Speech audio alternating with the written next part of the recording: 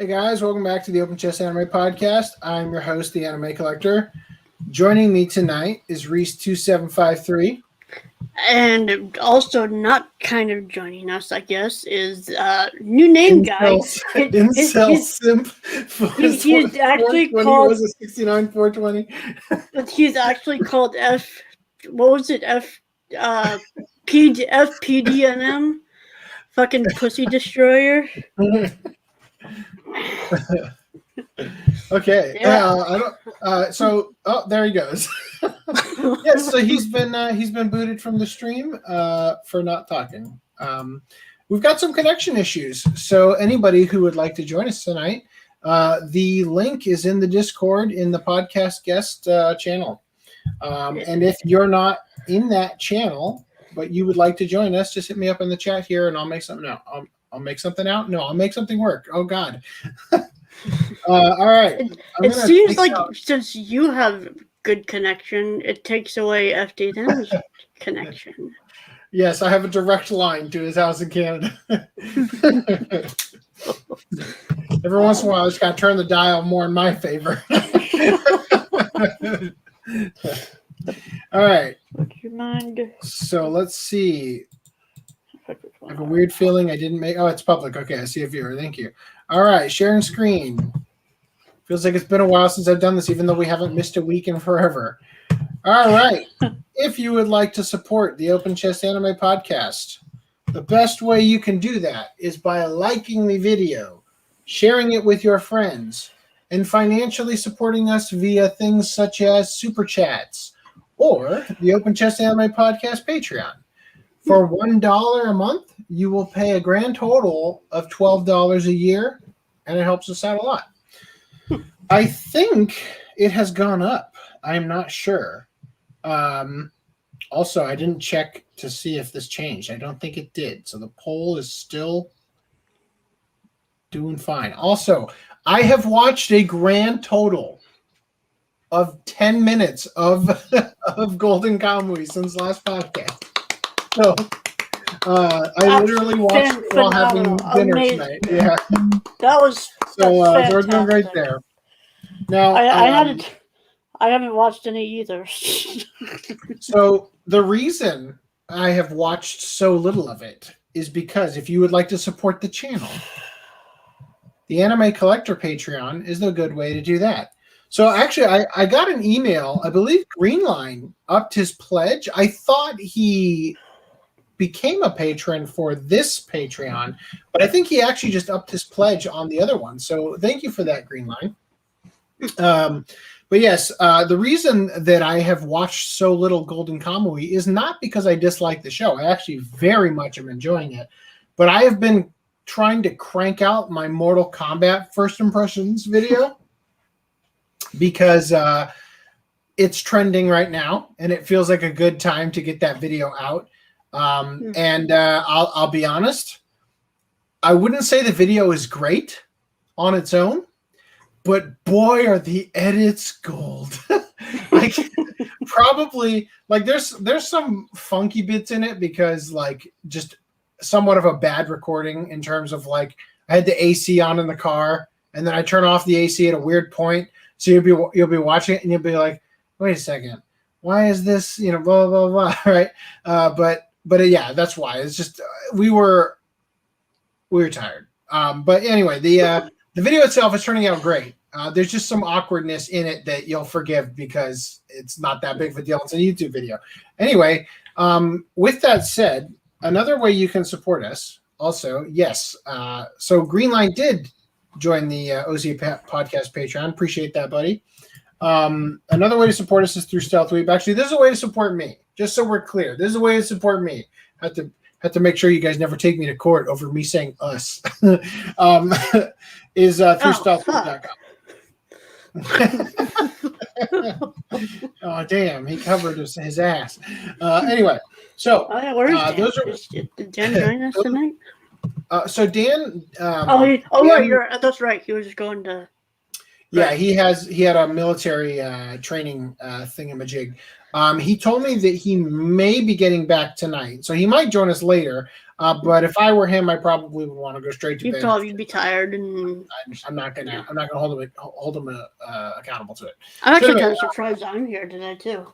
Yeah, I am too. Actually, It's unfortunate that FDDNM's not here.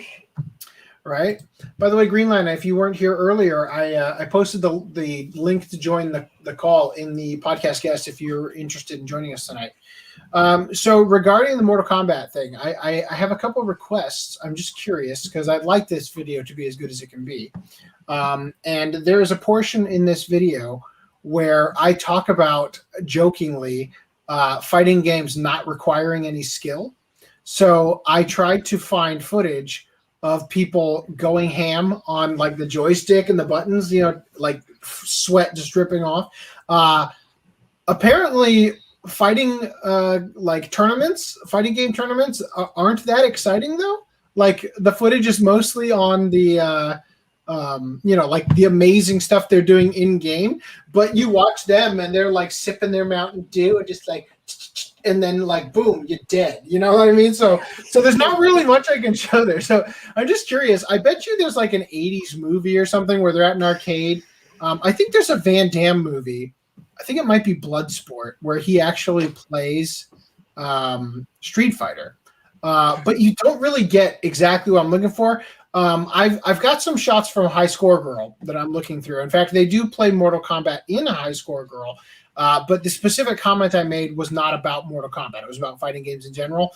And the moment that they do play Mortal Kombat in High Score Girl doesn't provide any footage that I need. Like it's not useful. So I've got some stuff lined up, but just I have a gut feeling there's something that I'm overlooking that maybe you guys would be able to provide for me, just some insight there. Anyway, joining us, not joining us. Where did I even read the word join? That was weird. How did my eyes see that? That was really weird. Well, joining us. Wow. There you are. Welcome back, Hello. baby. Babe.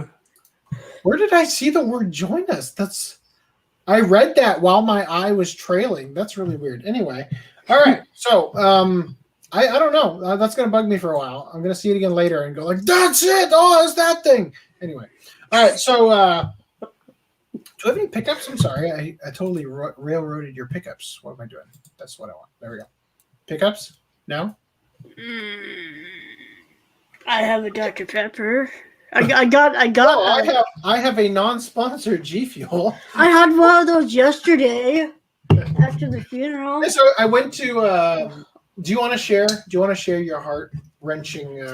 No. Well. Would you like to infringe on the Anime Collector complains about his week segment? Hold on. Let me have a drink quick.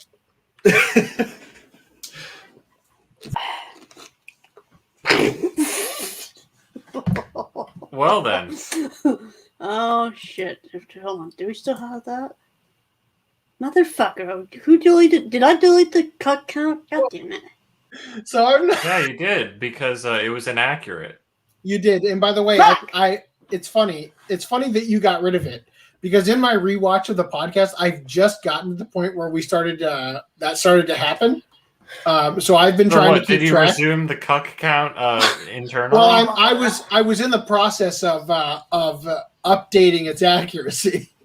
So anyway, I'm not sure what shortcut key on the keyboard causes it to go back, but I went to reach for my mouse and I flung it across the table and it just slid over my keyboard and it took me back. Actually, I might have just hit the button on the side, the page back. By the way, can you tell that this mouse has gotten some use? Jeez. Oh, Jesus Christ. No wonder your goddamn mouse never works because you don't replace it. I got a new mouse too. What the? I didn't get a new mouse too, but I got. You know when to get a new mouse? Not two, but mine's also red. Oh, I like the red ones because I don't have a lot of things that are this kind of shade. So when I lose it somewhere, it's easier because to it'll find. Turn black from the wear. That's very true. You know, on my old laptop, which is right here, you can see that I use it for editing a lot. Look at the. Or actually, it's not even. It's not all even. over the keyboard. What the hell happened to the It's side of not the even screen? for editing.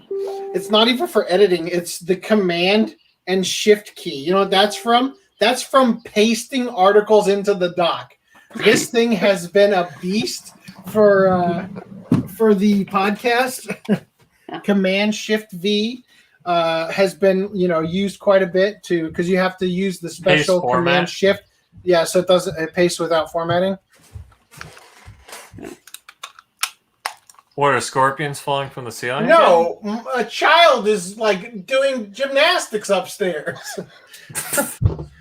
Anyway, Well, all right. So we talked about patricide. What's the other one? Filicide?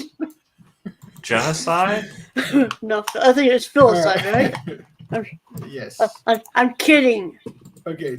I'm kidding. I'm gonna have a little alcohol and a little G Fuel in order so that I can get into the mood for doing this. Are we still in opening discussions? Yes. It's been an interesting start. Okay, so J-Rock band Ali suspends activities after the arrest of now former drummer. That's the news. The J-Rock band Ali announced today that the band has suspended its activities until further notice due to the crimes allegedly committed by their now former drummer Kahadio, as well as announcing that the drummer has withdrawn from the group and his contract with Sony Music has been canceled. Yep. Well, he's on video, so good luck. Good luck Caught having in that. 4K? Yeah, pretty much. So anyway, moving on from there. Japanese government to ease prohibition of cannabis-derived medicines. So I thought this was interesting, considering the fact that so many of the things that happen in Japan that, oh no, that anime that we were 90% done with, we canceled it because of weed or something. Apparently, none of my highlights made it through, even though this is why I don't restart the computer. I don't remember if I did any highlights for this one, actually, so I'm just going to pretend like there weren't any and just say that, I did. I totally did. Where are they? No notes on it. Bullshit. Anyway, so basically it's going to be for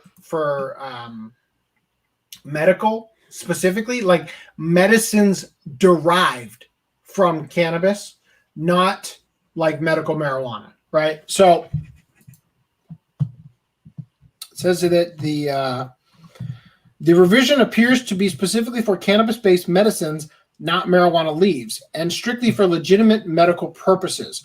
Recreational marijuana use in Japan will still get you in as much trouble as it did before, and possibly even more. Possession and cultivation of marijuana are already crimes in Japan, and the ministry is considering amending the cannabis control law to make the act itself of smoking marijuana a crime as well. So I don't understand what that means because, yeah, so Random 11, you're probably right. We'll see if there's any highlights left. Honestly, it's Sore News 24. This website, I have had a heck of a time like getting it to work. I've been doing all sorts of stuff behind the scenes to try to make it so that the images and the tweets load while the shields are up, and it's been a hell of a thing. So we'll see how many remain, because I'll be really pissed if they're gone, considering I went through all of the articles up to miscellaneous news and actually highlighted them for tonight so that we would have a good smooth show that we aren't having now.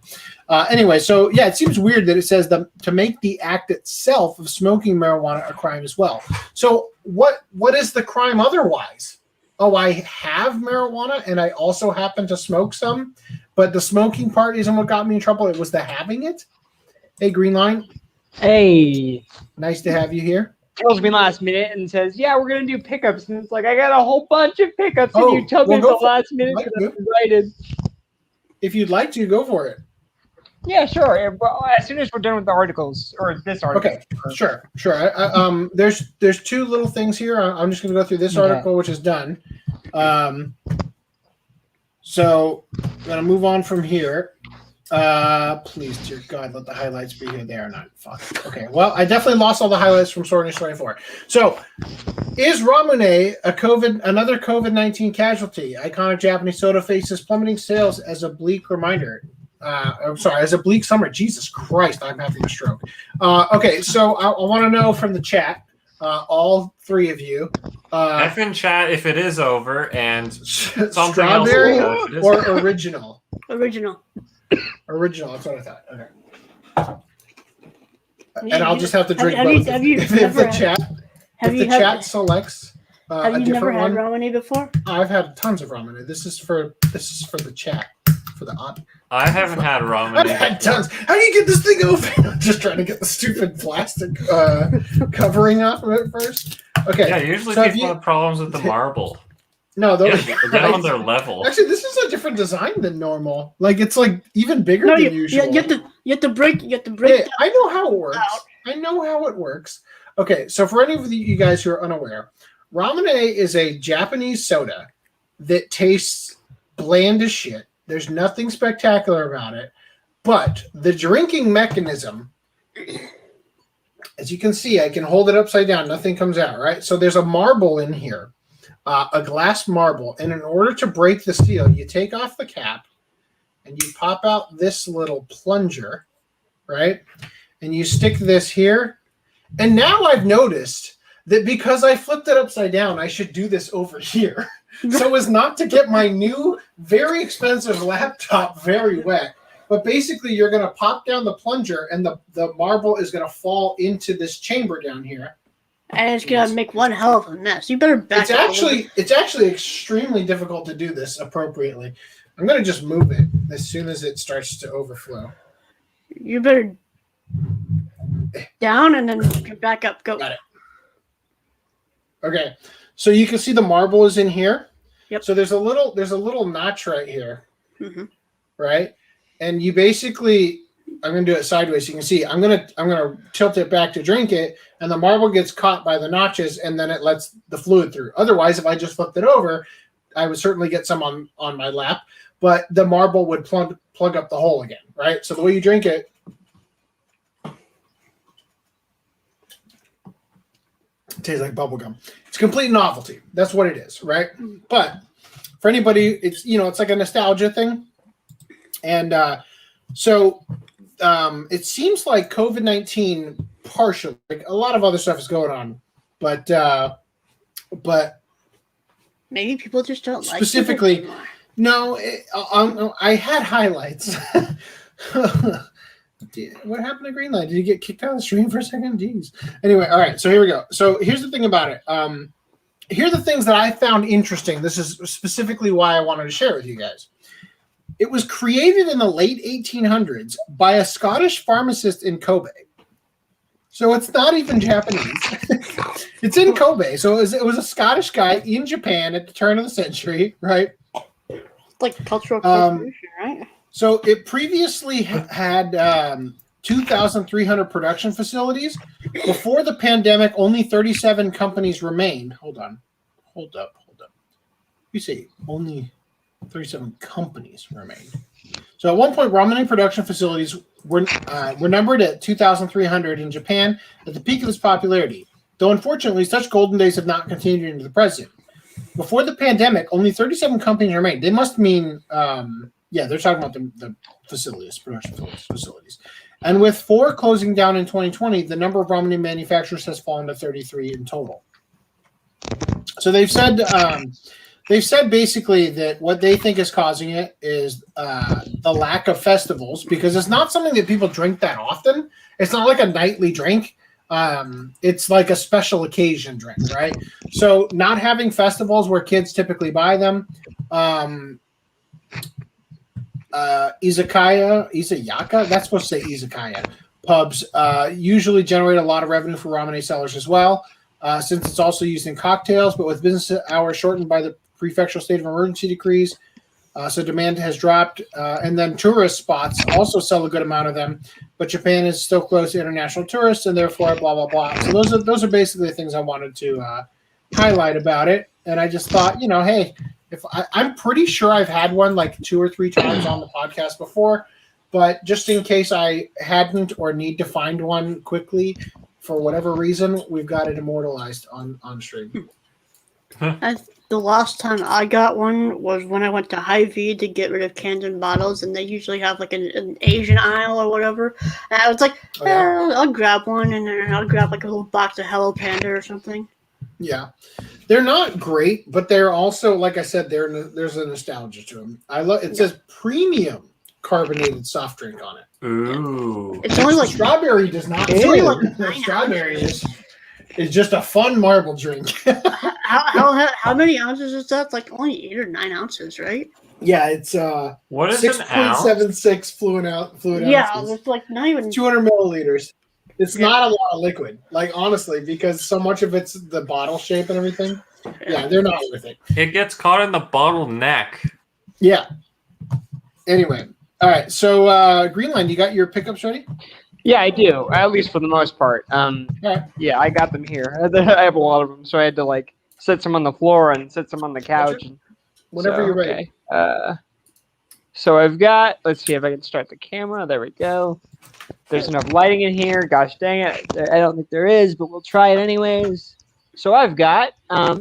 We can start off with this release. You've already seen this, but never showed it off. Previously. Then I've got Ranmo and half, the standard Blu-ray. It's just the standard. I was surprised they had a slip cover for it. Incredibly surprised. And then for my one discotheque release is Konosuba Season 2. Whoa. Is that a reprint with curled corners? Yep. Yeah, Sure it's like got the... I'm not a fan of those. I'm not a fan of. Oh wait, that's Konosuba 2. Did they do that? Did they do that for season 1? They did. I thought that was season 1. So no, my season 1 doesn't have that. So it's gonna look off. The alternate art. Well, I'm gonna have to buy the UK box sets. Yeah, I was gonna say we're gonna have to have some words with them.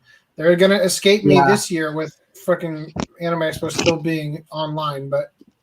And then Next for time I see them, I'm gonna wring their neck. Sentai releases, or no, I've got a Nozomi release. I thought this was a Sentai, but it's a Nozomi. On my Buddha.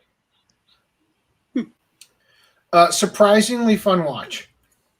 I've heard, so I'm excited. Especially if you like, especially if you like the ladies. Speaking of which, I mean, wait, no, hold on. Lance, I'm sorry to do you dirty like that. Wait, what I missed? Is this?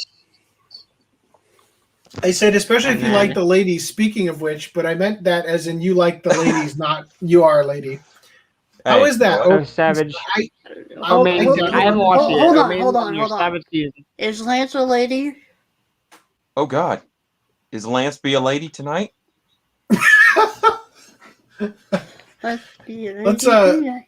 Let's come back to that after Greenland can do it. So I want to know, what is it? Oh Savage Maidens in Your Time? Is that what it was called?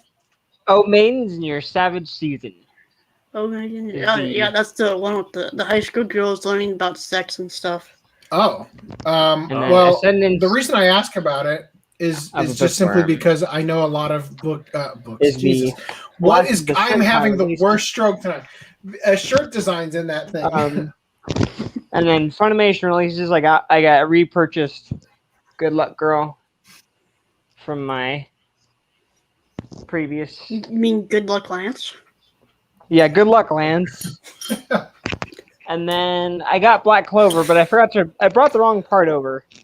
Oh. So I won't show that. But then I bought the part 24 of Fairy Tail. So this is delayed. This is came out a few months ago. And I have something. Those are DVD height, is that correct? Yep. They're DVD height, but I have a gripe. So here is parts 23 and 22. I want you to notice the spines. Let's see if I can line them up. One says final season on it, and no, it's not even that. You see that? Oh, they made Happy really small. They made Happy really small. They made the Fairy Tail logo slightly bigger. They put the episode count on it, which ticked me off. Where? There. Hold up. The one on the left has different Why did you put the episodes? And has the biggest character. Whoever that is a giant. The middle one's mid-tier, and then Happy's tiny, yeah. So is it just me? Like, am I the only one who got pissed off by that? Like, it's like really Well, Funimation. I'm pissed off on your behalf, man. I mean, So- not even Let me considering what they did with Fairy Tail Zero, which should have been just part 23. yeah. Hey, I I'm agree. not opposed to the height of it at least. Well, let me ask you this: would you prefer to have that kind of stuff with Happy being small, or would you prefer like just out of all of it, just 2 volumes where they have the same image there, right next to each other? What's more annoying? I don't know. It's just something that bugged me. The numbers is what bugged me. Yeah. But then I got a Resurrection Lelouch figure also. Nice. And that's Very it. good. Those are my pickups. Right on. All right. Sorry that took so long. Thank you for you're good. showing that. Sorry to completely just railroad you and interrupt and talk over your whole time. I feel like we have done you such a disservice. Oh, Hey, I everybody, railed you in welcome. the ass. We'd like to welcome to the show God. a guy who funds us and has just become one of our patrons at a good level. Also, let's talk over him the whole time and not let him do anything with his pickups. Yes, we are gracious That's a hosts. part of the Patreon exclusives. That's a part of the Patreon experience. Yeah, for that's sure. the real description. We get to talk over you and ignore you. Speaking of All right. talking over and ignoring people, Lance, I screwed up last podcast when I talked about the cell phone terms or whatever. Lance, will you clarify what I messed up? Okay. Basically, what happened You got the was floor. me and some friends got together and we were talking about sending something to the podcast. And kind of just killing all the magic here with this, but oh well. And when we did it, we put some names in a hat and we drew, and Reese's name got picked. And it was me, Anime Friend, and Giddy Volts. You've seen them, actually. They've commented on y'all's videos. And we were, we got all that and sent it to him. And the idea wasn't just to promote Anime Fix or anything. It was kind of let people know that you guys could receive, to open up the door for some fan mail. Done it before for other channels. Figured, hey, you know what? Be kind of fun for this one. I have been thinking of actually opening Making a up PO box. Yeah, PO box. I've been You considering. making 3 PO boxes for each Oh, post? Well, I was thinking about doing one because the post office is down the street for me. Let's centralize it. Let's do a state that's in the There you middle go. of the We'll US. just do and it then at. we'll all at- just vaguely we just lost pretend his that we're gonna use that post office box. I'm doing a great job But- here today. But yeah, my little Okay, Greenland says he's conglomeration gonna there come was back in. kind of a multifaceted thing that we tried to throw together. Wow, Greenline And, said that at 7:28 p.m., but it's only 7:27 p.m. on my laptop. There you are. He's got his. Okay, cool. Now you guys don't fight over who's wearing white. Okay. My Nice. Well, I no, don't so have I was. Oh, sorry, Lance. What? I was just gonna say to save everyone the issue, I don't have my thing right now. Oh, okay. Kind of Like- got cut by my device. You're fine. No But either way, no. Oh, you yeah. What the thing Reese is saying you messed up is he forgot to mention the 2 people who pushed to send it to him, because what I'm just saying is that there were 4 names in a hat, and I had to explain some things because the one that got drawn never shows up anymore.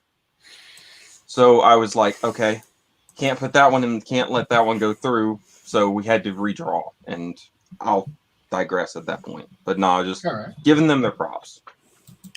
Well, cool. I'm going to address. Greenline says a good level. I see how it is. Well, he's contributing at 10 times the level you are. So yes, yes, a great level. All right, so jumping in, Maddox 01 is at like 3 times its goal. 12 days to go. If you haven't picked it up Nice. yet, I haven't. Yeah. I haven't. continuing Okay, so an anime project called Ninja Axis, not sure how you're supposed to pronounce it, seeks crowdfunding support. So this is using something that's kind of like Crowd Campfire, whatever it's called. So it's a Japanese one. I wanted to at least draw your attention to its existence, though, because I thought that the designs are kind of interesting. Like, look at the backdrop, right? The sort of setting it takes place in. Let me show you. Let me see. I think it's here. And then crowdfunding. Funding guru. Exactly. So yeah, so you get a little bit of a better look at what's going on. It claims that it's going to be so it takes place in a town powered by clockwork gears kind of thing. All right, so it's kind of steampunk, but more specifically, he's got like the little dial or whatever, the key to twist it, like you can kind of see in Mount Fuji or whatever over here. But it says that it's going to have a very minimal use of CG, and it's going to focus primarily on the beauty of Japanese animation. So it seems like it could be pretty cool. So I just wanted to draw your guys' attention to it. These are intriguing, kind of like the designs. Anyway. There should be an anime that's like, it's steampunk without the steam, so it's just a punk anime or something. Yeah. I'm just trying to figure out how you draw attention.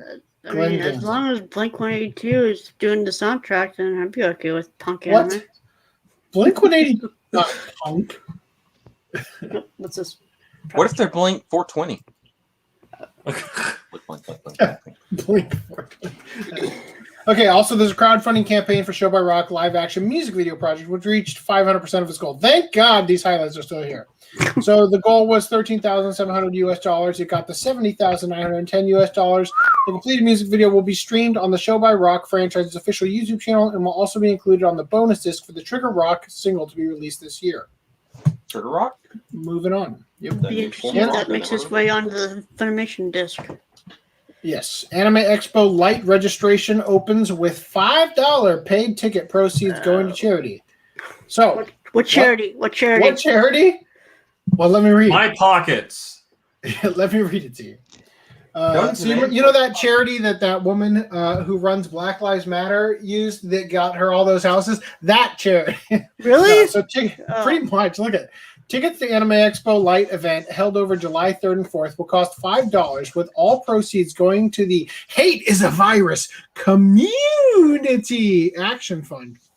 The organization is a grassroots movement that provides programs which include mental health support and developing effective community-based solutions for safety, representation, solidarity building, and much more.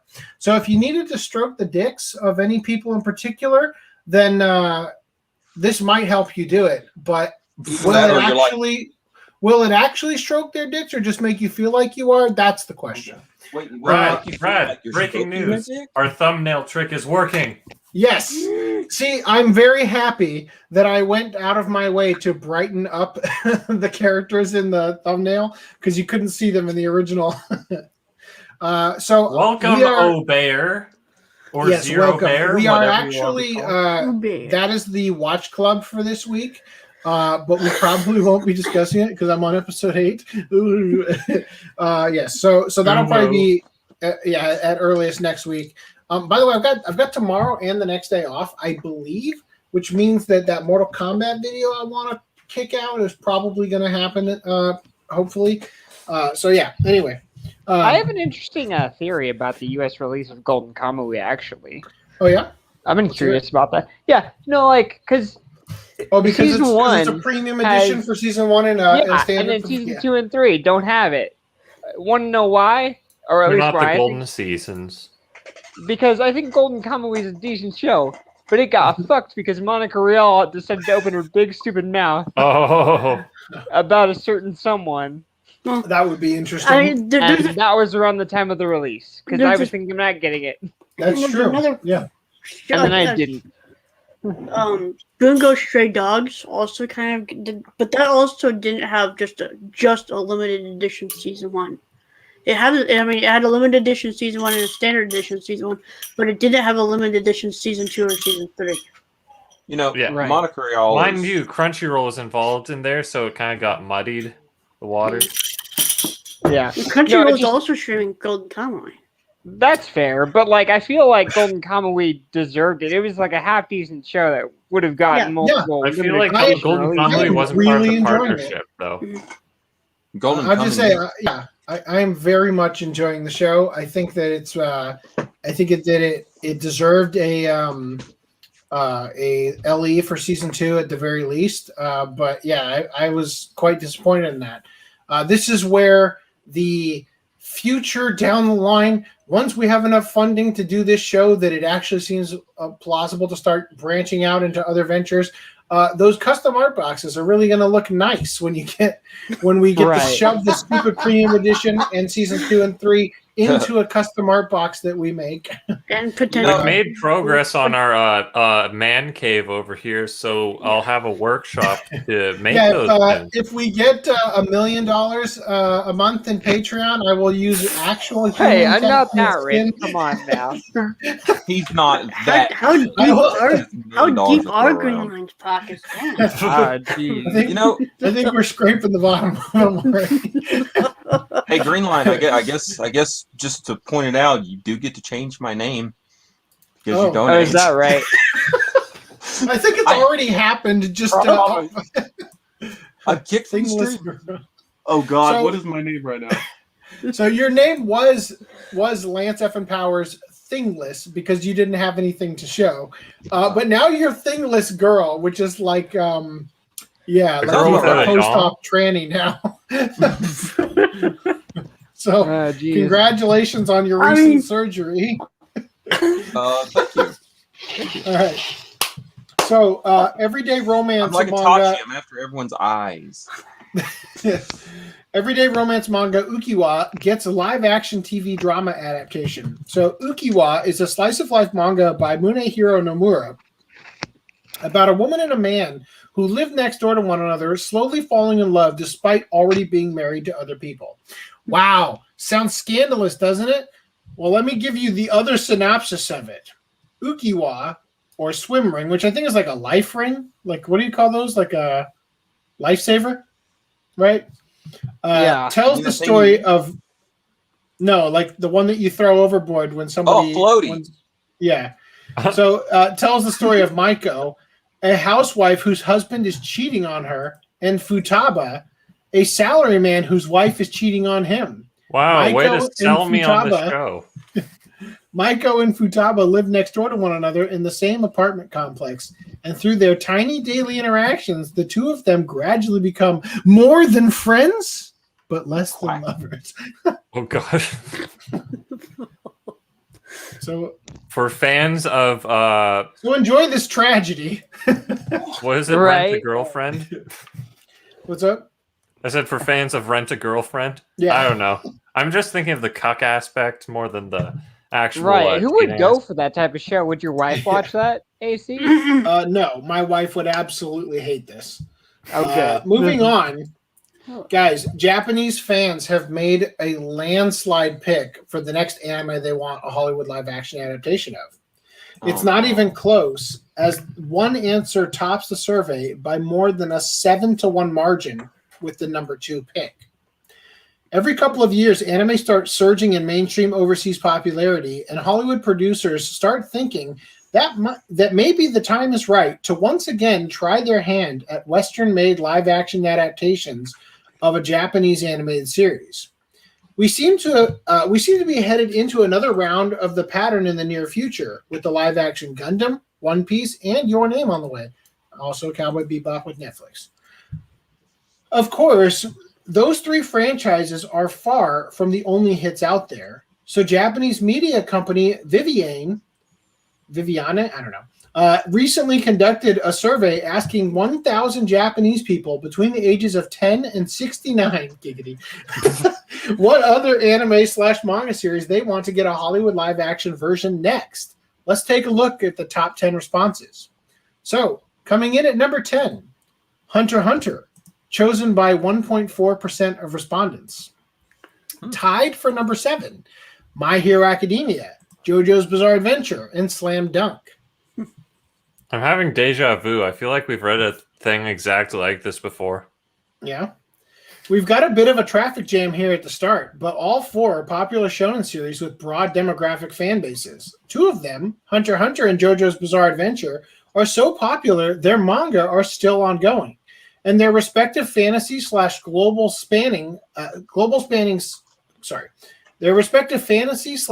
spanning settings mean a non-Japanese cast wouldn't necessarily look out of place. And in the case of My Hero Academia, one respondent said Hollywood's steady string of successful superhero comic book adaptations would make it a good fit with overseas production company strengths. Number 6, Detective Conan / Case Closed. Number 5, Naruto. Number 4, Jujutsu Kaisen. This group is a bit more of a head-scratcher. A lot of the Conan cases take place overseas, so filming on location would give them a great sense of place, said one supporter. But mainstream American audiences have famously had a difficult time reconciling the series' murders and violent crimes with a cast of characters that include many children. So Hollywood would probably be quick to toss one of those defining elements from the franchise. Meanwhile, Naruto and Jujutsu Kaisen, with their focuses on superpowered ninja and supernatural Tokyo high school students, appear to have gotten most of their votes by nature of Hollywood's large special effects budgets, making fans think that they would have some awesome-looking fight scenes.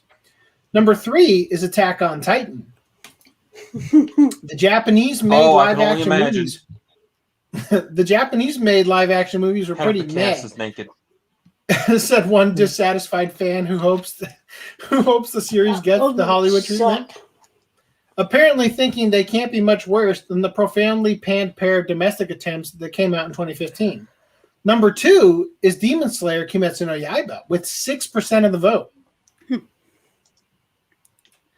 This one seems to have less to do with anyone thinking a story about swordsmen in Taisho period Japan battling yokai-inspired monsters is something that would work better in the live-action Hollywood format, but simply because Demon Slayer is the most popular anime and manga franchise in Japan at the moment, and fans are still hungry for any and all content they can get.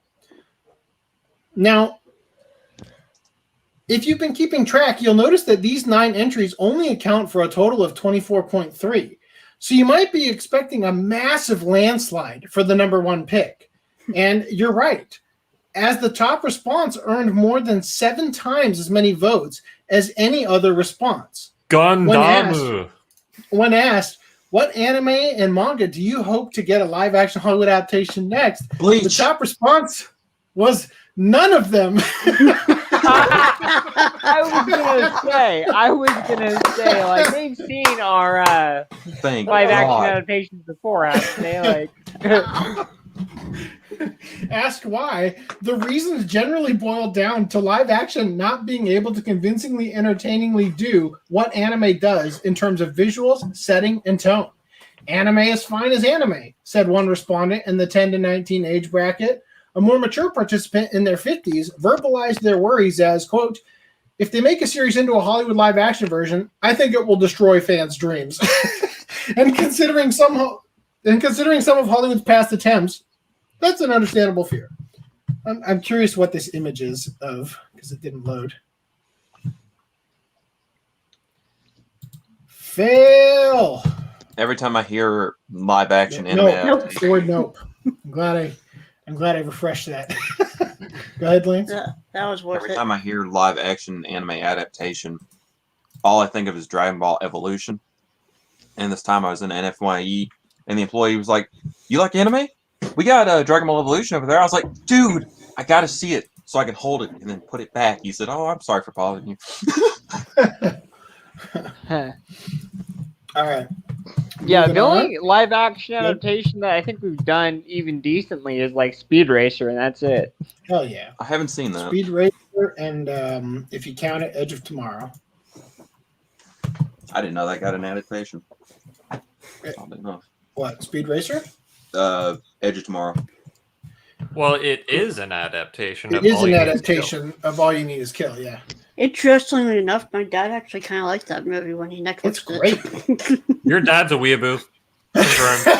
Exposed. He refuses to watch, and I put Vinland Saga on while I was making dinner, It's because they're speaking that Ching Chong language, okay?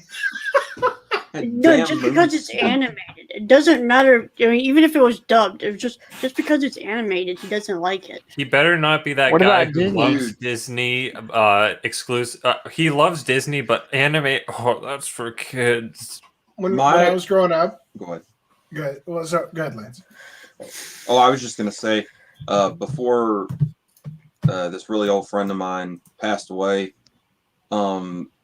he used to hang out. We used to hang out in my studio before it became a full-on recording studio, and we'd watch Kill la Kill. And he was like 7 years old. He watched Kill la Kill and all these different crazy ass shows with me. So And it was like I was like blowing this elderly man's mind. Yeah. So on my job, I work with another guy who's like in his late 50s, maybe. I don't know. I have maybe his mid 50s. I don't know. Anyway, he's an older guy, right? He's never gonna appear. Go for it. No, no, I'm just trying to get it accurate. I'm like just guesstimating, and I'm like, well, if his kids are like 25, he's probably not in his like early 60s. Anyway, so anyway, he whenever we're driving in the truck, he's always checking out women, right? And we work in really affluent neighborhoods because they can afford the service. So like there's all these like Asian women like in aerobics, outfits, like going out for a jog with their little poodles and stuff. And he's always like, like practically getting in car accidents and stuff. One time, I got back in the truck. We were about to drive to the next city, and he got out and he like did stuff on the side of the truck. I'm like, what the fuck is he doing? Like, did I not put the stuff away appropriately for it to be, safe when we go on the freeway and everything? And he got back and he's like, sorry, I just had to go check out that girl who's sunbathing, right? And he's always saying like, I'm gonna be a pervy grandpa, dude. Look at how bad I am. And I'm just thinking to myself, like, because this guy knows that I host this show, right? And I just think, I'm like, dear God, if this guy ever found anime. Oh no. So like you talk about this 70-year-old guy watching Kill la Kill, and I'm like, you've ruined women for him. He'll never go down to the bingo and pinch the butts of some 60-year-old woman again because you've ruined made him the world a better with fucking place. Kill la Kill. I mean, He's gonna go to the preschool, and he's gonna have to go so much further past what his normal range of hitting on would be. At age, he's not gonna do that. What he's gonna do is he's gonna be like, where has this been all my life? He's going to subscribe to all those OnlyFans. You're telling me those Japs were keeping this from me? Is this what happens when we drop a nuke on somewhere? just Should have slide done him this everywhere else. Just slide him a copy of Queen's Blade or something.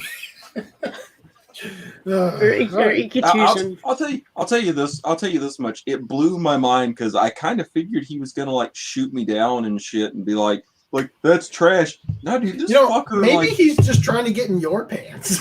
Oh God! Come here, Sonny. Let me massage your hamstrings. Watch that anime. Oh yes, this is good. It'll get him nice and hard for me. God. Is that your Mr. Satan impression? His Mark Satan impression. Oh yeah. I'm gonna pull the buses. Look. I give Virgil Satan his props on that fact. He was superhuman in his own right. Oh, yes. All right, guys. So, into streaming news. A bunch of things are leaving Crunchyroll. Classroom Crisis. Okay. Daybreak Illusion. All of Durarara. High School Fleet. I don't know. I've Always Liked You. Occult Academy. Oh, thank you, man. Read or Die. Silver Spoon. Samurai Flamenco. The Moment You Fall in Love. And Vividred Operation. World Conquest Zvezda Plot. Oh dear God. Wangaria. Wagnaria. Wow. Yes, thank you. Are all of these Aniplex, yes. and Well, I think they're pretty Most much of them all are. Aniplex. Like I know Reader like half Reader Die for sure is I can honestly say that like 5 of these I What's the haven't run seen. Silver Spoon. the one Best above. Plot, Silver Spoon, Samurai Flamenco technically is, That but one they're right not there. Which able one? to do I anything. think they all are actually. Occult What's this one? Academy. Occult Academy. Okay, that's yeah. I don't know about I've Always Liked You. I don't. Some of these haven't even gotten physical releases. I don't think. Yeah, so Samurai Flamenco, This one says that's pretty Aniplex. bad because I has don't know if it was Mike not in a Toole who physical was release saying yet. it, that it was just like the licensor kind of can't license it out because they don't know who owns it because Monglobe closed, you know? Yeah, But how do you So- have it for streaming then? How was that ever a thing? because it Well, happened. no, when, they got clearly it, had like, like a as- like, 7-year contract or something when it- when at the time. when it originally. I've always came out. wanted to watch this show, Which one? Samurai Flamenco. And now I own it on Blu-ray from the UK releases because I forget if someone said that's basically the only way you'll ever get it at Yeah, this pretty point. much. Well, that's unfortunate. Although I've got a billion other things I could be watching. Anyway, continuing here, Crunchyroll adds Kakaishi animated catalog, so at least there's that. Oh, yeah, Moving because on. That's not really Takashi? surprising considering Discotech licensed it, but you know. Netflix's original anime Eden releases new trailers for its worldwide premiere on May 27th. So it's directed by Yasuhiro Irie, Ooh. and it's about Oh, it's TV though, isn't it? He It is directed Flamenco's Brotherhood, if I remember correctly. That's like the only notable Yes. thing I can think of that he's he actually also said, by the way, your YouTube is great to me on Twitter. done. Exactly, So accolade. he's a simp for me. All right. Anyway, Oh shit! Hey, So, I yeah, thought I was the only one allowed to be the simp in this room. so Apparently I'm a simp too, but that's for our Discord joke. we That's clearly why I'm in No this way. call right now, is because I paid my way in. Exactly, 'cause that's what I did. So, Lance, Totally. I don't know what it is about your Discord. I get all the notifications for it. Mhm. All of them. I have yet to get a single notification from the ours? Discord that I run. But your Discord, I get every notification for. I see it pop up like, oh, sweet, people are engaging on the. Oh, that's Lance's Discord. Well, that explains why you haven't gotten back to me on that message from Don't- yesterday. Do you have Don't like sure has. Look, hey, hold on. Let's be very clear. Discord notifications personal are messages always either. Discord notifications have always been fucked. Okay, let me be very clear for anyone who is wondering. When I first started that Discord, somehow I cut off all notifications. Oh. So I had Yeah, to fuck with it for a while until the notifications started working again because I'll have to tinker with it too, figure out. Notification settings. Random Lona says I should mentions. rewatch Reader Die. You should. It's great. You Rod. should watch it for a watch club. Netflix helms a new 3D CG Ultraman film. Moving on to gears. okay. Sunrise and Asobi Systems co-produce original web anime Artist Witch, which starts streaming on May 28th. So the anime is a fantasy that is set in a store run by a witch named Nina, which is said to be located somewhere in Harajuku. Nina has a chameleon and a pig as her companions. Wow, great choice. And grants the secret wishes of her customers. Nana Story San and revolves- her magic piggies. The I don't The know. story revolves around Nina's struggles and growth with the customers who visit her store. And it looks like ass, and I'm pretty sure it's almost It is entirely ass, CG. probably. I'll take your word for Probably it. has an ass in it at some point. Well, there's I mean, the it has live a pig, action so Live segment action. for no reason. I clicked on the wrong one. Here's the anime PV. You can see the amazing CG. oh god, I'm not looking. The Anyway. thing is, It's over. it's There gone. you go. All right. Yokohama police to give up search for 12-foot python. YouTube picking up the slack. It's in my pants. Damn you! I was gonna say that. Oh. I was just getting rid of the mic. Oh man, to think I almost skipped this article. Okay, so I'm gonna read it. Well, you know what they say about midget porn. Reese is a guy with an E.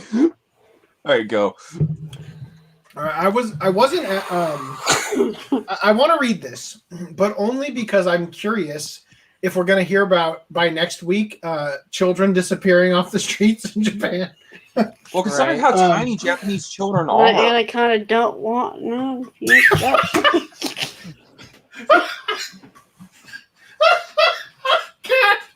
Oh, Look, so I invited her back didn't home skip and this. promised I wouldn't bite, but then she played with my snake. All right, continue. Oh, okay. All right. Who wants to start us off here?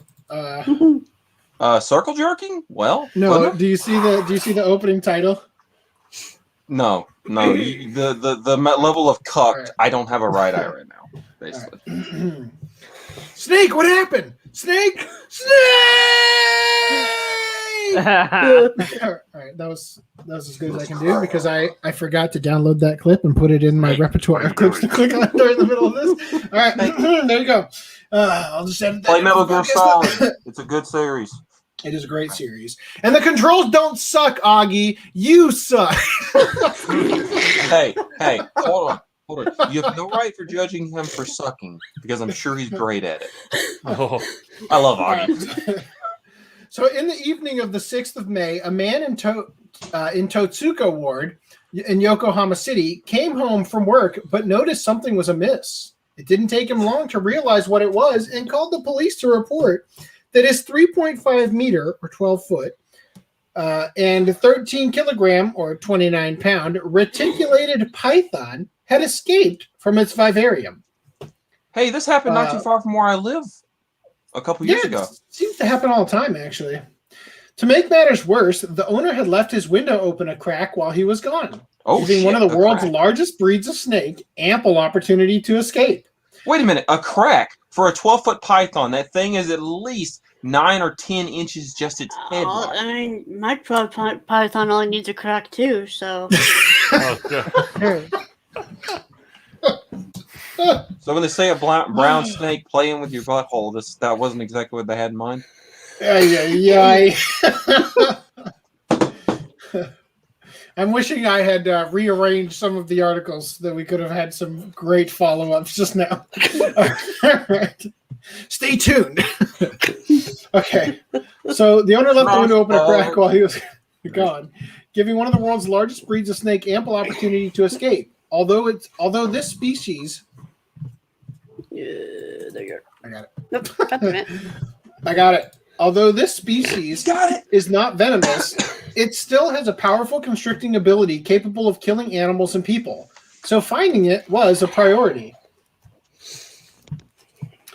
The police and fire department worked together to find the animal, first scanning the building with an infrared camera. From there, they began checking sewers and other crevices with fiber optic cameras and searching the mountainous bush. Yeah, it did. Pardon me. Searching the mountainous brush behind the building where the snake might have taken refuge in. Despite being cold-blooded, snakes have enough body heat to appear on thermal cameras. I heard steaks. Steaks. So are infrared cameras and thermal cameras the same? Sounds about it. Oh. I would think so, but I could be amphibious, wrong. so cold-blooded, and I don't know how much. My snake is warm-blooded. That's true. Look, man, my snake is full of warm blood. But Oh God. look, man, it's alchemy up in here, man. I turn blood into juice. Yeah, what was the shirt idea we were gonna be like? The full Hashtag big dick problem. full coon alchemist or something. Look. The Jack and the Beanstalk joke went a little too far. Because I look- Jack jumped over the Oh, candlestick. He didn't realize it was a giant dick. I just got another shit idea. It says, ask me about my 12-foot python. That's pretty good too. It's just a from shoulder down picture of Reese with his hand reaching for his pants, but there's just I think like it's just a giant picture balls. of his eyeball with a speech bubble that says, ask me about my 12-foot python. My one-eyed monster. All right. So a week since its escape, the python is still yet to be found. These animals are excellent hiders and seldom need to come out to feed. Oh, They are also strong swimmers and could cover a fair bit of distance by river if desired. So with no sign of the animal and little prospects of finding it, guys. Yes. I'll be right back. I'm just gonna Okay. mute myself. Right on. I have So a with friend no- who can verify. Okay. I hope your friend will verify you turning blood into jizz or whatever you said. Okay. Where was I? So with no sign of the animal and little prospects of finding it, the authorities announced that they would likely give up the search on the 14th of May. As luck would have it, another sector has stepped in to boost efforts in finding the dangerous creature. YouTubers. So it's kind of funny when you actually watch how this guy approaches.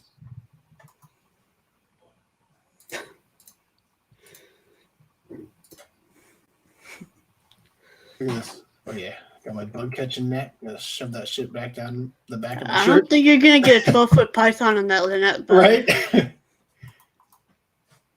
No, for real though. Like he could have, he must have known he wasn't going to catch it.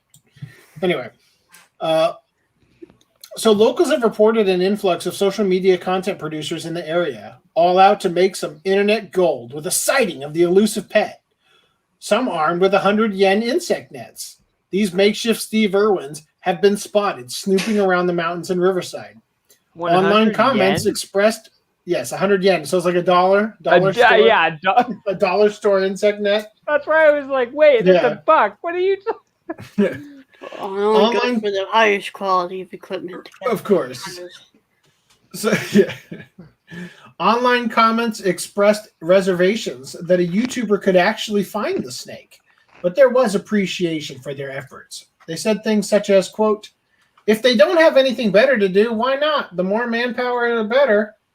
YouTubers are really proactive. I'll give them that. Some pro hunter probably already poached it so they could sell it or eat it or something. Let it be. It'll probably eat all the rats and clean up the neighborhood a bit. All those If one of- cats. This is my favorite. If one of them gets eaten alive on camera, think of the views. Can the police really just give up searching like that? The owner better be out there looking too. This is all his fault after all. First the snake, now these residents have to put up with reporters and YouTubers. Considering the ample time that has already passed, the snake could have covered a lot of ground at this point, and authorities can't stretch their limited resources forever. So it's not unreasonable for them to give up at some point. But in the highly likely event that the YouTubers also cannot find the reptile, it's probably worth keeping in mind that a giant python capable of killing a person is probably still out there somewhere in the Yokohama area. So keep your windows shut, toilet lids closed, and Shinkansen seats carefully examined. So that's a link to another article where there was a snake on a train. Snakes on a train? Snakes on a train. Yes. And then I also saw... There's a movie also called saw- Snakes on a Train. Yes. That was the porn parody of Snakes on a Plane, right? Oh, I also saw one, I don't see it now, about a chef a Chinese chef who got bit by the severed head of a snake he was cooking and died. But whatever, it's not here and it wasn't that good anyway. All right, moving on. So I hope that we get an article next week where the snake has been sighted and it ate some kid or something. Hopefully a bad kid, or a kitty diddler. Maybe it saves a kid. Let's pray for that. It gives Podcast Matt, CPR. who do you think? Right. Hero of the neighborhood, my python. The key to the city. You just see it like the shape of a key in its throat. Like, Given the key to the city. Demon Slayer Mugen Train continues its worldwide box office domination. All right. So, in terms of the U.S. anime box office, Mugen Train continues to be number 3rd, behind Pokemon the Movie 2000 at 2nd place, and Pokemon the first movie at 1st place. Around the world, Demon Slayer Mugen Train has brought in $465.46 million at the box office. This means the film may have taken the top spot of the highest grossing film of 2020 released films from the Chinese film, The 800. Get fucked, China. But some websites are reporting the film to have brought in $460 million, such as the Golden Globes, while others, like Forbes, estimating the box office gross much higher at $472 million. So at this time, it's hard to call that record yet, but the record will be Demon Slayer soon. So that's where we're Holy at. shit, it's still in theaters. Yes. It is? What the fuck? Yeah. Yes. It's only been like 2 weeks. 3 weeks No, now. it's like It's an anime 3 movie, weeks. though. Dude, What the when I went to fuck? see Mortal Kombat, every fucking theater in there was either playing Demon Slayer or Mortal Kombat. That was it. Because they've got So- nothing else to play. It's like Yeah. I can Also- still play. I still got Also- Jones on Thursday. when Dan and I went to see Demon Slayer, and then the following week we went to see Mortal Kombat, it was really funny because we saw the trailer for all the same movies, and Dan turns to me and is like, "You think we're going to see a trailer for Mortal Kombat in Mortal Kombat?" Yeah. That's the only other thing. they Did could you, show. by the way, did you see a trailer for Mortal Kombat and Mortal Kombat? I didn't, but that would have been too Ah, funny. damn. Oh, E. Castro says, "I might have to see if it's still playing. Go to a show. You should do it. go for it, man." Also, I want to address some chats here from Random 11, who says, "I completely disagree. You guys just suck at setting up your notifications. I run a server that focuses on notifications, and it's always worked." It focuses on notifications? Yeah, I mean, I guess Oh, it's a notification fan club. Oh my god. Dude, I don't. get YouTube to join. Yeah, there you go. Disagreeing with Reese that Discord sucks at notifications. Correct. Yes, I understand. CG is always bad. That's in reference to Dude, so is Final Fantasy Kingsglaive bad? Oh, getting called out. Oh, No, Wait, night Final vision Enclave is and CG? thermal cameras I watched are that different. movie. Both use IR wavelength. See, I thought so. Okay, hold on. Back on this. This is what I just went and talked to my roommate and a very, very, very military loving friend of mine. They're over there playing some military games, actually. Call of So I was Duty. like, I'm gonna hit them up with this infrared thing. Infrared and thermal are different. Infrared Yes. actually shows a color signature like blue and red and variations of that depending on the amount of heat. Whereas Right. whereas thermal is merely black and or white. So See, that's what I thought. Yeah. Yes. So they're very similar in their use, but the technicalities involved, and he was explaining like some shit that I just couldn't wrap my head around. So I was like, okay, good, yes, difference. Here's basic facts. I think what is it? Is that how you see the world, Lance? Through thermal? I see Yeah, pretty predator much, vision. pretty fucking much at this point. Random 11 says it's a so real quick. Random 11 says it's a stock tracking Discord server. It sends out notifications when stuff pops in stock. Oh, interesting. So it tracks when. how many people are in that server? Because that's the problem. I'm in it's like a server that's got like maybe 4,000 people, and everybody has different notification. Like It's like, might be okay, so- that might be your problem. Hey, Actually, with your Demon Slayer's Discord. back in stock. Oh wait, no, it's out of stock again because the 4,000 members bought it up. You know, you see, that might be your issue, buddy. What's up? Not that having 4,000 people in your Discord is an issue, but there might be just so many people posting that it might it just just be doesn't glitching your notify? system. In the OCA podcast, we don't get a I whole think lot of we have interaction. less activity than in your server because the notifications are set up to tell people stuff. Everybody just posts over there. Well, I'll tell you Cuts me out of my own what's server. funny. I only have like notifications for mentions and the. Only at mentions. All right, well, Guys. Yeah. this is something I can figure out on another. I was time. just gonna say I don't know the problem with you guys not getting your notifications because I get a notification every time someone posts on the OCA. Otakusa says, Hey, Okakuso. All right, moving on. Some interesting stuff here. Hayao Miyazaki considers Demon Slayer his rival, Studio Ghibli producer says. That's it. That's the whole thing. I'll read it to you. The Hayao Miyazaki. The highlights are here. Doesn't Guys, give I a fuck told about you. it. Store News 24 kept my highlights for this article. Yeah. All right, so Toshio Suzuki says the legendary director isn't surprised by Demon Slayer's success. So speaking on behalf of Miyazaki, he said, so Miyazaki says to me, seems like Kimetsu is a big hit. I haven't actually seen the anime or read the manga it's based on, but I've heard about it from other people, so I gave Miyazaki a basic overview of it, and he said, noddingly solemnly, yeah, an anime like that will be a success. And then he said, well, you know, to me, Demon Slayer is my rival. These are the words of the great Hayao Miyazaki. Anyway, I could read the rest of it, but it's all padding, so that was all you need to hear. More interesting, Thank you. Studio Ghibli helped create the final Evangelion movie since no one else had the right machine. When you want to make an anime the old-fashioned way, there's no better place to go for help than Hayao Miyazaki Studio. We realized that Evangelion 3.0 plus 1.0 Thrice Upon a Time, the fourth and final rebuild of Evangelion film that caps the entire Evangelion franchise, isn't available outside of Japan yet. That's why we kept our review of the movie spoiler-free. Thank you for posting a link to your review. And we'll be doing the same today with this behind-the-scenes clip of the making of Thrice Upon a Time. Without giving any narrative secrets away, we can say that at some point in the movie, creator Hideaki Anno and his staff at Studio Khara wanted to animate a sequence the old-fashioned way. Instead of using digital drawing pads, they decided to produce physical drawings, then photograph the cells frame by frame using an animation shooting table. One problem. Studio Khara doesn't have a shooting table, since they were founded in 2006, well after the industry as a whole switched over to digital. But you know who still does have one? The old school, old guard artist at Hayao Miyazaki's Studio Ghibli.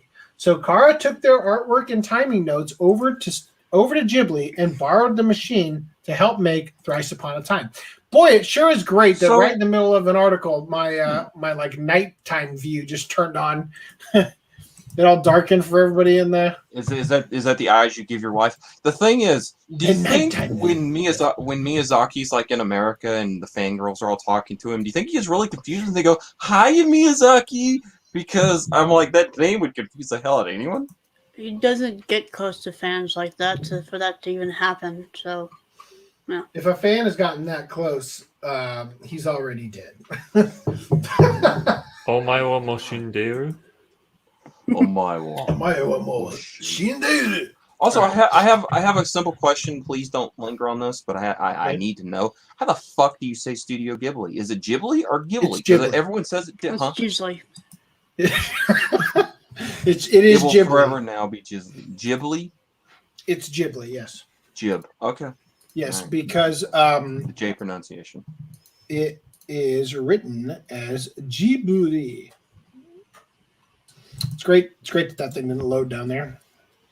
So, I mean, not like we need to see it or That's a anything. problem I don't have right now.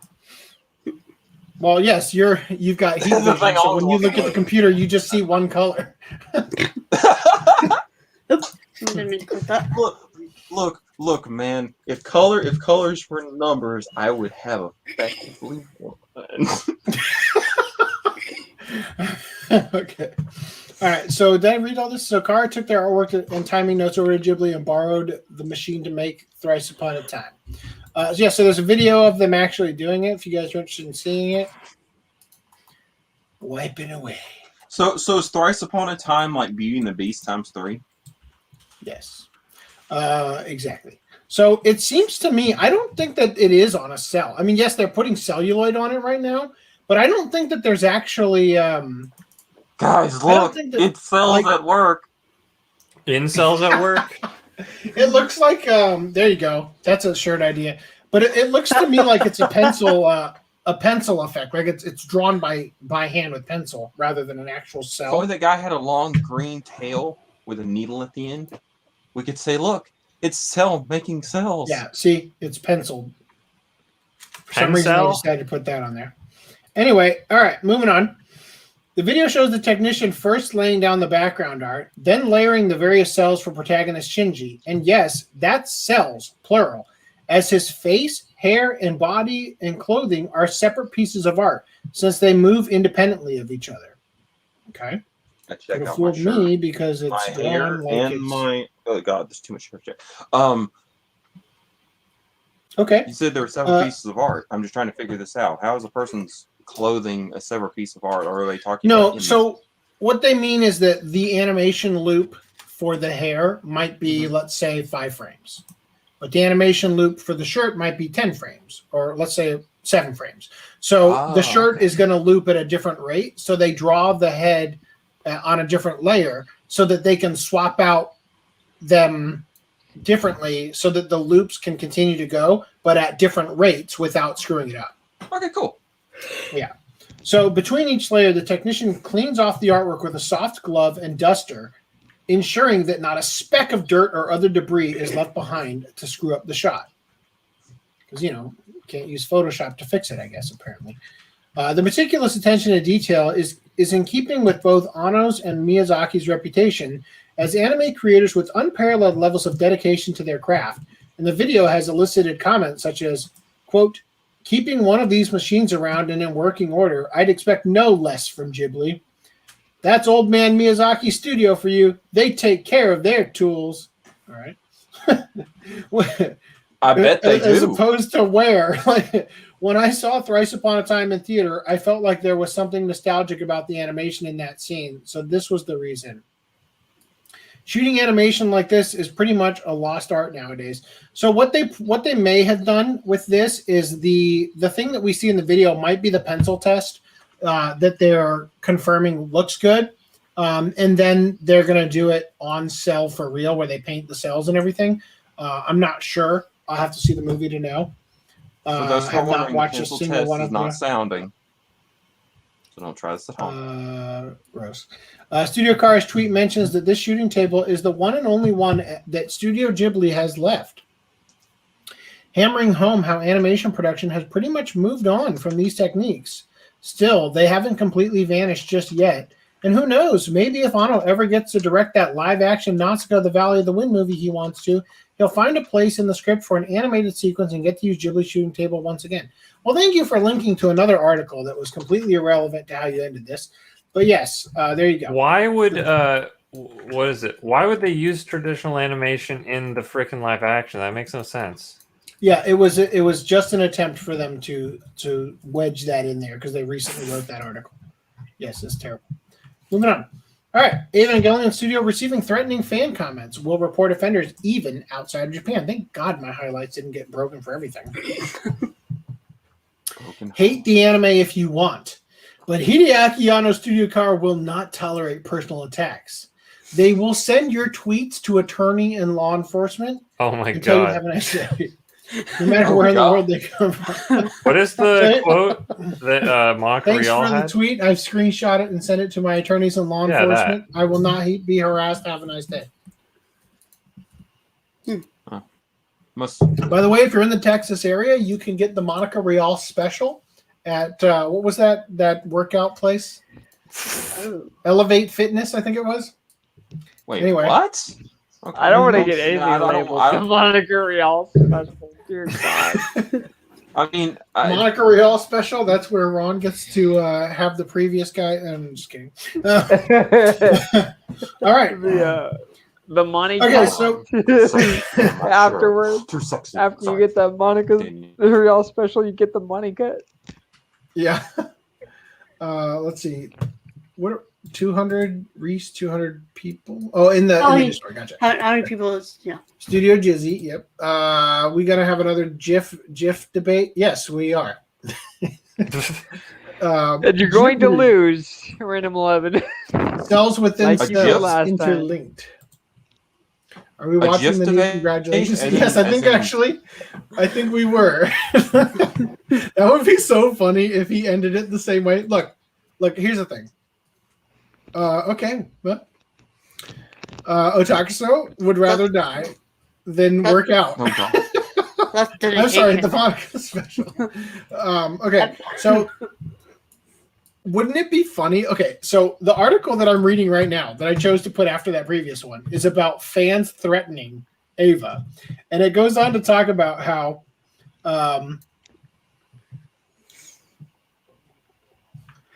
a certain portion of fans who are so emotionally invested in a piece of media will feel like the investment didn't fully pay off after seeing it.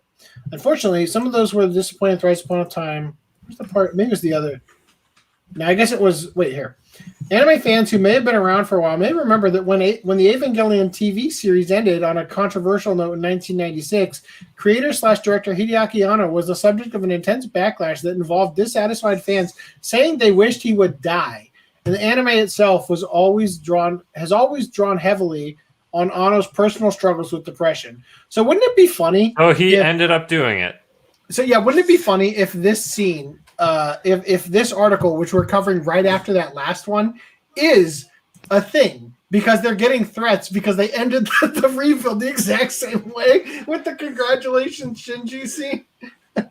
Literally, it's just the scene in 4:3 aspect ratio pops up on screen. All right. So here's what they said. We have confirmed cases of slander, threats, and suggestions of criminal activity against individuals related to the film. This film was collaborated production created by many staff members, principally at Studio Kara. Our company, in regards to created fiction, sincerely accepts the perceptions, reactions, feelings, and opinions related to it. Furthermore, in cases of statements which clearly constitute criminal defamation, intimidation, or death threats, we will contact the police if the comments originate from inside Japan, and even for statements originating from overseas, we will report the statements to each country's respective investigative agencies and pursue legal action, including seeking monetary compensation for damages. So, I think it's kind of funny that, like they're going to the trouble of doing this because it is the you can say what you want about me all you want, but will you attack my family? Kind of thing. But it is obviously they got some hate for it, and I think it's understandable. I don't know. I don't agree with it. Obviously, I don't think that they deserve it or that people are okay for doing it, but it's expected, right? Also, Random is going to swat me with gifts because he says SWAT team because he's really committed to dying on that hill. Carl will send you an IRL copyright strike. What if Carl just swats me? Anyway, for not saying anything bad about them. Memorial hosted as Bell movie announces a July 16th release and voice cast. That's the news. July 16th release. That's it. Moving on. Mobile Suit Gundam Hathaway anime film hit with another delay. They don't know when the release day is. That's the news. We got a comment from this guy. Jared Taylor. Have you guys ever heard of an anime called Sins of the Sisters? Yes, Jared Taylor. I own that. That sounds DVD. like a prawn. It is an early U.S. Manga Corps release, I believe. It was promoted alongside Garzy's Wing. We covered this on Podcast 100. Remember, in my tweets for the Watch Club of Podcast 100, I showed that I love that Garzy's Wing was promoted heavily alongside such classics as Sins of the Sisters. That might be why it sounds mildly familiar. And it is effectively softcore porn. Yes, it's not anything like exciting. Like you see worse stuff. It's not that's Two more Girls, One titillating Cup. in modern anime. But anyway, Fate Grand Order's Final Singularity Grand Temple of Time Solomon anime releases theatrically on July 30th. There you go. That's more news. Fate is still a thing. I don't recognize any of these characters. Oh wait, They're all Saber. yeah. Moving on. All right, so here we go. Now we get into the good stuff. Well, Jared Taylor says it's by the same It's by the same ADR director as what? Ava? Oh, do you mean The dub? Oh, for Garzy's Wing, perhaps? Oh, yes. That would be funny. Because the dub back then of all of those was just legendarily good. Kamuy Can't Communicate does officially have an anime adaptation. In fact, there's a promotional video in it and everything. So I wanted to showcase for everybody who was curious. I'm shocked. I'm so shocked. I tell you, yeah. Legs. Remember when an audience member asked, "Hey, do you think they're going to make a Kamuy Can't Communicate anime?" Or they said, "Is there any news?" And I said, "There's no news." But come on, right? Right. Yeah. It's one of those titles that the community wouldn't stop talking about. It was like, oh my gosh, I want this to get an adaptation. So they're probably going to make an adaptation at some point. So it says here, Timid Tadano is a total wallflower. Okay. The definition of a wallflower, correct me if I'm wrong, is someone who's really good looking, but so shy that they don't engage. And they just hang out in the corner and people see them from afar. So if this is what a good looking guy looks like in this anime, I can't wait to see the uglies. Or I'm wrong. Anyway, I've also got this one. So wouldn't she be the wallflower if she can't communicate? Like, it should be, but apparently they're saying that this character is the wallflower. maybe he's the one who can't communicate. Maybe his name's Kamuy. Well, they find out that she's apparently autistic or something, and that's why she can't communicate. I don't know. She's fine. I'll give her that. There's something about Kamuy. Anyway. We got a super chat. Right on. $5 from Crossover Maniac. Have you watched Ursa Yasser English dub made by British Broadcast Company? I've seen clips here Dear and God, there. that's amazing. Why are those not on the 60 DVDs I have of it? No, I haven't. I know that one of the movies is at least dubbed. I think it's movie 2. All of the Beautiful movies Dreamer. are dubbed, I'm pretty sure. Are all of them dubbed? Yeah, I don't it's watch that just the TV series. I had the I was gonna say I had Is the it? mistake. Okay. I made the mistake of thinking that that they only dubbed the first 3 episodes, and then they only put on the VHS or something. But turns out that didn't happen. It was just the UK dub, and there's also another dub. But the UK, there's up to like episodes, like there's a 30-second episode you can find online that's been dubbed or something like that. 32nd episode? Yeah, episode 32 you can find the full dub of, but the rest of the series you can only find bits and pieces of. And by that I mean the rest of the series before it, because otherwise I don't know how far the dub went along. Well, I would like to address, Random Lone says, I have never had the association of wallflower with good-looking people specifically. I think he means never heard the association. Just shy people in general. Well, regardless, I think a more appropriate term for the character in Kamuy Can't Communicate is that he is a wall goblin. Wall goblin? Wall goblin. That's the term I'm going to use from now on. This wall goblin over here. Anyway, yeah, so there you go. And if you're interested, here are all the images on Sangaku Complex.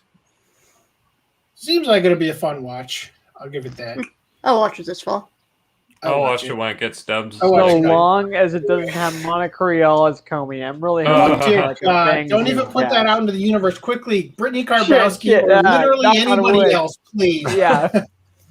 But I'm thinking wait, Morris or something. No Hillary Haig, no Jamie Markey, Well, the thing is, no Colleen Clinkenbeard. What I if want Lucy if Christian, if all she's Christina doing B. Look, Good. If she's not communicating, is what if Reese all is she's doing saying. is like grunts or something. Oh, I just realized I'm going to hate this anime because You know what? I developed Let's go the extra mile. No Funimation. Yeah, no, How I about was thinking Sentai gets Zoom. this. Disco Yeah, Tech Sentai gets this, it and puts no dub. Monocoreal because they also have Monocoreal on their list. Actually, they all is Hillary Haig actually still working? She does I periodically. don't know, but I She don't want came her to back show for up. Invisible Victory anyway. But what You is don't it? like Hillary Egg? I don't He want to hear doesn't. her in this role. Oh, have- no, she has I a wouldn't want voice. to see her in that one. She has a voice that can work. She's the female Greg Ayres. Yeah, you're How many She's times the- are we gonna leave this damn call? Like, I She's swear. the female Greg Ayres. She has a voice that occasionally is perfectly cast. Right. As a Right. background. Exactly. Right? That's my stick on Greg Ayres. That man is perfectly cast as the background character with one line. No, I thought he was occasionally great in Becker. He's great in Welcome He's great to with certain NHK. characters.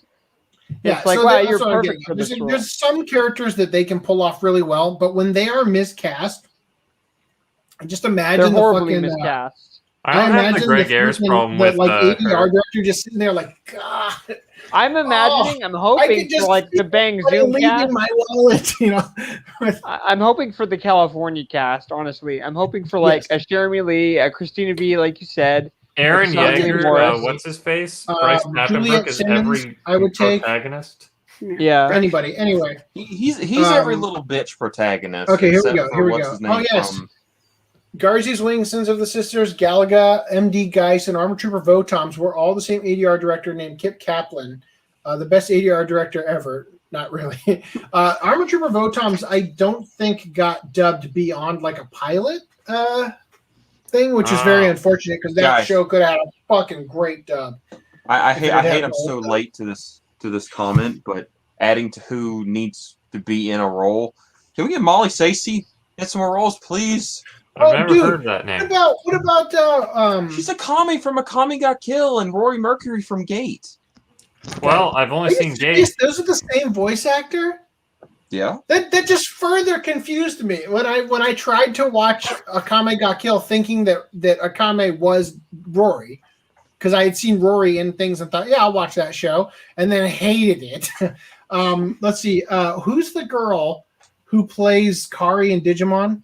Laura J. Miller. Laura J. Miller. How about Laura J. Miller? Hashtag Laura J. Miller for Kari Can't Communicate.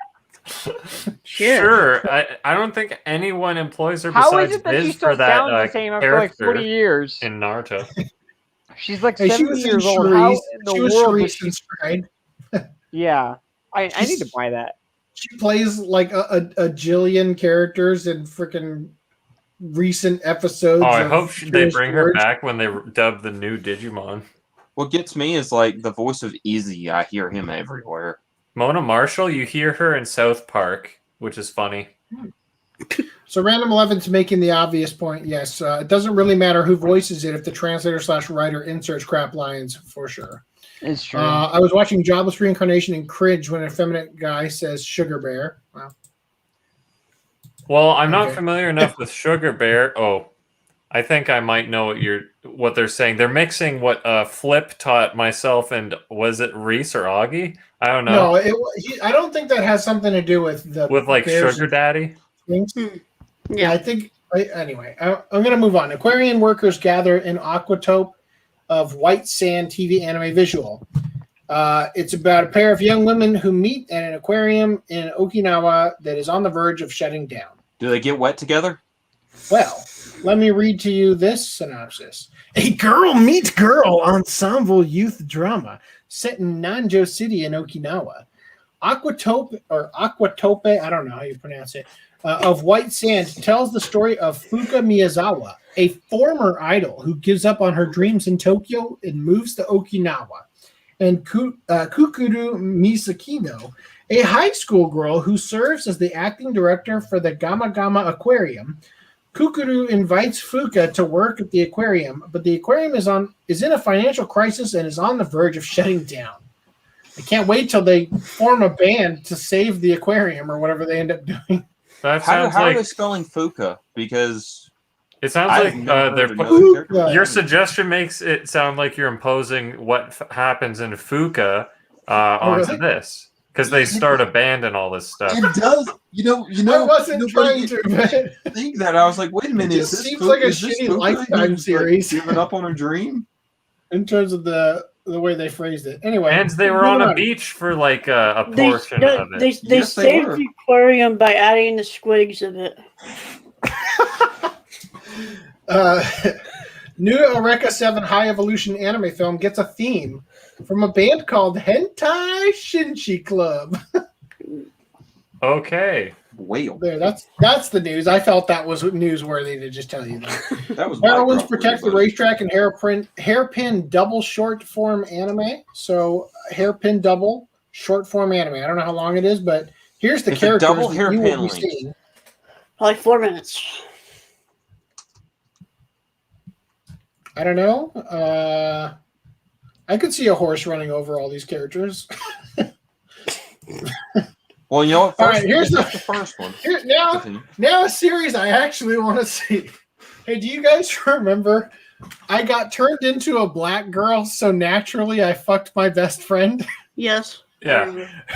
Yeah. From the I haven't makers seen of that isekai comedy manga, Fantasy Bishoujo Juniku Oji Santo gets anime adaptation. An Oh, anime shit. adaptation of this isekai comedy manga, known as Fantasy Bishoujo Juniku Oji Santo, or Fabiniku for short, is now in the works. Unlike the original religious meaning, Juniku is Japanese otaku. Juniku in Japanese otaku world refers to a middle-aged man, or an oji-san, acquiring the body of a beautiful girl. This has been done before. So it sounded interesting.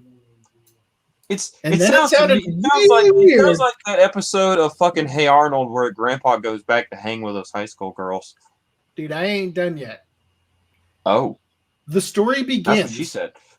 when Hyuga Tachibana, a 32-year-old company employee who wants a girlfriend, and his handsome best friend, Tsukasa Jinguji, are both transported to another world.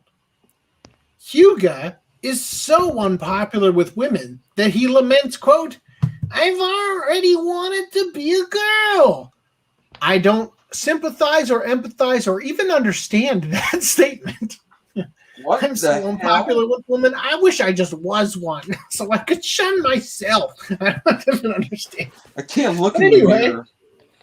his wish is granted by a goddess, and his body is transformed into a girl when he is Aqua? transferred to another world. The two are cursed to make them appear attractive to each other and She think, said any weapon in the woman's body is. to think, quote, "There's no way I'm going to fall in love with a man," but they gradually become very conscious of one another. Wait. There you go. So he turns into a girl and then falls in love with his best friend from the other world? Yeah, it's from. I Is this- don't this- think it is this from the just same play people, on but an it's anime where the effectively guy gets I became a black gal, so naturally I fucked my best friend. What about that anime where it's like the guy's like a girl and a guy at the same time or some shit, and it's Ranma? the one that I said was Homo Special, and where he Ranma. turns into the girl and he fucks his friend, and then it's all this weird shit going on. That sounds like Naruto Shippuden. that sounds like prawn. No, it was something y'all talked about in the podcast. I was there for the podcast. It Are you was, talking about I got turned into a black gal, so naturally I have my best friend? dude, I don't think it was that. It was where the guy was like not transgender, but he was like both male and female or some shit. I don't know. I have to look it back up. Interspecies review. A Fuda? Okay. Oh God. Okay. Jared Taylor says, I think the worst dub I've ever heard is the dub for the Tokyo Project. I saw Bennett the Sage's recent video on that. The voice actor sounded beyond bored. The Tokyo Project? Are you talking Sounds about familiar, Tokyo? but I don't know what he's. Tokyo Mew Mew? No. No, it's definitely not that. That had a decent dub. Tokyo Revelation? Tokyo Project. I think I have Who's this. I giving us just don't. Crack some R? I love it. Boy, girl. Oh, wait. Maybe I'm you're trying talking to about message you, Boku don't Girl? know whoever it is. Boku no That's Girl. Boku Girl's a manga. And that's about isn't All right, it moving on. like a guy that just turns into a girl and that's it? So, original traveling anime project Tabihani goes into production. The series will be about two girls traveling across Japan together to visit memorable photo spots. So it's going to bring up tourism or something. So when I look at these pictures, I think, oh, these characters are kind of cute. And then I see that they're just Shin-chan. Am I wrong? What? The Tokyo Project is a 1988 OVA. Yeah, I think I own it. I just don't remember if that's the full name or the released name. Was that a VHS only? Tokyo or- Vice. Tokyo Vice. That doesn't help. Anyway, I'd have to look through my cataloging app on my other computer later. Anyway, but you guys, don't you think this kind of looks like Shin-Chan style? Yeah. I think the one on the right looks like Uraraka.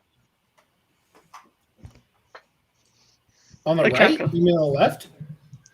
With The that mine look here, like on the facing, right, it's on the left. right. If we're looking at this, if you're here. when you're looking at the screen, you're right. Ochako. Ochako, you're talking about this Uraraka. one on the right. Uravity from My Hero. Yeah, I gotcha. Yeah, okay.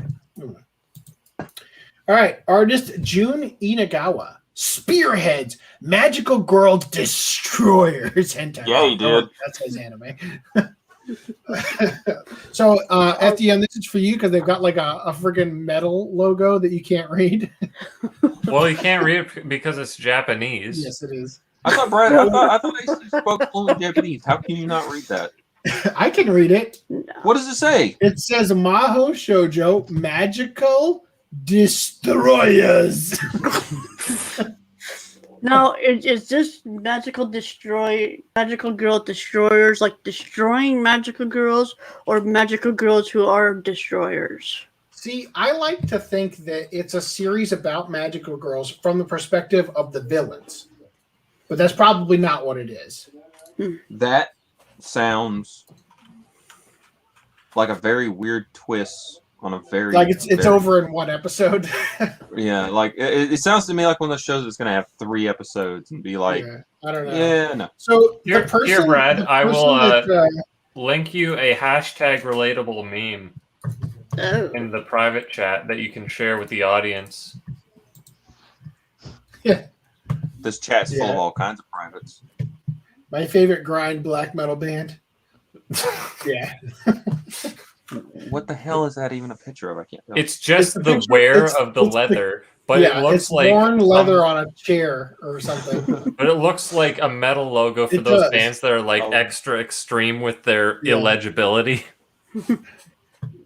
Anyway, Nice. all right. So, yeah, the interesting thing about it is that it's being drawn.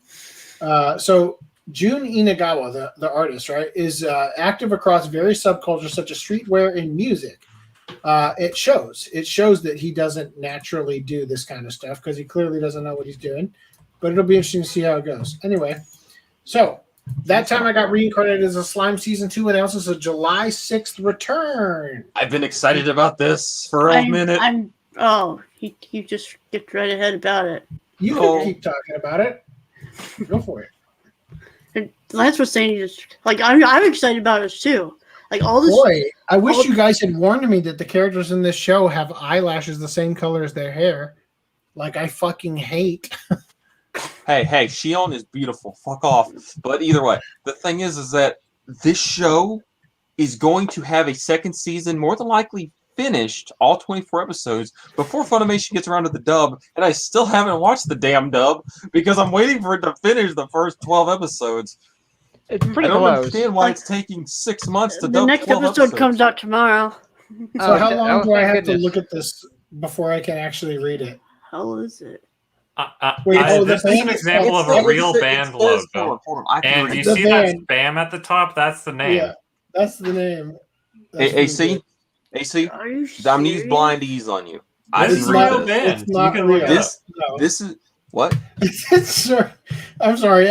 I'm starting to realize where FDDNM's humor came from. It's just this community.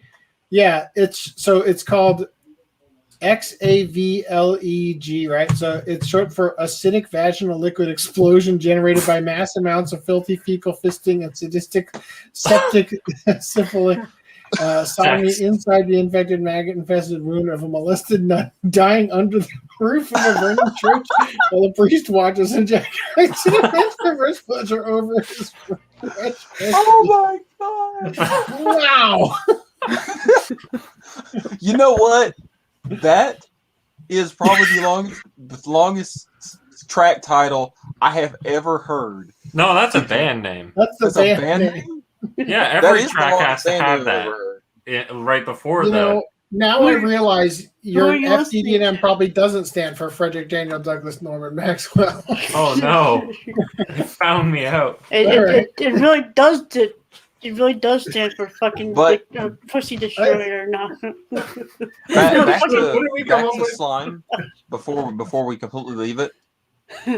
The thing that's kind of got me really like they have done a really good job in my opinion hitting the key points of the manga for this show. That's So good. for anyone who's anime only, you're not missing a lot.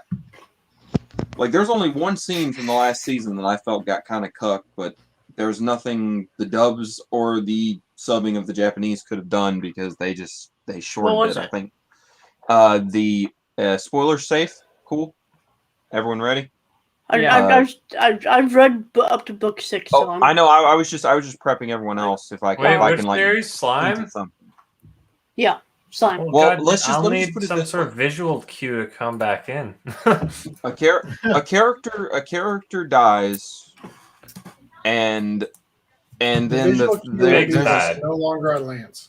Oops. this whole emotional thing that happens in the manga as our boy comes up to the corpse and he's having this mental breakdown basically. It doesn't happen in the anime, so if you're anime only, you're not going to miss this because it didn't happen in the anime. He has this They mental changed breakdown as he can hear this person calling his name, and like he just has this like whole kind of snap moment. And it was so amazing in the manga. I literally bought a $300 figure like a couple days after I read it. But the thing, that's spoilers. The thing is, though, that they didn't do that in the anime at all. They just glossed over that completely. They left that emotion out. I don't know if it was I like don't remember that being in the novel. it was in the manga I don't. because That's what I said. I don't remember it being in the novel. That's what I've been reading. So they're adapting not the manga. they might not. That might have been a manga-ism, but God, it was beautiful. But either God, way, the I digress. strawberry flavored Ramune is not good. So wait, Reese, If you're wondering what that Okay. weird banging was, it was me failing to pop it in like 3 times in a row. I always have to do that. I always have to do that for everyone around here because it's me, not everyone around here, but most people I know that try to open Ramune for some reason they can't do it right. So Because it's you don't want to do it too hard because like you're doing it on a desk or whatever, you know. I just So, push my hand on it and just slowly push it down. I mean, you could, but I I mean, always yeah, feel like that's- I'm gonna like flip it out from underneath me when I put that kind How of can pressure you- on it. Whoa, guys. Careful. Adult talk. Your kid might walk in the room, AC. Jeez. I mean, you What? just gotta rub the top of it, and you just like cup your hand around and just kind of just roll it. speaking of roll it around. adult, You gotta Okay. flip up your hand. You gotta roll it around and just circle it, and then just push it in and circle it some more. stop teaching the women of the chat how to. What? give a hand. Why, FDM? Why do you just have all these on hand? I found this when I looked up that bands that's unpronounceable. It was in the related, and I'm just like, I can't not show you. I'm sorry. Hold on. I can't read is that. No What'd you sex say? for Ben on here. Worst songs to have sex to. I know the one. God, night, Joe. What's this thing? Mary Where did he Clive, come from? Where did he go? short dick man You're club mix. cheating hard. Short dick man It's club like mix. to me. Jesus, take the wheel. Theme from Law and Order. I beg to differ. You You've got a friend in me. How old are you? Oh, Pretty fly for a rabbi. She'll be coming around the mountain. Macarena, Bayside Boys remix. there was a. That's So Raven theme song. Oh my god! I love that. You know, Fruit salad by the window. Dude, Axel F, are you kidding me? you know. That's like the Seinfeld, best one. Charlie's Angels. What? You know, this Christmas reminds me time of is here. You told me I can't do it to the Snoopy Christmas special soundtrack. Circle. what about a Charlie Do you Brown want to Christmas? build a snowman? Oh my god! The That's Harlem like- Shake. Bill Nye the Science Guy. Dude, that's like Telling me the everybody perfect. was kung fu fighting isn't our lovemaking song? Bill Nye the Science Guy is like the perfect pace song. I'm Too Sexy by Right Said Fred. Come on. Okay, You're I trolling disagree. at this point. That's a That's- song you can make. That's funny. Oh, God. Okay. Harry the This Slash reminds me of theme to Caillou. Gangnam Style. Banana Phone. Oh, I was thinking Banana Phone. Kazoo Kid Trap. Original mix. So we've had like 13 of them called Small Dick, but we've got also Enormous Penis. There's 674 tracks on this playlist. Child LaCroix Live. So I just want to know What if is No this, Sex for Spotify? Ben is on here. Is this? Yeah, is Spotify. this someone? It's You'll Spotify. be- Yeah, oh this is someone's You'll king be of in my Spotify. heart. You'll be in my. You know what? That dick was way too long. No Sex for Ben is not on here. A You know. spoonful of music down my sugar. mouth. All right, moving on. Oh, okay. Okay.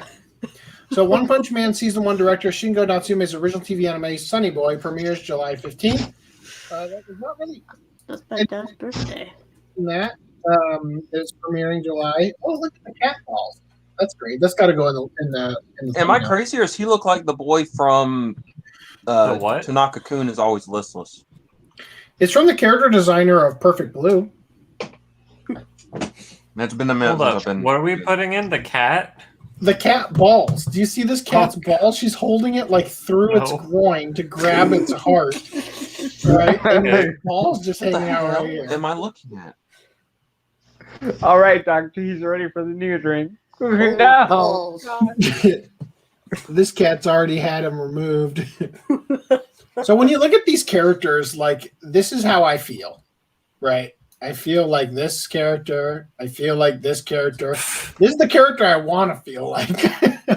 Naive, not jaded yet. You know. That character's eyes looks like I've seen so much. I can't stop smiling. Some days you feel like the cat just had his balls removed too. Random One says, Funny seems to be having issues with dubbing. Jobless Reincarnation has been getting sporadic releases of English episodes. Well, you sound Teamwork. like Lance now because Lance is like, God, their schedule's so erratic or whatever. But I looked and I counted that they have like what, around 20 plus shows that they're dubbing all at once. Specifically 18 that one day. Like, wow. Yeah. Yeah. Well, I will say this and Oh, allow God. me this caveat to be clear. I am 100% cool with them taking their time. Please don't screw it up. I will gladly wait a little bit longer. well, usually the broadcast dub, they'll They redo do. anyway for the. Anyway. A Cursed Affection blossoms and the Duke of Death and his maid. So there's a TV anime trailer for this now. Again, it is CG. I don't know what the hell they're doing with all the CG anime lately. So few of them have been good. They're putting it with the Guardian Spice and burning it to the ground. A lot of these characters look like trash. I haven't heard of that Spice Girl. Guardian Spice? Hi, Yeah, guys. Guardian Spice, that anime series that Crunchyroll's working on. It's not an anime that looks fucking gross. Yeah, The one with the The I heard about it all-female in- writers room. Say what? The one with the all-female writers room. And the The trans one that was creator, so obsessed Rodriguez. The one that's with body how it positive? was created instead of if it was any good.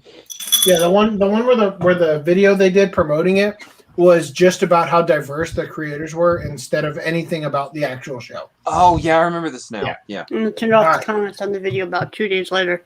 Right. So Anyways. it hasn't seen the light of day, even though it's supposed to come out in 2019.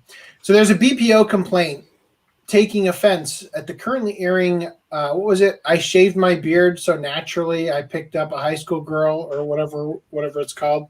Mhm. So disgruntled parents or otaku craving attention have issued more complaints into Japan's BPO, the Broadcast Ethics and Programming Improvement Organization, highlighting the inappropriate content in anime Hige o Soru, Soshite Joshikose o Hiro, and asserting its topics and themes are not suited for TV, just like all the other complaints from past years. Here's the statement issued to the BPO, which says, concerning opinions regarding the encouragement of crime. During a late-night anime program, a salaryman in his 20s offered his home as a refuge to a runaway schoolgirl who didn't contact the police or her parents. While the protagonist believes his actions to have the purpose of providing the young girl with safety, it is possible to regard this as a crime of kidnapping a minor. Also, the schoolgirl makes a remark that suggests her offering sexual acts as compensation in exchange for shelter. But the protagonist is too much of admonishes her for this. And there are also recollections of prostitution, which are made highly stimulating. Overall, it's made to be a moving tale, but is it not malicious? Taking into account the effectiveness of past complaints, it can be surmised that nothing will probably be done about the show, something that fans will appreciate. Amen. All right, moving on to manga.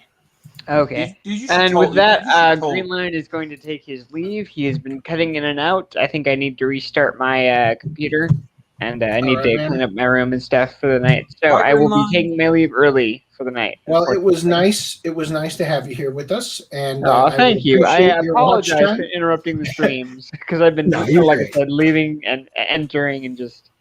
I think my laptop like breaking and entering. Although I'm realizing now that this afternoon I was looking at the watch time and I was like, shit, we're below our quota again, and I've invited 2 guests on. So go me. Yeah, below our I doubt you'll be below the quota. Look, I'm sorry, buddy. I haven't been watching the stream as much. Hey, it's all right. It's all right. Nobody's being forced. There's no guns to your heads. It's all right. Yeah. It's currently airing on my TV. I don't know how that. No, it's fine. Hey, I'm making a joke. I have a quick speculation. Greenline, you got to respond to this, but I'm curious. What do you think about the prospect that like YouTube is starting to mark your internet provider, like your area or something? Because I've watched Brad's videos, the Anime Collector videos, on 2 devices, and I'm only showing 1 view. Like I watch the views when I watch. Yeah. So it's only showing 1 view. When are you logged into 2 different accounts when you're doing that? Yes. Yeah, I don't know. Are you using the same are you using the Wi-Fi on your phone? Yes, I'm using my same ISP for both. And I'm just wondering if they're. It would literally be against YouTube's terms of service for me to discuss how we could circumvent this. Oh no, I'm not asking you. I know this. I know this. You're not involved. I'm asking another person who's a part of this. So you're cool. Just if you wouldn't mind, think about it. To be clear, I am also curious because I have rewatched. I'm on podcast 70. I don't know. I'm on like 82 or 84 now. In my rewatch, and dude, I've rewatched podcasts. Those were the days. Podcast 77 through like 81 are glorious. AC, I was a part of never podcast talking shit in the chat, and they're not showing. I guess it's because I've already watched them. Yes. So it's partially, I think, because when the podcast is live, YouTube sees it as an entirely different video than when it's archived, right? So the view count fluctuates a little bit, and its recollection of you having been sitting there watching it is also something that gets affected.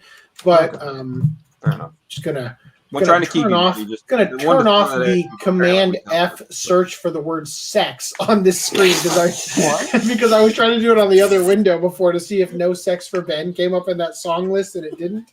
Anyway, so I wouldn't worry too much about it. I do think that, like, legitimately, I'm also curious because I don't know how YouTube is calculating this, especially because occasionally I will download the video to my device because there are parts of my route where I don't get service. So in order for me to continue to power through the rewatch, I need to go to the downloaded version, and I'm not sure that I'm actually maintaining the watch time from that. I don't know. But yeah, I just want to think. Well, hopefully I get the Mortal Kombat video done in the near future, and that gets up on the channel, and that turns in a couple views that'll turn into some watch time, and then I don't even have to worry about this. I'm just looking at this weird line going down over the past month. I'm like, why? Why? My Not all whole the- thing was just curiosity if anyone else had noticed that. Yeah. All right. Anyway, gonna with post that it green tonight. line, I'll let you dip out whenever Yeah. you need to. Yeah, thanks, guys. And before I go, I have one more pickup that I forgot to Oh, show. cool. Go for it. It's this. Don't show your girlfriend. I Oh, found sorry. this at the Home Depot, and I was like, "Wow, this is amazing! It removes So like that's what you adhesive use stickers." for lube. And yeah, I found this YouTube video on it. Some handsome guy with a lot of hair. Recommend. Yeah. Oh, ouch. Ouch. Yeah, that guy. I don't series remember is that making a poster to video your about right? that. Yeah. How do I remove this guy from the? The group? po- Bring on. What's the Naruto poster shipped to in. the right? Yeah. It's So Naruto shipped in. it. I couldn't hear you. I mean, it works. Gugon works. Just make sure It you does don't work. ever use goof off, because that will work like acid and just eat Remove through your hair? everything. Right. My friend. Waxing? My friend used goof off to get some gunk off of his car headlight, and it ate through the plastic. So just be careful. Okay, I'll Anyway. be careful. And Lance, Yeah, before I go, Gugon is great. Naruto shipping. Okay. It's What just about- the Naruto shipping girls in swimsuits. That's all it is. Send me a pic on Discord. I can't Okay. see it. All right. fine. Was there a different pickup? I'm sorry. Did I? Well, I did have. Sorry, well, I did thought that was- legit pick this I up. derailed but it. hang Okay. on, before Lance freaks the fuck out. Okay. Oh, I'm freaking out about it. All right, cool. Okay, and no, it was Gridman, but Footnum's already okay. shown that. Footnum's already shown Gridman. Okay. Well, The limited edition. yeah. I'll send it to you on Discord. Anyways, I'm delaying the podcast. Thanks, guys. Appreciate you guys having me. Well, thank you for hanging out. It was good to be on. Thank you. And get back to Have a the manga news. All right. Yes. Have a good one. See ya. Thanks, Reese. He has given us his blessing. So in manga news, Okay. Tokyo Revengers manga punches through 14.5 million copy print run. So this is interesting. The manga series by Ken Wakui has had a decent 14.5 million copies printed physically and sold digitally, which is up 4.5 million copies since the last milestone of 10 million copies on March 31st, which is not that long ago, right? Damn. Now, here's the thing. In the last month and a half, Tokyo Revengers has sold more copies, including reprints of previous volumes, than some series do by year. For reference, Kaguya-sama Love is War sold 4 million copies in 2019 and was the 9th highest selling manga of that year in the Oricon charts. This one did 4.5 million in a month and a half. So there you go. That's an indication that it's probably a decent series that would be worth watching.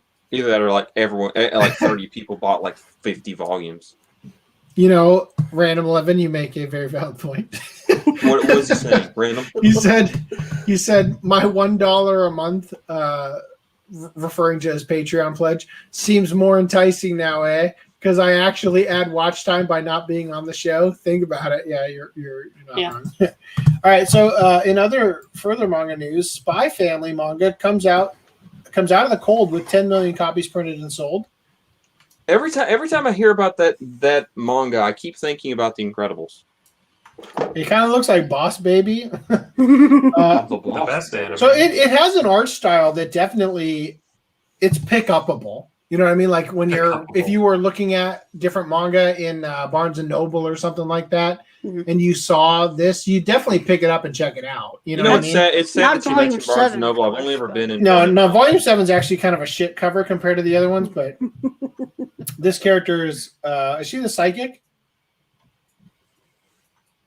She the sidekick. Nobody's or the reading it? psychic? Okay, all right, moving on. Spy Family is the first series that is serialized on the digital Shonen Jump Plus platform to hit the 10 million copies milestone since the platform opened and is releasing in Japan every 2 weeks. Moving on. Tokyo Ghoul creator Sui Ishida launches new manga series Chojin X. The manga creator noted that the series won't be on a regular schedule and will be updated, quote, at his own pace. Well, isn't that nice? Gundam Thunderbolt author works on Fang of the Sun Dogram manga adaptation in full color. Here's the same image 4 times. Piero launches new project RHYS to show the backstage of animation production. So they're starting a new label called, it's written as Plus Iro, or IRO, Iro meaning color, but it's pronounced Toiro. And the concept is we want to respond to the shape of each person's favorite. We want to add color to your daily life. So the label's first project is called RHYS, which is set in the animation studio called Studio One and depicts the backstage of animation production. The unique characters working at Studio One are designed by Urita Uri, a popular illustrator who has over 24,000 followers on Twitter.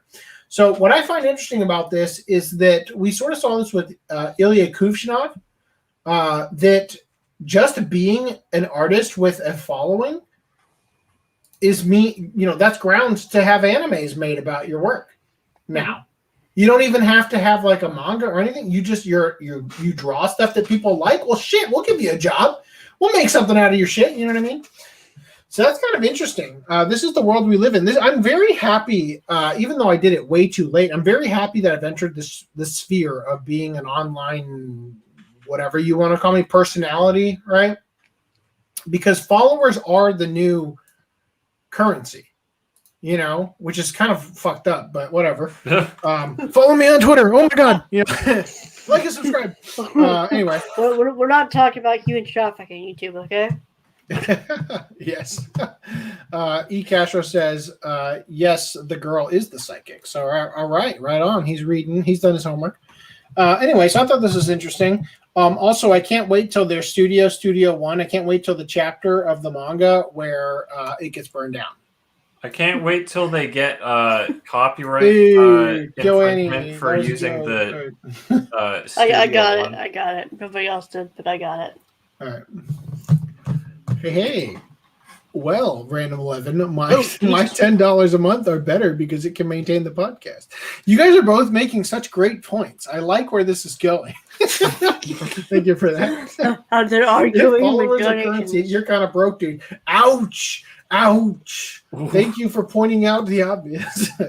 No, but what I'm saying is that I'm glad that I jumped on it when I did. I wish I had jumped on it earlier.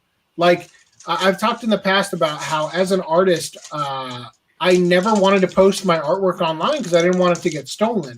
But I realized way too late in the game that posting it online is how you ensure it can't be stolen, right? Yeah, so it's your digital footprint. I learned that it doesn't matter where you post it. It just depends on how you copyright it. No, because you have a timestamp. So you effectively can show that your work I was making a joke. Anyway. But yeah, I'm just saying that if I had gotten into the game earlier, that I would be further along because I would have had more followers by now. Anyway. All right. Power Girl co-creator labels manga as sexist and misogynistic. I wish Dan was here for this. So, yes, the creator of this character. Look, if it's misogynistic, that's only because them things are huge. I mean. What? Yeah. Clearly upset that his comics and the entire Western comics industry have become less profitable and loved after being injected with detestable wokeness, Power Girl co-creator Gary Conway has now attacked and slandered manga, which is far more successful than Western comics, by calling it sexist and misogynistic. Holy crap, I was reading about this earlier. Just as those online have predicted, a prominent individual in the Western comics industry has now demanded that manga be judged for its offensive content, as Conway declared through his social media account, additionally offering up the tired and overused "think of the children" sentiment. Here's what he said. American comic book artists are taken deservedly to task regularly for outrageously sexist treatment of women, but rarely do I see any commentary on the rampant sexism and misogyny of manga. And manga is incredibly popular with younger readers. Is this guy like fucking... Dude, he's wearing a mask in his Twitter profile. That tells you everything you need. Conway also linked to a cover image of one of the volumes of manga Dungeon Builder.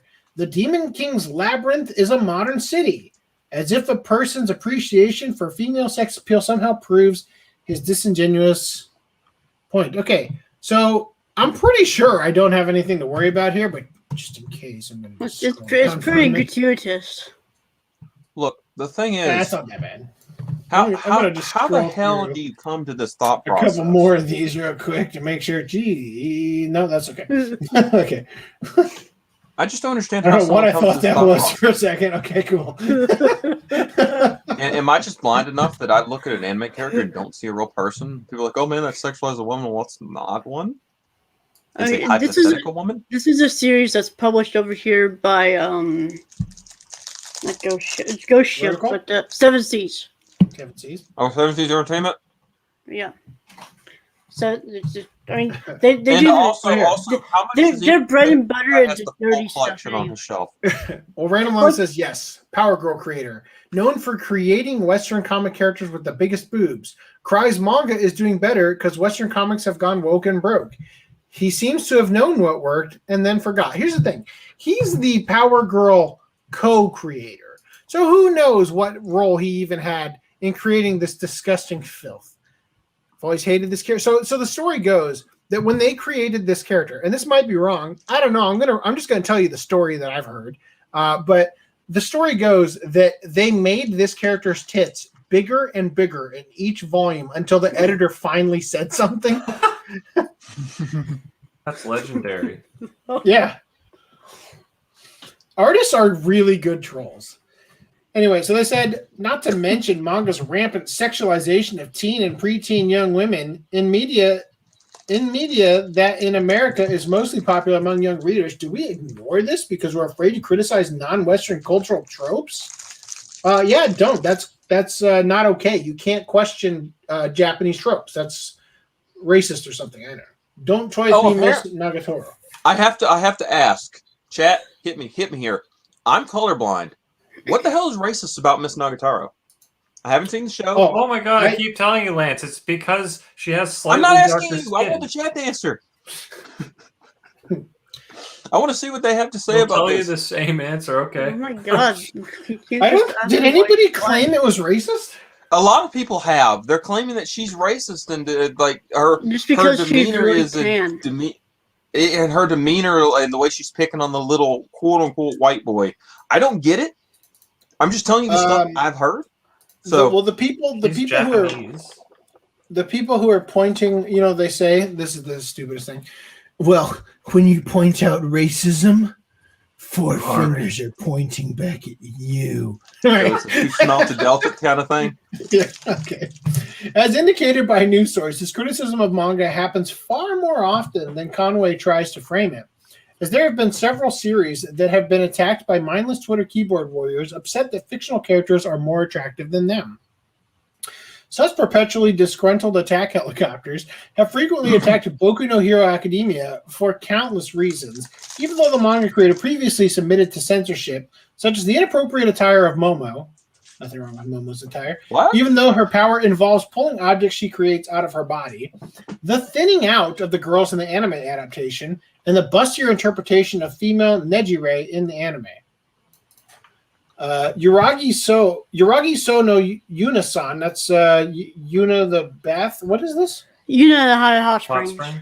That's not the word for hot spring. That's the title, anyway. Yeah, Union the haunted hot spring. Anyway, was lambasted for a sexy cover, as the previously mentioned prudes called it absolutely disgusting and tantamount to child abuse. I think that was when it had the tapioca on the inside cover. So when you showed a light through it, the steam that covered up her nips revealed You're right. nips. I just got to that rewatch of the podcast. That was great. Brilliant stuff. Again, I'm telling you, podcasts 77 through 80 are the greatest we've ever done. Consequently, they're the ones that it's just me and Reese and my wife. But they're all great. Oh, we see who you love most. Oh, all right. All right. Uzaki-chan, while Sobutai was also targeted by the mentally unstable troublemakers, as they called the overly busty main heroine's depictions pedophilic. When Uzaki is actually a college She's in student. college, you dumb bitch! Yes. Actually a college student. A rarity in anime. I'm sorry for Yeah, yelling. but the thing is that she's It's okay, buddy. I a was screaming with you. she's a The dumb bitch. child prodigy with big tits. She's actually only 17 and in college. Some Okay. bullshit like that. Riddle she's a this. 40,000-year-old vampire. Riddle me this, Brad. As a married gentleman, I'm put it like this. Riddle me this. As a married gentleman, how intimidated are you and your wife by anime characters? As to what's losing each other less to an than anime zero? character. Huh? What is less than zero? It means you get less intimidated by them. Yes, as it goes along. It's a positive reaction. Because anime characters aren't real. It's like I'm so not intimidated by anime characters that I'm actually made more appealing Empowered. to my wife by them. Right? Like, You're empowered. Good job, Footloop. they heat up the bedroom in my favor. Yeah.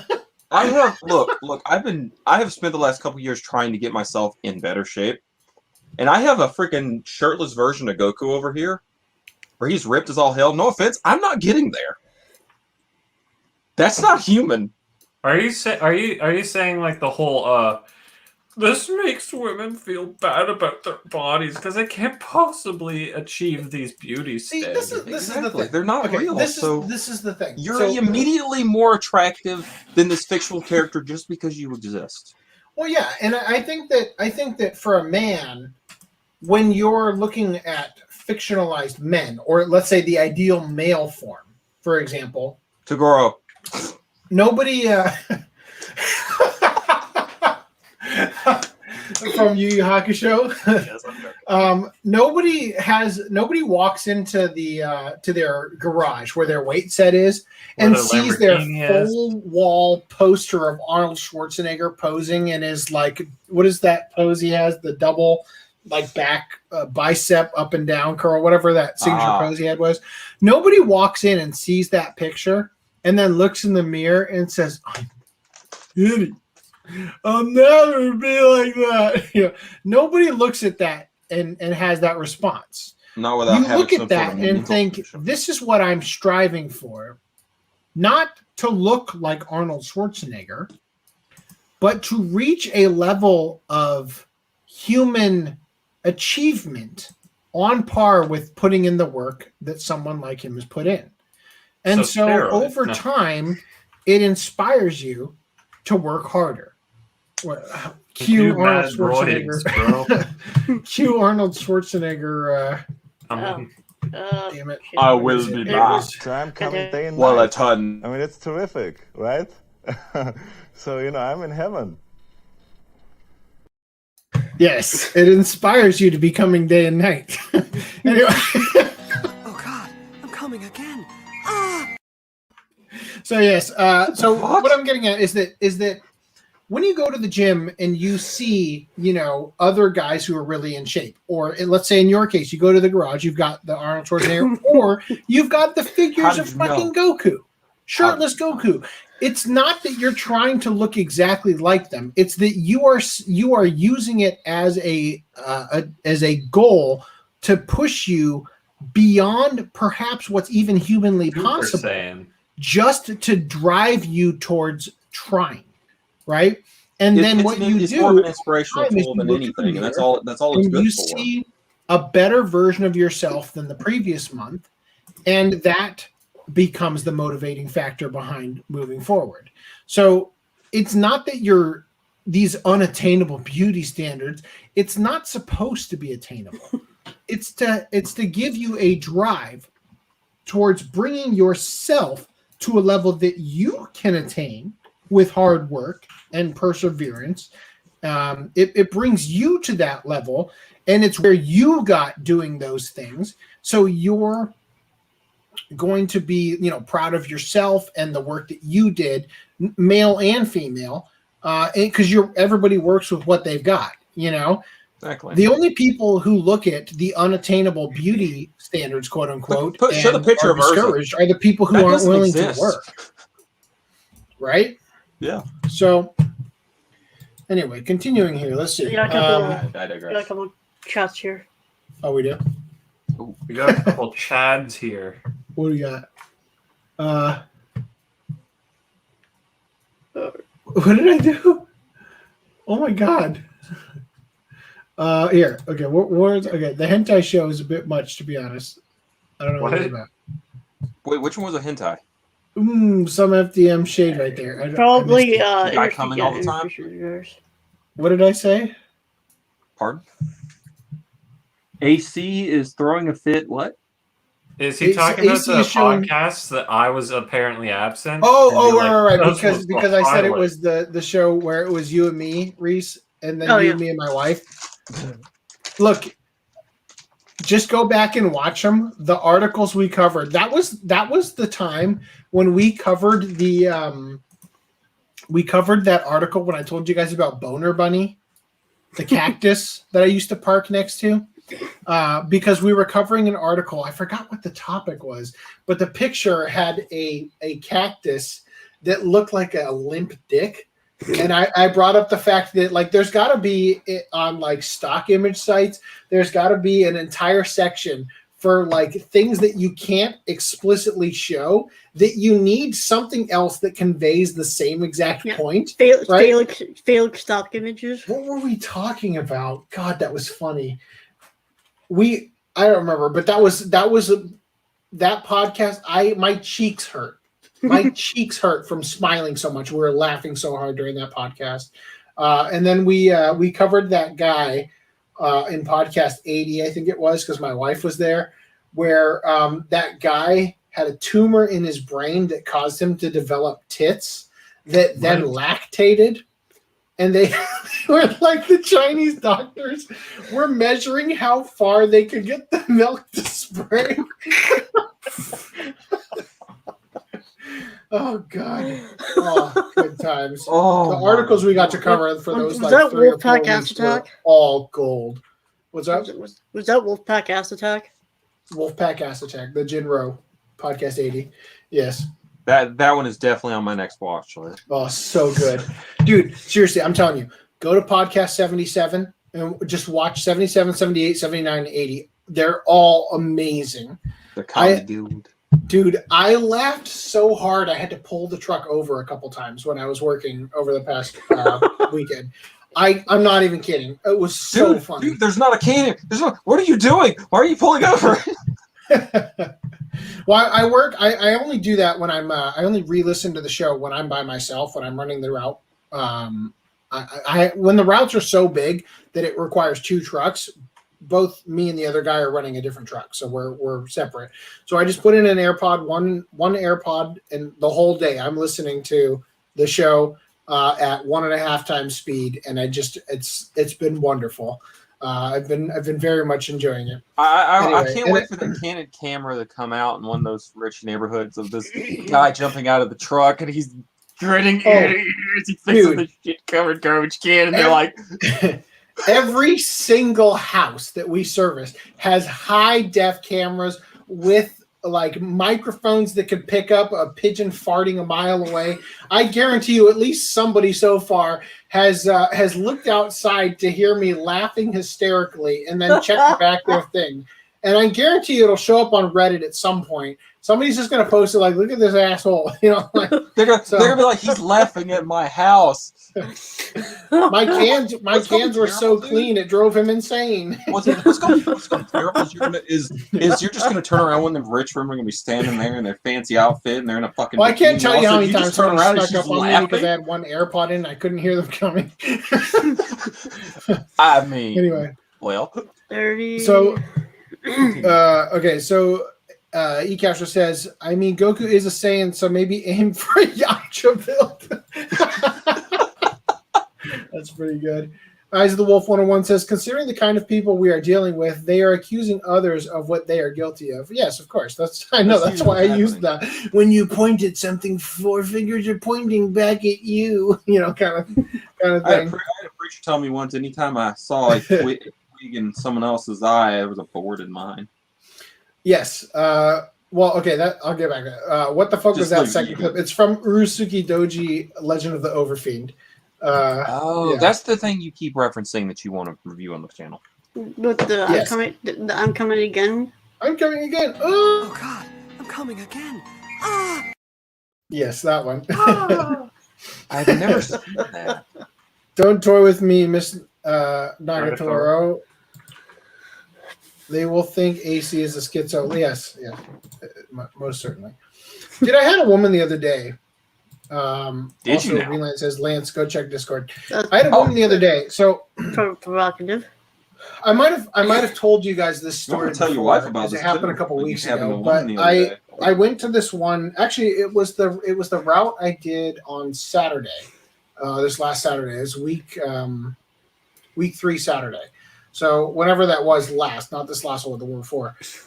I went to this place and I'm running the route all by myself, right? So I'm in this community, and I shit you not, like the distance from what's a good explanation for this? I don't know. I'm going to say like 200 feet. That's probably the best way I can. Maybe a little more. I'm cleaning these cans because I have this part in my route where there's a house I'm in an apartment like kind of complex where there's like the streets go around and the houses they're houses but they're all connected, right?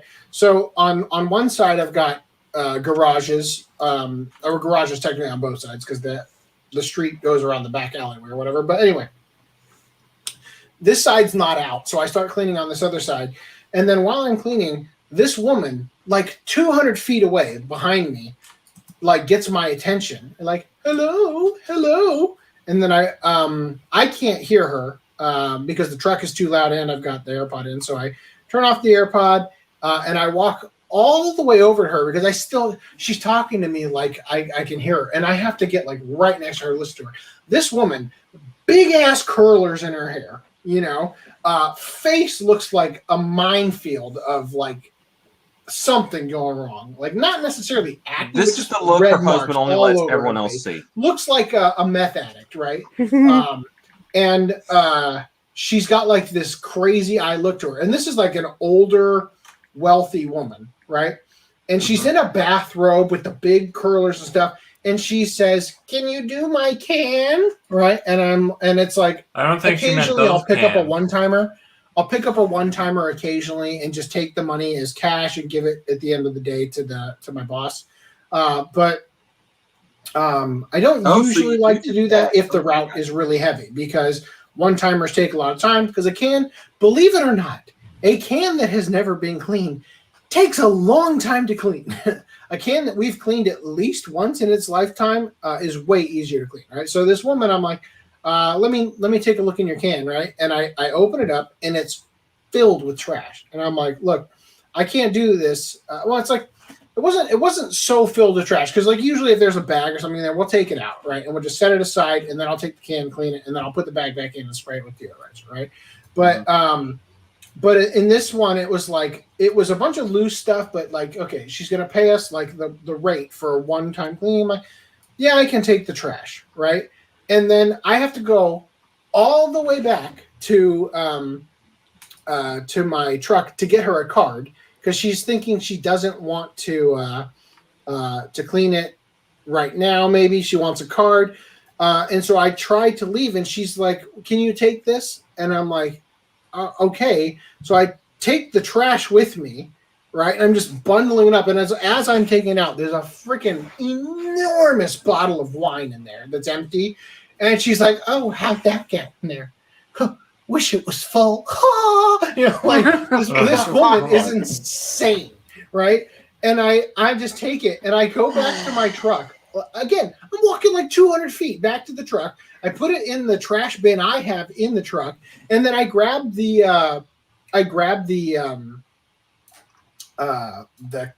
our cards that we give out are like a poster, Business card. right? They peel off as a sticker Oh, kind of thing. So I grab that out of the truck, and then I look over, and the garage door is fucking closing. So I'm Oh like, my what the gosh, she fuck? played you I to walk- get your garbage out. I walk all the way back there, and I'm like, well, fuck. And I just like stick it on her garage door. Whatever. I go back to work. You just go back and just take that bag of shit and just leave it on the doorstep. Well, I go back. She got free garbage disposal.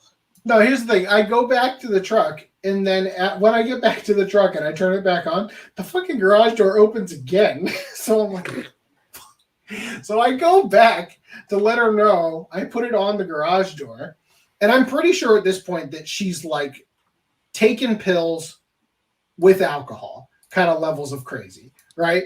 So I tell her, she wished it was. I tell full. her, I put it on your door. Hold on. So she's like standing, and I'm not allowed to go behind gates or into somebody's garage typically, right? So I tell her, Clearly.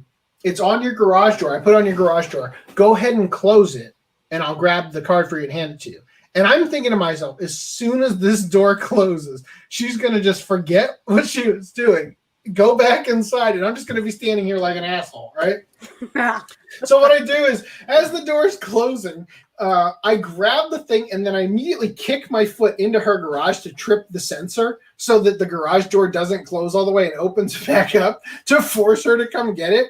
And then basically I give her the thing, and basically she's like, oh, thank you very much. And yeah, she goes right back in the house, doesn't grab her other can, closes the garage door on me, and I go back.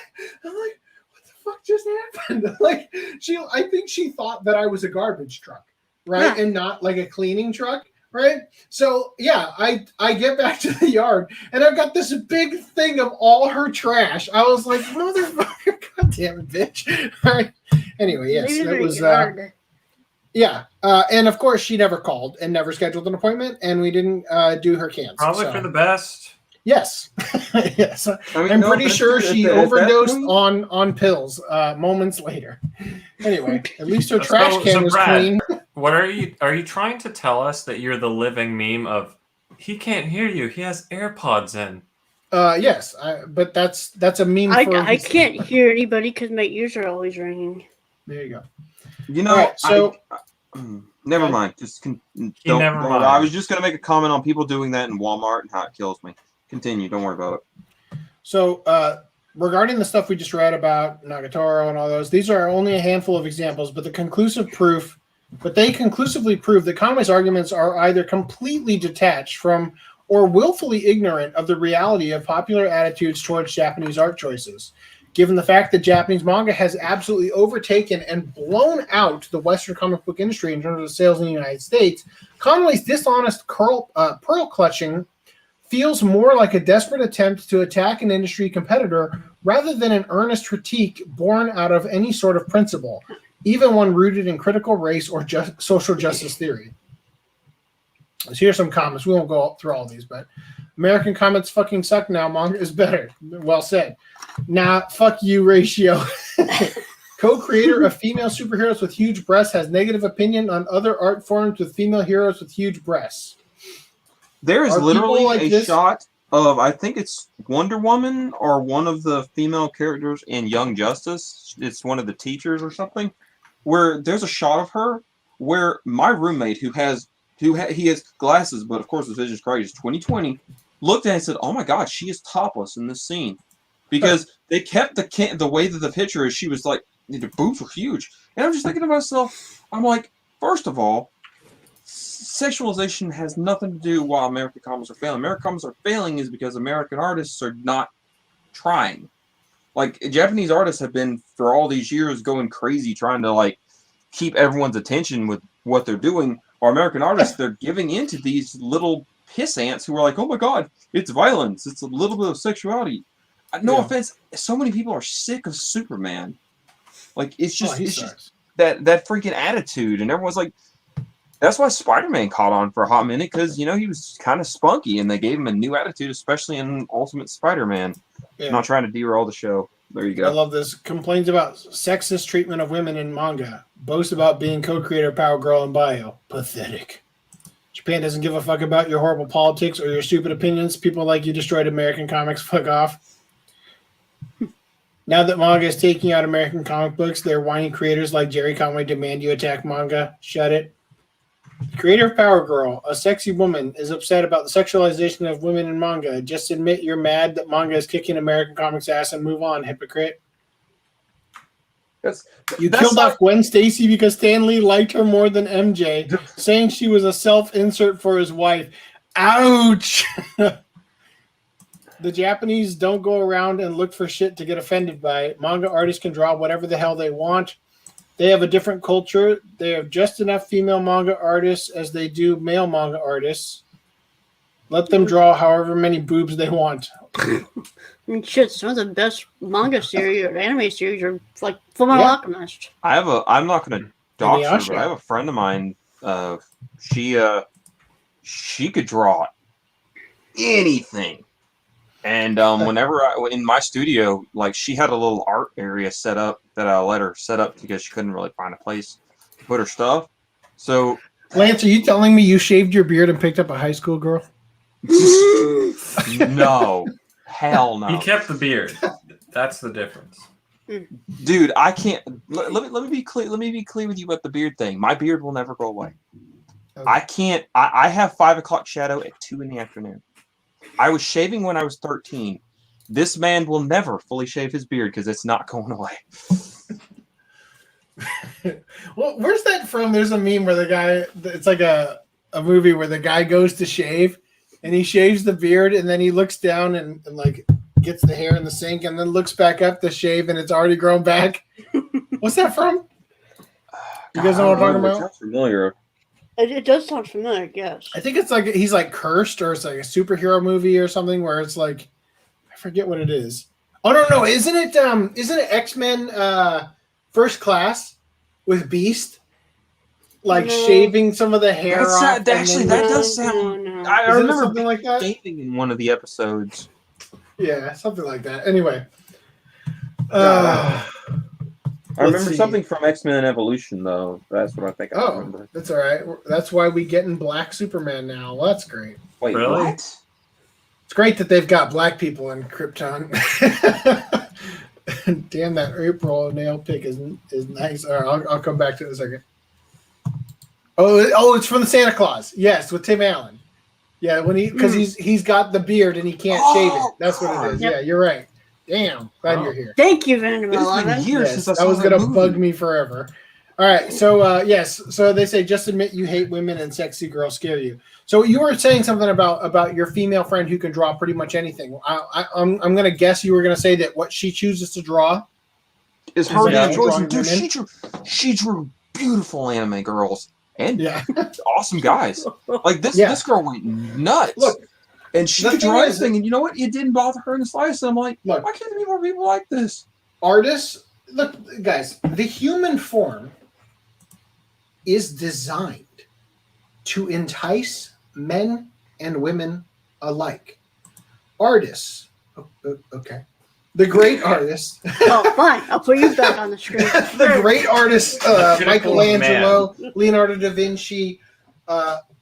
I'm trying to think of Leonardo I'm DiCaprio. trying to think of the other Ninja Turtles. Donatello, Michelangelo. So the great Michelangelo, Raphael. Raphael. Okay. Anyway, so the great artists of their time, they drew and sculpted the naked form because it's literally the ultimate form of beauty, right? For human beings, it is, and especially you're not going to draw some fat ass. You're going to draw some beautiful woman because that's what people want to. That's what people want to see. That's I'm striving I'm doing a disservice to all of us. What? But oh, The pinnacle of humanity before your eyes. oh yes. Anyway,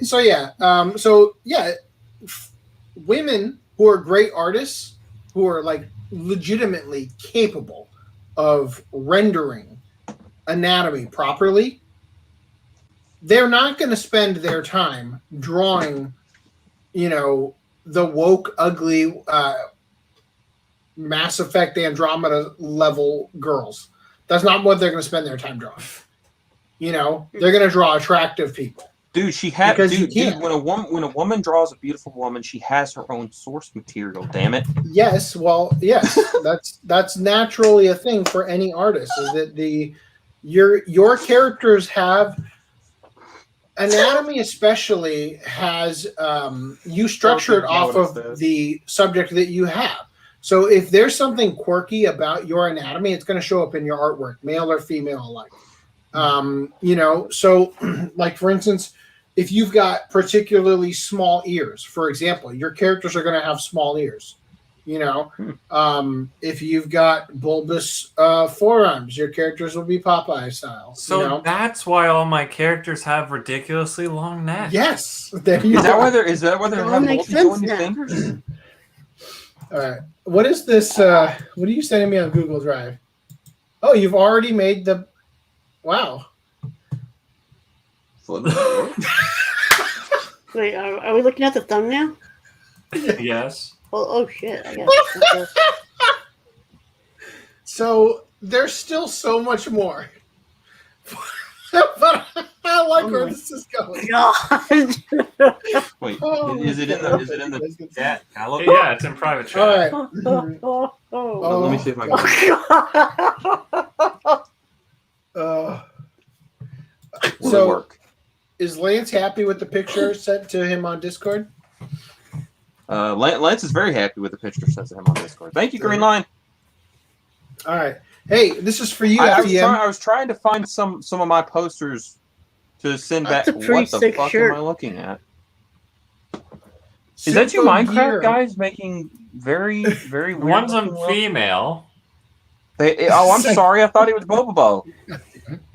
By the way, I'd like to take this moment to reiterate that Notch confirmed that he cranked his crank to Minecraft prawn. So there you have it. Sometimes an artist gets real intimate with his work. Nice. So Senki Zesho Symphogear XD diving into Higurashi no Naku Koro ni Mei. But what's May? Mobile game. Isn't that the one character in Overwatch who's kind of chunky? Oh. Yes, that is May. What? Anyway, moving I'm on. not very familiar with Overwatch. So Game Center CX can now cover PS2, GameCube, and Game Boy Advance games. Such games are now available for use on the show as they have surpassed the 20 years since platform release rule. So this show in Japan it's got a weird premise, but basically the character is the main character is a comedian who is tasked by his boss with beating old video games. There's more to it than that. It was released by Discotech under Retro Game Master. But it seems like they're still making it, so I wonder if Discotech will ever release the whole thing. Anyway, the life-size Resident Evil Village tall vampire lady standing may be her most terrifying form yet. So just to give you a... Once you see it like this, you're like, God damn. How tall is 9 foot? This woman here is probably 5 foot tall. Is this at Walmart? No, this is at Yodobashi Cameras, Umeda, Osaka branch. I would love to see one of these just so I could get a picture and I'll send it to you guys because I'm 4 foot, not like 4'10". So that would be pretty great. So FDDNM, we need the eyeball taken next to this in our thumbnail. Wait, eyeball? The eyeball avatar, like. Oh. So Reese this girl, yes, this girl's 5'5". So Reese would probably be right at the nip line. I'm like Reese, dude, your face is at her boobs. Yeah. Anyway, so yeah, but the thing that's interesting about this is that like I kind of get like the hobbits in Lord of the Rings where they run around, they just look like children next to everybody else. Yeah. Isn't that what she kind of does to people? She's so fucking big. Well, as know you what she can makes me see, think this of? is why everyone wants to be stepped on by her. Yeah, because they want a swift end to their life. Grind that heel, mistress. Wait, wrong show. All right, so Frankenstein's Doesn't matter. army director says Resident Evil Village stole my monster designs. Nani? Richard Raforst, or however you're supposed to pronounce that, the director of the 2013 movie Frankenstein's Army, claims the recently released Resident Evil Village steals the monster designs from his movie, and is sure to have critics feeling quite skeptical about this assertion. Now, I don't know about critics, but I think he's got some valid points. So Raforst made the accusation on his Instagram profile, providing an image of one of the beasts in Heisenberg's factory alongside one of the beasts from his movie. Oh, this is So- the helicopter thing, isn't it? Yeah. So this is from his movie from He's got a 2013. limp dick? And this is in Resident Evil Village, right? So this is the character of Resident Evil Village. And this is his character, right? Huh. He says, in 2013, I directed my film Frankenstein's Army. It's a crazy monster movie filled with my own creature designs, one of which has been used completely without authorization or credit in the newest Resident Evil game. A Twitter user made the same accusation and provided further comparison images containing other monsters from Heisenberg's factory and creatures from Frankenstein's Army, making a mini thread of how weirdly similar some of the monster designs are in the Resident Evil games, Resident Evil Village, and Rich Raffers, Frankenstein's Army. Right? So, Oddly enough, I've Resident heard of Evil- Rich Rasmussen's Frankenstein Army. I never heard of it either. I said I have yeah. heard of it. Oh, Oddly I enough. haven't. Well, Resident Evil Village on the left and Frankenstein's Army on the right, right? There's also this, which is a bigger stretch for sure. But I can still see the design elements being kind of taken off of it, right? Do you think they went to Google and just, I don't know. got him an unwatermarked? Okay, I think come the on. guy- That's just a scuba diver. Yeah, I think that the person who designed the monsters for the game probably saw the movie at one point. And then may subconsciously have- thought, wow, this is kind of creepy idea. While there are some clear inspirations, many would argue the accusations are reaching quite a bit. What both of them also fail to realize is that Resident Evil has often referenced horror movies throughout its existence. Okay, here's the thing. So they're saying that these are a stretch. Look at this. That's a stretch. These are stretches, right? This guy, that's a Right, guy. that's a This is freaking clearly a scuba lead. hat. Right? This is the same thing. Okay, here's the thing though. The guy himself said, so this is some other nobody, Clone Corp. That's some other person, right? What the actual guy said, he said one of which has been used completely without authorization or credit, right? The And other the one ones he's were talking with authorization and is this one. credit. Well, I Fair. think that he's not accusing them of stealing the other ones, but this one is very similar, right? Oh, yeah. So anyway, I don't know. I thought it was interesting. I don't know why these characters are just hanging out in the toilet taking a dump together or whatever, but whatever. Anyway, also that. I don't know. Weird creature. Moving on. Disgruntled man stabs younger brother over loudness while playing How games. can you be so disgruntled with a thumbnail like that? I don't know. I can't quite scroll down enough to hide it while also not showing what's underneath. All right. We'll do it quick. A dispute over noise caused by a video game has led one older man into stabbing his young. Come to think of it. Oh, yeah. I was gonna say, I had to, for a second there, I had to stop. And I just noticed you put it on my shirt. Huh? Oh, you changed my shirt color to black. Very nice. I was just thinking, like, wait a minute, where did you get the thing of me holding something? I'm like, oh, right, it was the computer. The audience has no idea what's going on. Anyway, I forgot I did that on this podcast. Sorry.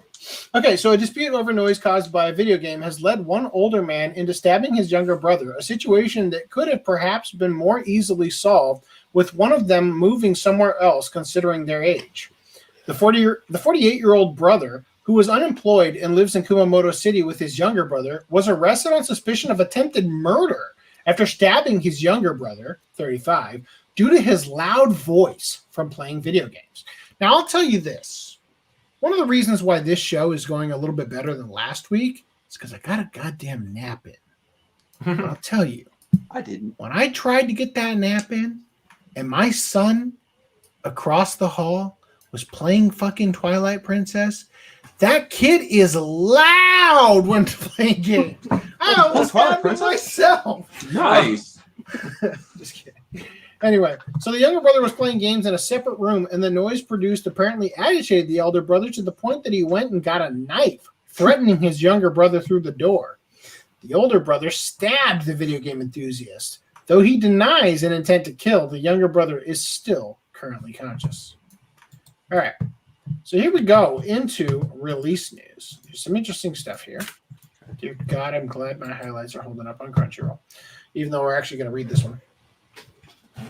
Kodansha, Shogakukan, and Shueisha team up with Marubeni to start an AI-driven distribution company.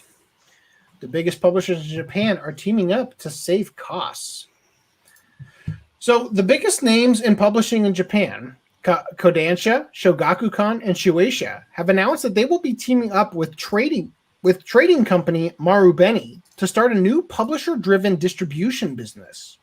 The business is set to use AI to find where the demand is and get books there as fast as possible and, quote, optimize the entire publishing To find distribution. hot singles in your area. Yeah. The new distribution method is set to shake up the Japanese publishing world. Previously, the three companies would sell their books to a distributor who would then on-sell the books to stores around Japan and be a sort of middleman to the whole operation. Okay. With the new setup, the publishing companies, through a new subsidiary directly owned and operated by the four companies, will be selling directly to stores and through the AI system. Okay. Directly control where the books are from binding to be brought through IC tags in the packaging. Okay. Hold on. Let me read that again. I hope They'll be selling directly to stores through the AI system, directly control where the books are from binding to be brought through IC tags in the packaging.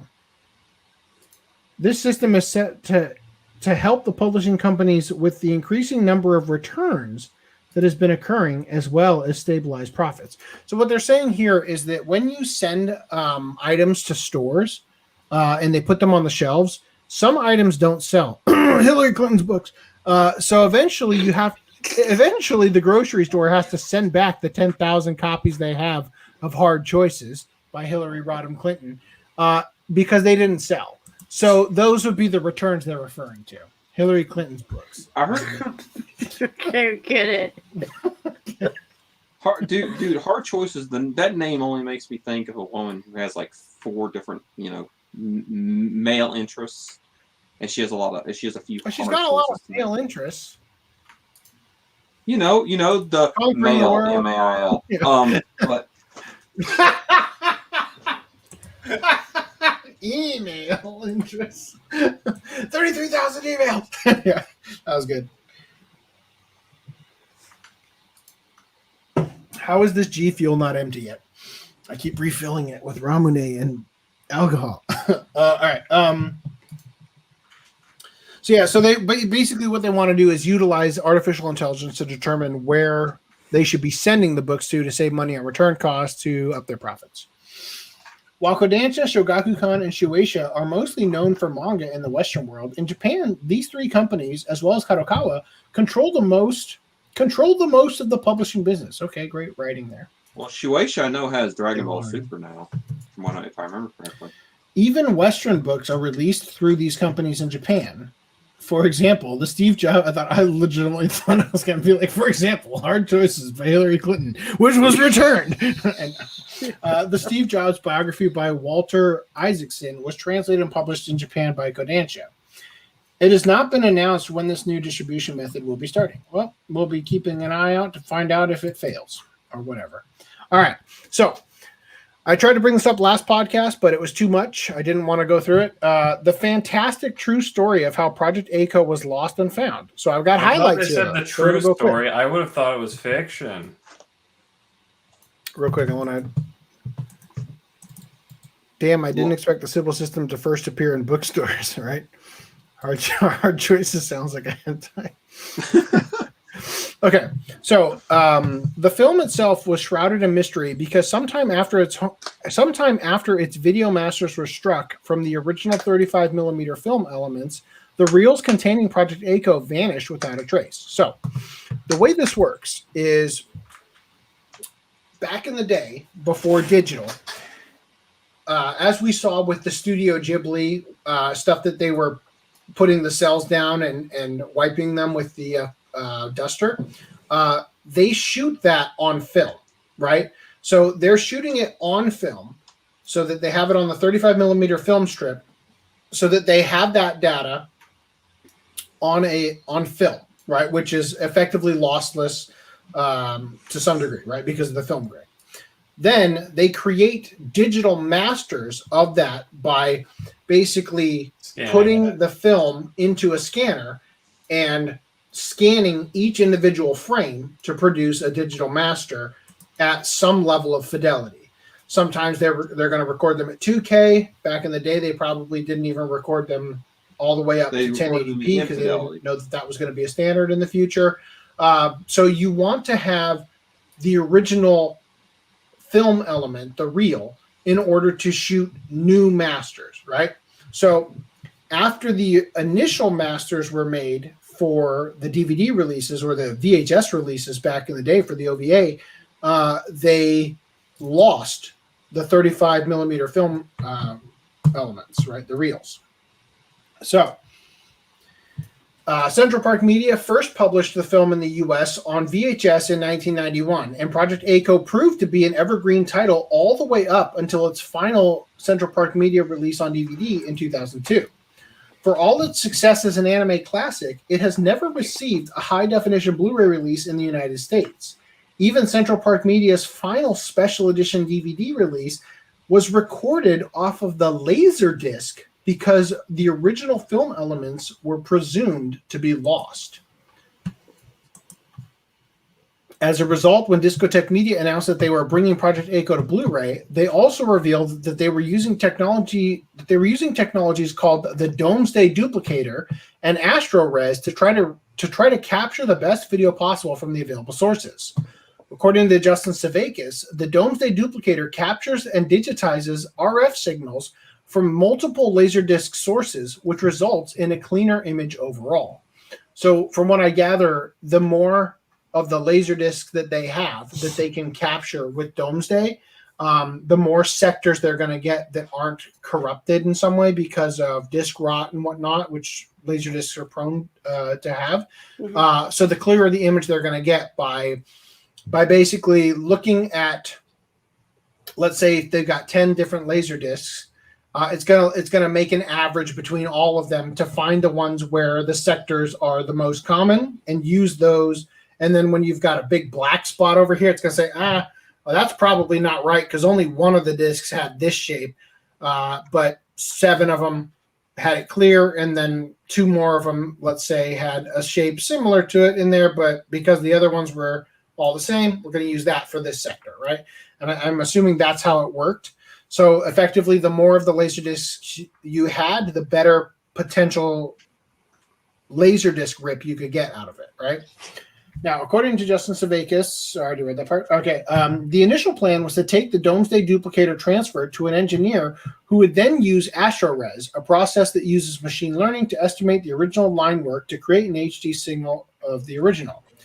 When it comes to older anime, Savakis says that missing film elements are the biggest challenges when it comes to preserving and archiving. Quote, if we're stuck with decades-old video masters, often they're made in such a way that makes restoring them very difficult or impossible. Sometimes there are also old analog video problems that make the image completely unacceptable on a modern 4K display. At that point, the best you can really do is release it in standard definition.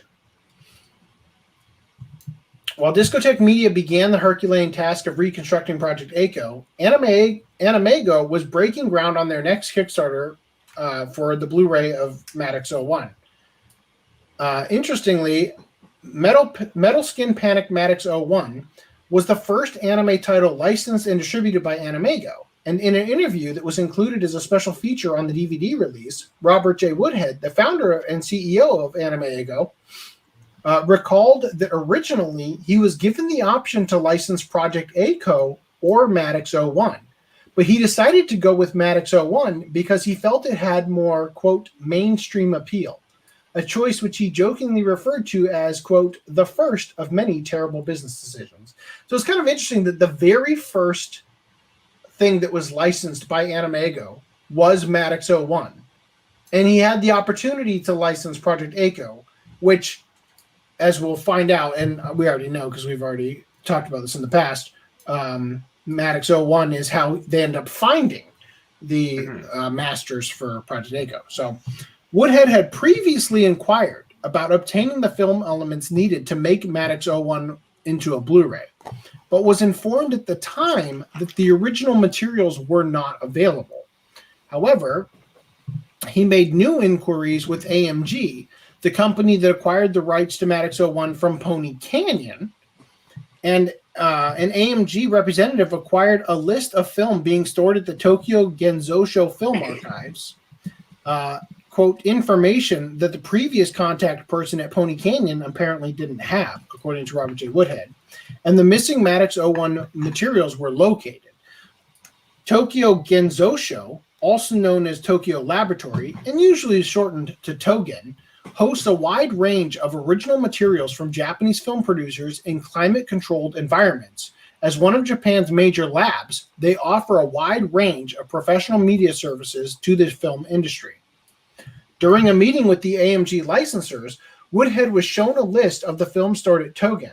Much to his surprise, not only was Metal Skin Panic Maddox 01 listed, but right next to it on the list was Project Echo. So the long missing film 35mm print of Project Echo wasn't actually lost. The film had simply been misfiled and couldn't be located for decades as a result of a clerical error.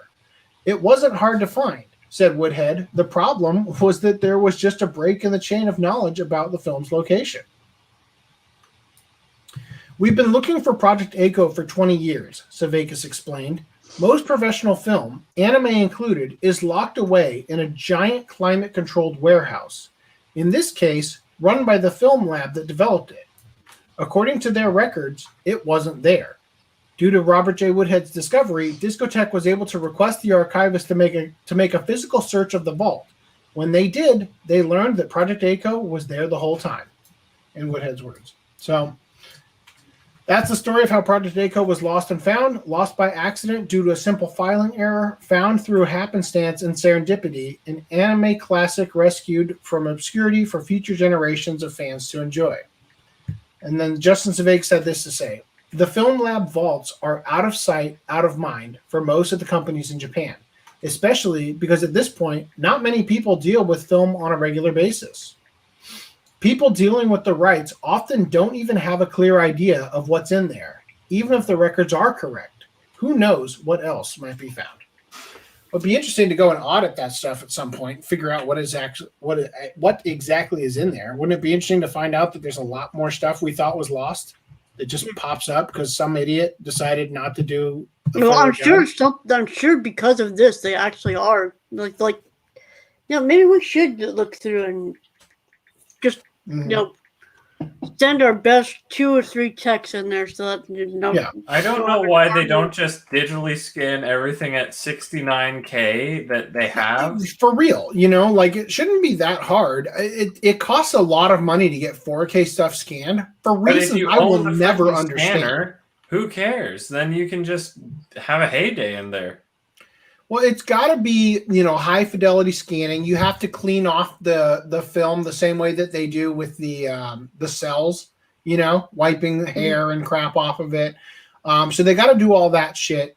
Storing that data costs a lot of money because these are big files as an image sequence being stored, and all that stuff. So I get it, but yeah, it seems like a grant or something of $1 million would get you somewhere. You know what I mean? Yeah. Anyway, It amazes me that, like, to preserve art and stuff like that, like, our government will give out weird ass grants to stuff overseas that has nothing to do with it. Man, to preserve some piece of artwork or to something that could gender studies in Iran or whatever that was. Yeah, some freaking aquarium that has nothing to do with anything gets like $10 million. But no, man, donate a little bit to support the arts and everything, and fuck that shit. Yeah, I'm opening slightly more than. Yeah, I think the. Hold on. I think we're caught up at this point. Hold on. Keep going. Yeah, these all look familiar. Okay. Yeah, All right. this is Y'all ready? So apparently they're not stopping at Taro, and I'm gonna have to keep collecting these. But at least I can get them from. Right Stuff. What is it now? Ultraman Leo, the steelbooks that are supposed to be Best Buy exclusives.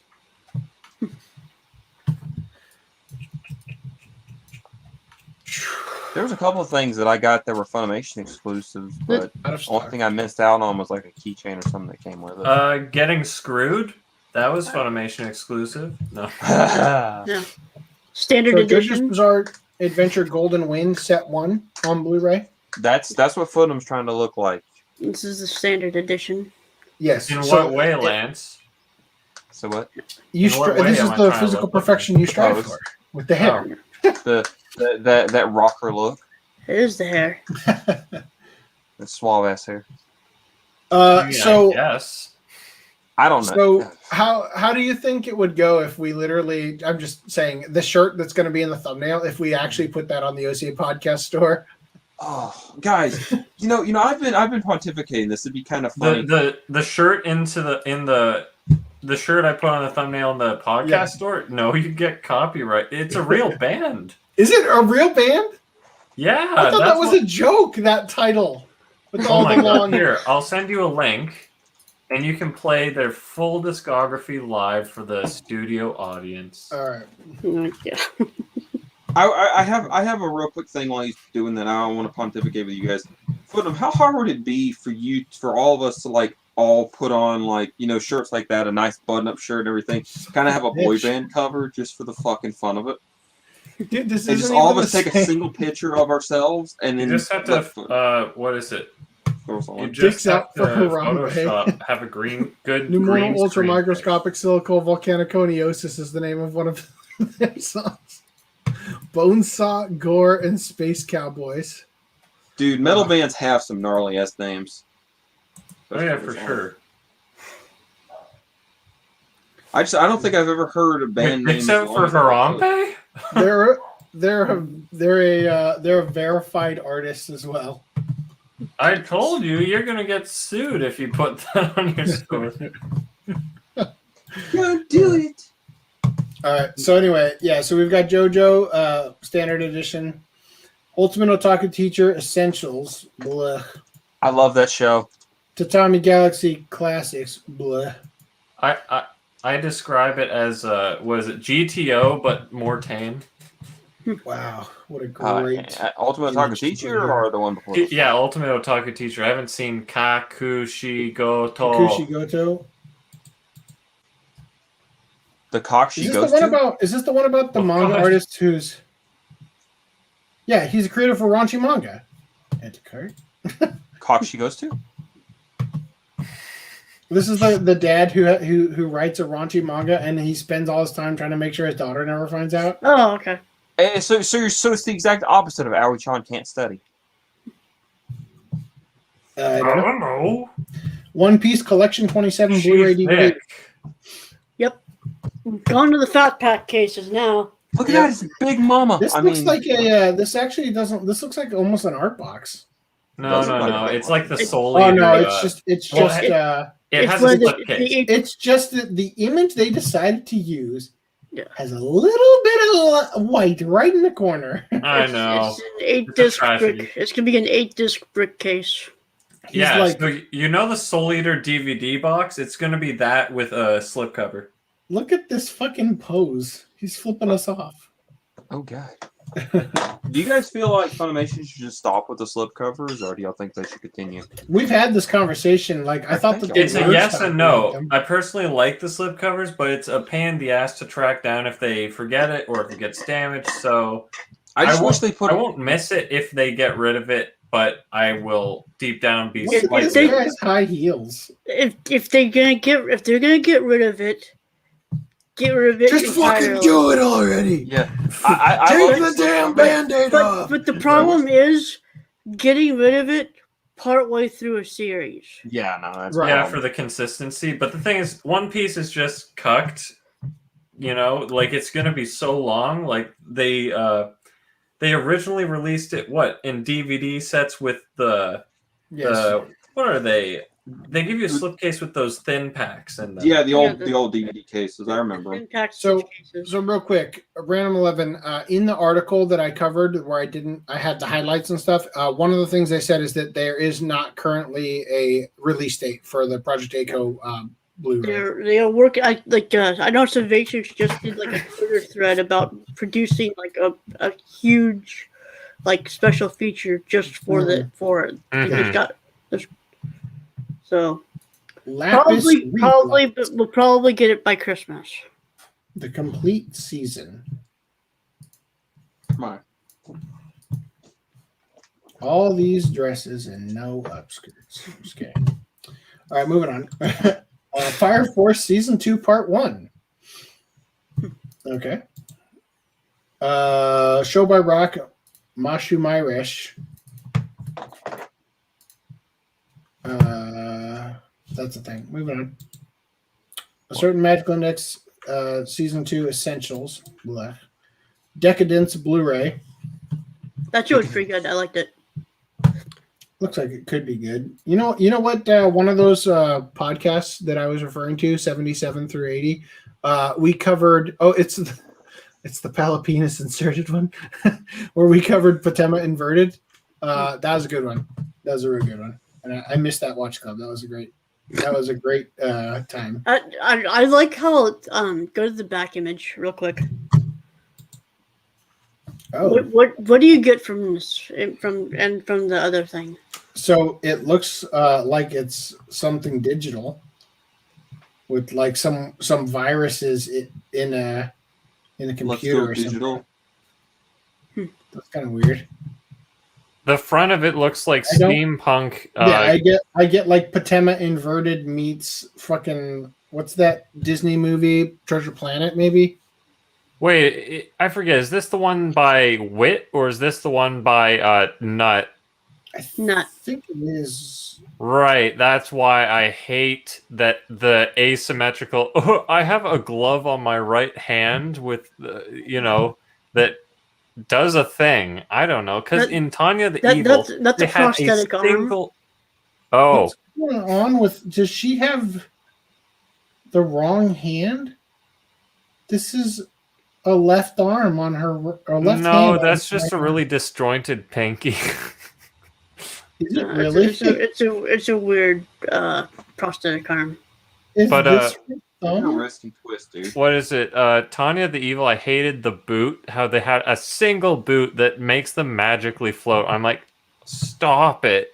My Okay. ACB is killing me. My ABC.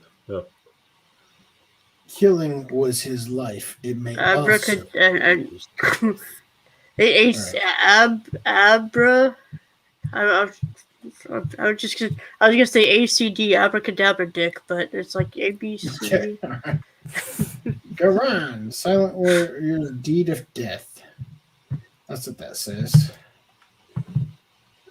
Yeah, I don't know. These names are like Indian. I don't know. Move on. City Hunter 2. Yes, this is. I think I'm we not covered logged this. in. I'm trying to. There I'm actually is clear my chat. there is a thing later on that's was added. Every time, That one right every there. time, Yeah. every time AC adds one I get it. part, my brain goes, and there's another That one, is a new one. and another So- one, Yeah. and another one. So No, when I zombie. see this cover, I think, did they make it extra blue for the Blu-ray to emphasize its Blu-ray? Is she blue in need of a fight? I'd like to do this for a watch club at some point when we get. It actually looked like they sold me on their behind the scenes how they showed how the Japanese has a 5.1 track that doesn't sync now or something like that. That's weird. Wait a minute. Pre-orders are discounted an extra 25% off? Seriously? 10% off. Holy crap. Wait, what? Did you know pre-orders are already discounted up to an extra 25% off? No. Are you that's sure just- this isn't the whole Amazon? They say, oh, you're saving X dollars when that's like the price it always is. Yeah. Or No, are you Right Stuff- guaranteed I the think lowest Right Stuff price when it never usually- goes down? Does a 10% off for pre-orders. Did we covered this, right? Yeah, we covered this. Okay. All right. Oh God, Nah, it's cringe. Turn on this. Get rid of Ad those blocker. ads. Okay. Now, this article says brain-breaking photos from a super otaku's birthday shrine to her favorite anime character. Now, guys.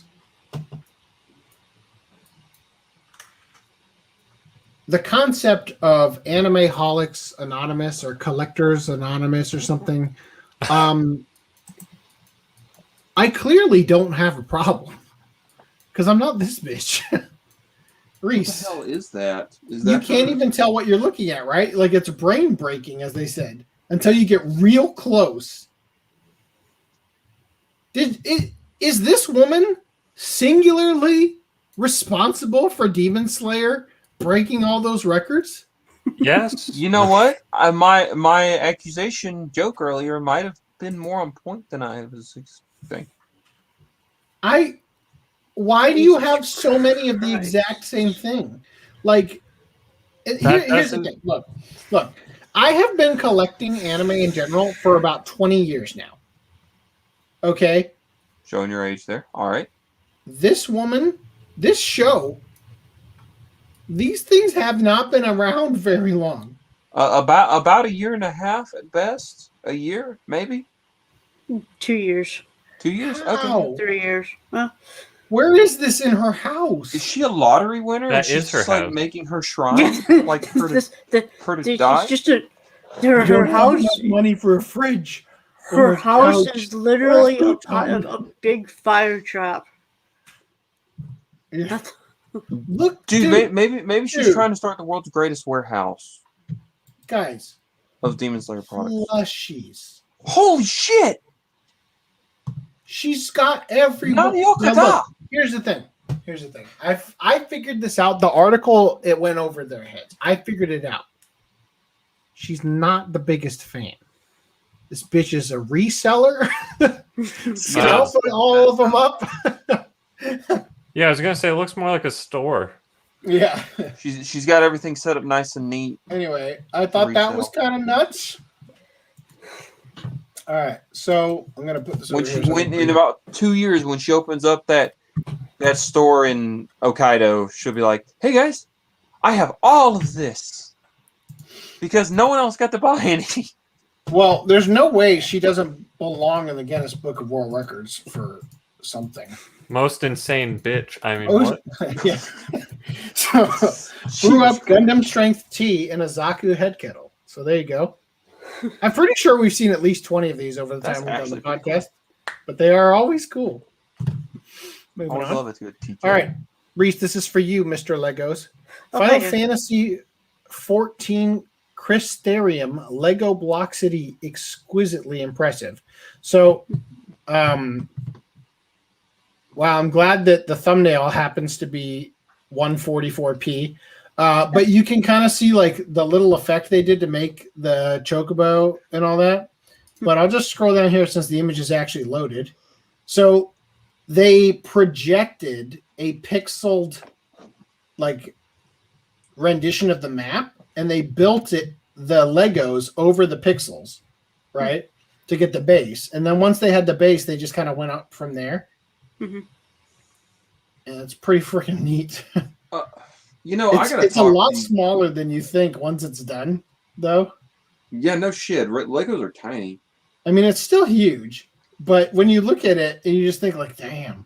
I got a like a military version Lego set years and years ago, and like that thing was supposed to be like it looked huge, but damn, it turned out really tiny.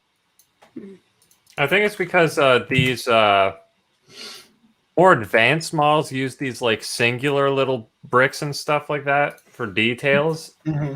Right, correct. They're not using Lego people. For example, this little thing here, that's a chocobo. That is literally like this is a single like a blue circular piece, the little tiny. You know the things they use as coins in the games? Yeah, basically. It's on top of a white one. So that's giving you a scale of this chocobo, right? Very tiny. Anyway, moving on. All right. I cleared my throat. Is this the dating site outside of Bill's house in Pokemon Fire Red? This is the hat that AC's wearing in the thumbnail, which is now updated. Oh. Oh, there's an updated. I wonder where that came from. Is there a link? Thank you. For I painstakingly cut out the lady and a different Demetresk. Oh. Wonderful.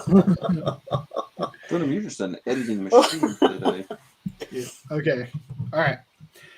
Japanese masturbatory aid Tenga creates tissue dispensing hat for various purposes. Wait, I could have used this during the Mortal Kombat first impression. You have to stick around to the end to find out why Dan is laughing hysterically. And what you will no doubt understand is take 2 of our intro. I'm just trying to get the freaking images to load. Okay, cool. Okay. White stuff comes right out of the slit. Wham. She found that out the hard way. Whew. White stuff comes right out of the slit. Tenga's primary business is as the maker of Japan's most prominent masturbatory aids. Self-love isn't the only passion the company has, though. We've seen Tenga take on projects in the fields of personal fitness, confectionaries, and even space travel. Now they're getting ready to dip their toes in the fashion world with a very special hat.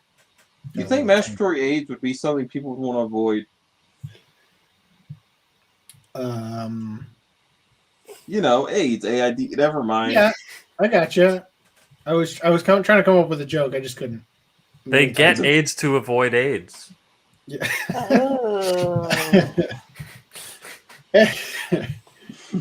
I got to come up with a new definition of HIV. Can't do it off the top of my head. Hermaphrodites. And hermaphrodites in vehicles. And something vigorously. I can't do it. Anyway. Hand insertion vag. Hand into vagina. Okay. At first glance, it might look like a simple bucket hat, just with a subtle red patch depicting Tenga. Just with a subtle red patch depicting Tenga's signature product. However, the Tenga pocket hat, it's like you pull out. Can you fucking holy insult that man. Yeah. However, the Tenga pocket hat is designed to hold something the company's regular customers appreciate having an ample supply of: tissues. You know, if we I think they'd rather just have a Tenga to receptacle, right?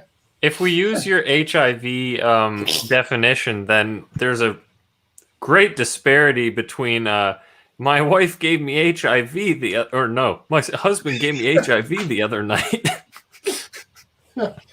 Okay.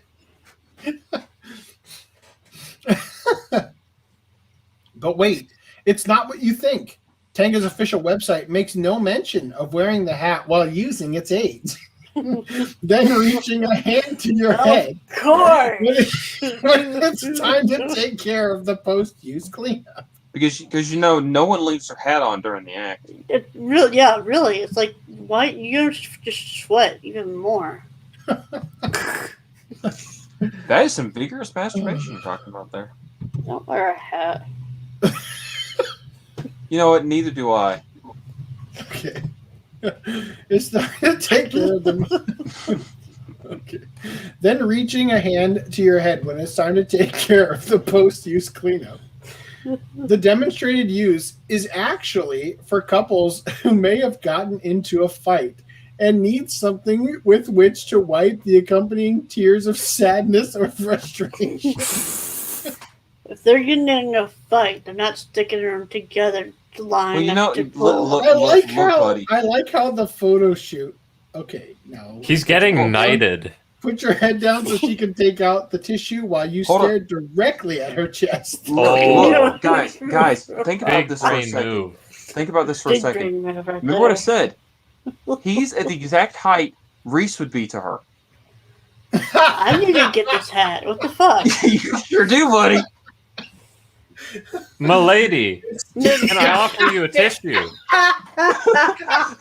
Dude, you Right go on around my checking out mouth. all the headlines. Oh no, that's what HT means. It doesn't say hat. It doesn't mean hat tip. It means hat tissue.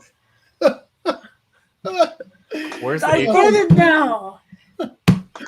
The company also recommends the hat for hay fever season when increased pollen counts. What if we keep scrolling down and it's just a picture of him in the nude wearing the hat, taking a tissue to his dick? Oh. You know what would be more eco-friendly is just have her wear the hat. It's just use the You nut know- as no, hand no, moisturizer. Look, if we want to be, oh, go ahead, Fono. I'm sorry, bud. Oh, nothing. I finished my thought of use the nut as hand moisturizer. Well, speaking of I which, was just gonna say, if we that want was to be one of the- eco-friendly, I mean, we have a beautiful woman and a young man. I mean, don't take me wrong. There's, she has somewhere to put, that jizz. well, speaking moment to we're called for. the two of my hosts tonight who weren't there for podcast 77 through 80, in one of those podcasts, we covered the is jizz facial moisturizer article where they said some old bastard has managed to convince women that his jizz is facial moisturizer. I mean, there's someone out there trying to. Did we bring up the line from Futaboo about that? Like Somebody in the comments brought up a character in Futaboo, which is Probably which is Otaku, Tsunari. No, I think it was Old Man. She used I'll even use it as a cosmetic. Depending on the person. Well, I'll use it as a cosmetic. Somebody in the comments brought up a character in Futaboo whose dick is so much bigger than their body that when they get an erection, they literally, the blood goes to their dick and causes them to faint or something because it takes the blood from the rest of their body. Jesus. Yeah. I think it was the student council president or something. Anyway, all right. So This is why masturbating too much is a bad thing, fellas. Also, this is also the range of podcasts where Versus Seed wanted to somehow scientifically get Otakuso or Reese's Fuda fetish transferred to him. Oh God! Because he wanted to be the avatar of fetishes. Have all the fetish. I had a thought that I was like, man, that'd be kind of funny to bring up, but the Fuda fetish thing made my brain break for a second. What happens? I can't remember because brain break is a common thing with Fudas. Because I had my brain just was like, wait a minute, I thought women liked Fudas, and then I was like, wait a minute, and then my brain just kept cycling with Reese and Otakuso, and I had that crash. And now all I'm looking at is this picture. About now, it's him standing over her, and she's crying and blowing her nose. Yep. So the company also recommends the hat for hay fever season, when increased pollen counts lead to runny noses, or for open air snack sessions, or other times when you're eating out. Hold on, let me grab a napkin. Hold on, leave the hat on. I'm gonna need No, this. that's not ice cream. Leave the hat on. What does he do? Make life Look, funny. I used to play at a lot of churches, and the preachers would always get mad at me when I left my hat on. What is he supposed to do in a church service? When he just walk around and be like, tissue, tissue, tissue, are you crying? Tissue? And he just leans over. Wipe your mouth. The blood of Christ is showing. You bringing up that you played in churches put the funniest idea in my head. Just like the most Yes. satanic metal band just playing at a church. Oh, I will dox. I will mildly dox myself for anyone who knows of when I did this, and actually listen to this. And my friend will remember me talking about this. I played at a church once, and I didn't have anything ready. Of course, it was me. You know, I went in there, and they just said, "Play the altar call. Play something soft and beautiful." So I played Lisbeth's theme from Sword Art Online. Oh. So many people loved it. Episode 7. Is that the theme where she gets wrapped? No, Lisbeth, the pink-haired girl. I've never seen Sword Art, even though Oh, I paid a gajillion dollars for all of the anime. It's episode 7. The song is called "Temperature of the Heart." I learned this piece for reasons. But the thing was that I played this for that church service, and I got so many compliments about how beautiful that was. And everyone was like, it was like, I don't know where you got that, but it was beautiful. And I was thinking to myself, only you guys watched anime. There was this, that reminds me of this one guy who posted a video that was like 10 seconds long or something. He's like, played the Pornhub like intro or something on church.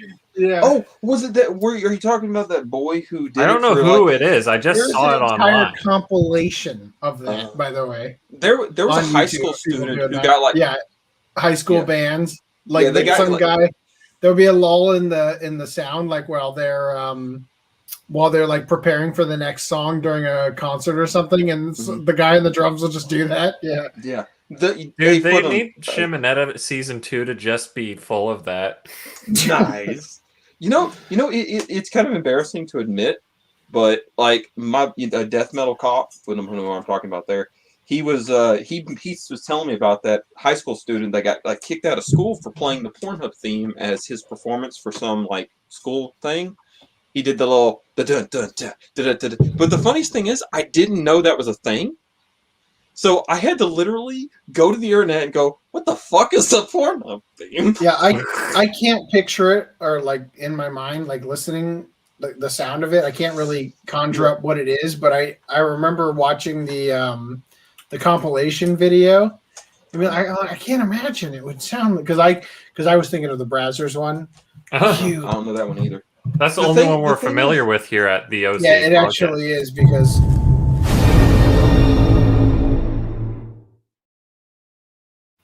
because of that joke that we're never going to use again, but it's in there for The thing- posterity's sake. The thing that kept hitting my mind though, when guys think about it like this, I didn't recognize it or know what it was. But all these people in that crowd did enough to get upset with it, and they're pissed off with this guy for playing it. I'm like, you guys are really guilty for some reason. All right, so okay, let me get back to this article here. So Okay, my the company also recommends the hat for hay fever season when increased pollen counts lead to runny noses or open air snack sessions or other times when you're eating out. Tenga wouldn't want you left without anything to wipe up that sticky cream, right? Look, man, she's eating now. I'm down for it. As for exactly how the hat is constructed, there's a flap on the inside where you insert the tissues. Meanwhile, the top of the hat has a slit in it. It's a reverse maternity, bro. It And the works white- both as an aid and aid to your aid. Oh my god. And the white stuff comes right out of it. We're sure that there's nothing suggestive about this design. Must just be our dirty, dirty minds. Guys, what if? Okay, think about it like this. It's kind of like the feather in the top of the hat. You know, they just need to Yeah. recolor the tissue. Because I'm guessing they're white, quote unquote. Well, it is white. It is white. What color's the hat? Colorblind White. here. That's black. Or sorry, okay. yeah. So it's What black The and white. tissue's white, so it's the feather color. Yeah. So it's like a feather in the hat, and then you just go around saying, "Hey guys, pull it." Milady? It says here, the Tenga pocket hat can be purchased through the company's online shop here, priced at US $24.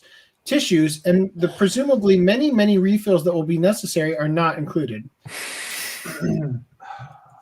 How the hell do you Just stick refill it? a dildo in it. Be a dickhead. Oh my god. All right. Any other Guys, have thoughts? you guys ever thought of like making a sucker line, a popsicle line, but making them shaped like dicks, and every time you give them something, you say, "Hey, cocksucker." So I will say I'm pretty sure that the what do you call that? Bachelorette party market has already got those on lock. They have. Damn. I haven't been to a lot of bachelor parties. Usually, don't get invited. You have to crash them. That's the whole point. No. Anyway, this is for you, Footnum. Oh shit! Glad to see that your connection has been holding up. Tokyo Shop selling ultra rare Magic the Gathering card for 8-figure price. 8 figures, so that's what? Well, hold on. That's 8 Japanese figures. Clickbait. That's still $100,000 dude. Yeah, you know how much the most expensive Black Lotus sold for? $3 million. Oh. The rarest version of Alpha. already rare card is worth way more than its weight in gold. Japan loves a good pun, and there's a pretty clever one in the name of Tokyo collectible trading card shop RHYS. If you break it into the words Hareru and you get something akin to shop of fair weather. And it's even more auspicious if you take it as Hareruya, the Japanese pronunciation of hallelujah. Hallelujah. The miraculous overtone is especially appropriate right now, since Hareruya just announced that it's got a card in stock that it only obtains once every several years. I love how it has a sticker on the front. Oh my god. I like how it's not even in like a graded thing. It's just like a fucking sleeve. Exactly. That's right. There is the Black Lotus. I have One of the rarest. It looks so overly saturated too. That looks like a fake. If I'm wrong, but is it? You could be right. Like, Yeah, well, I am a lot more than I think, and then I'm wrong a lot more than I am. The thing is, isn't the quality of a card the value determined by like a scale of 1 to 10 grading? But if you touch PSA. the card, go ahead. I just said PSA. Okay, the PSA. If you touch the card, I guess the sides, I guess it's okay. But wasn't the stickers all over that case and the trashy sleeve? Thank you, Navi. The trashy sleeve be an indicator of like a lower value? Because every sleeve I've ever seen. Well, like, to be the fair, PSA that doesn't look like a bad quality sleeve. It's just, what the hell? We're gonna come back to this. Yeah. that Sorry. So that sleeve looks like it's actually slightly more. Like, I don't know how to put it because I'm seeing it in like only 480p, but it looks like it's a pretty good sleeve. Like, it could be a reinforced sleeve. It's just But the principle is that it's just a sticker is placed on it. Yeah. It's like, really, I'm gonna have to take off the sticker and stuff. The sticker is because I can't probably take the on card the out sleeve. of the sleeve. No, it or is right on the there. sleeve for sure. Otherwise, it Yeah. would be way. Yeah, that's the thing I'm less. saying. That's the point. That's like a one of the- stock keeping sticker.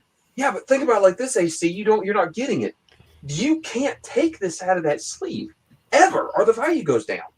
No, The moment you start to leave this and you touch it, the value Lance. starts going down. A lot of Black Lotuses, a lot of old Magic cards, people have touched to hell and back. It's more based on if you've actually worn it down in the process. So if it has any edge wear, if it has anything like that, discoloration, inking, that's what really majorly determines it. Because I've noticed, like, with cards, Yu-Gi-Oh cards, Magic cards, if I don't put it in the sleeve correctly, I can even like scrape the Damage it. sides of it. So Yeah.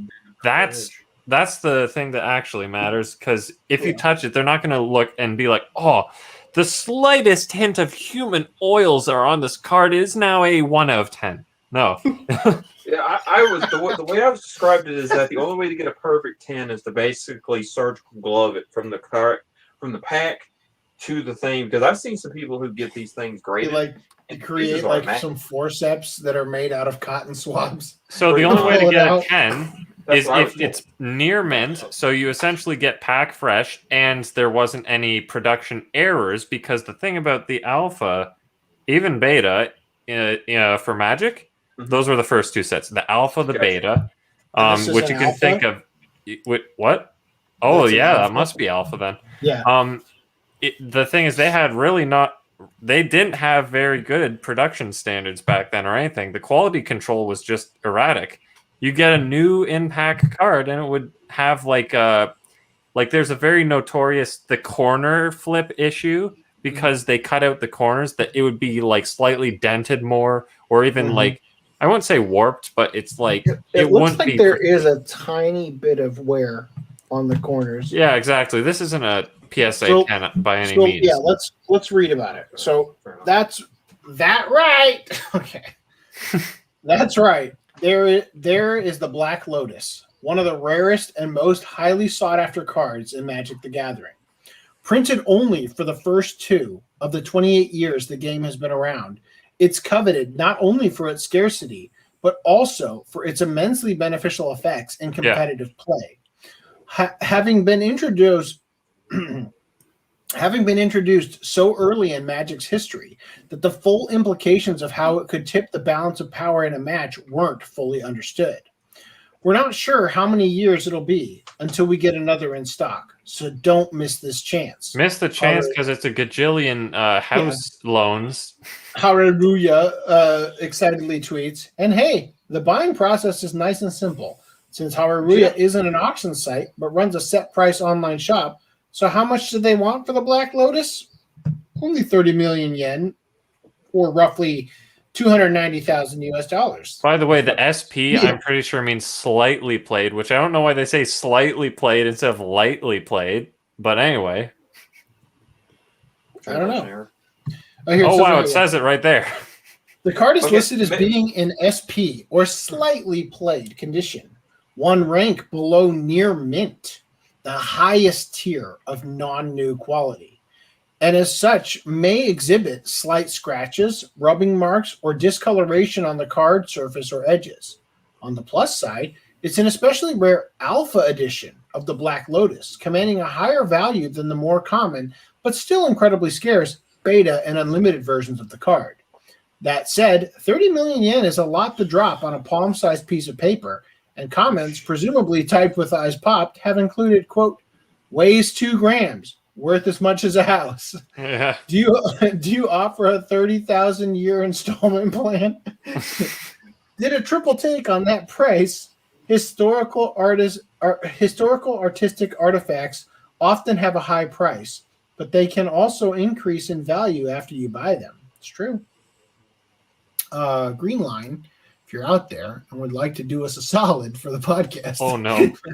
You can buy us this card. I'll put it in a vault somewhere and we'll sell it next year and see how much money we make, and I will give you 10% of the proceeds. All right. So hold up. Old man says eBay is going to stop selling adult anime and manga, but Playboy, Playgirl, Mayfair, and Penthouse will still be sold. I wonder if this will affect ecchi anime. Well, that's stupid. eBay's the place where you can go to buy like virtually anything. So look, Hey, that's why I got banned, guys. I Because don't knew this was really gonna want to happen. buy any adult anything from Playboy. I would buy Gently Playboy. used. Okay, I was actually thinking about this earlier, and I'm glad old man brought it up. That's what. So go to what is it called? Adult DVD Marketplace. That's going to be the place to get them from now on, I guess. What I was going to say was though is that it's funny that they're doing that. They're trying to like ban NSFW or whatever shit, but it's going to be really funny when their sales drop and they realize that was like 90% of their sales. I wouldn't say 90%, 75. but a lot.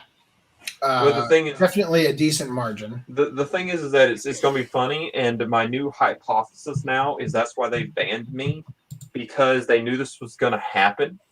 So they were like, nope, can't let this guy anywhere near our site because he will call us out. I really need to be able to.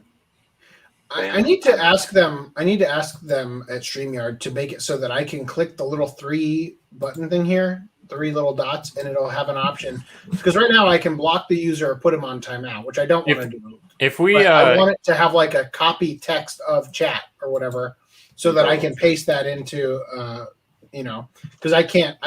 When I click on it, all it does is show it. So there you go. I'll look it up later. I think if we, if we use Streamlabs as a virtual camera for StreamYard, we can have the live chat on the screen. We can.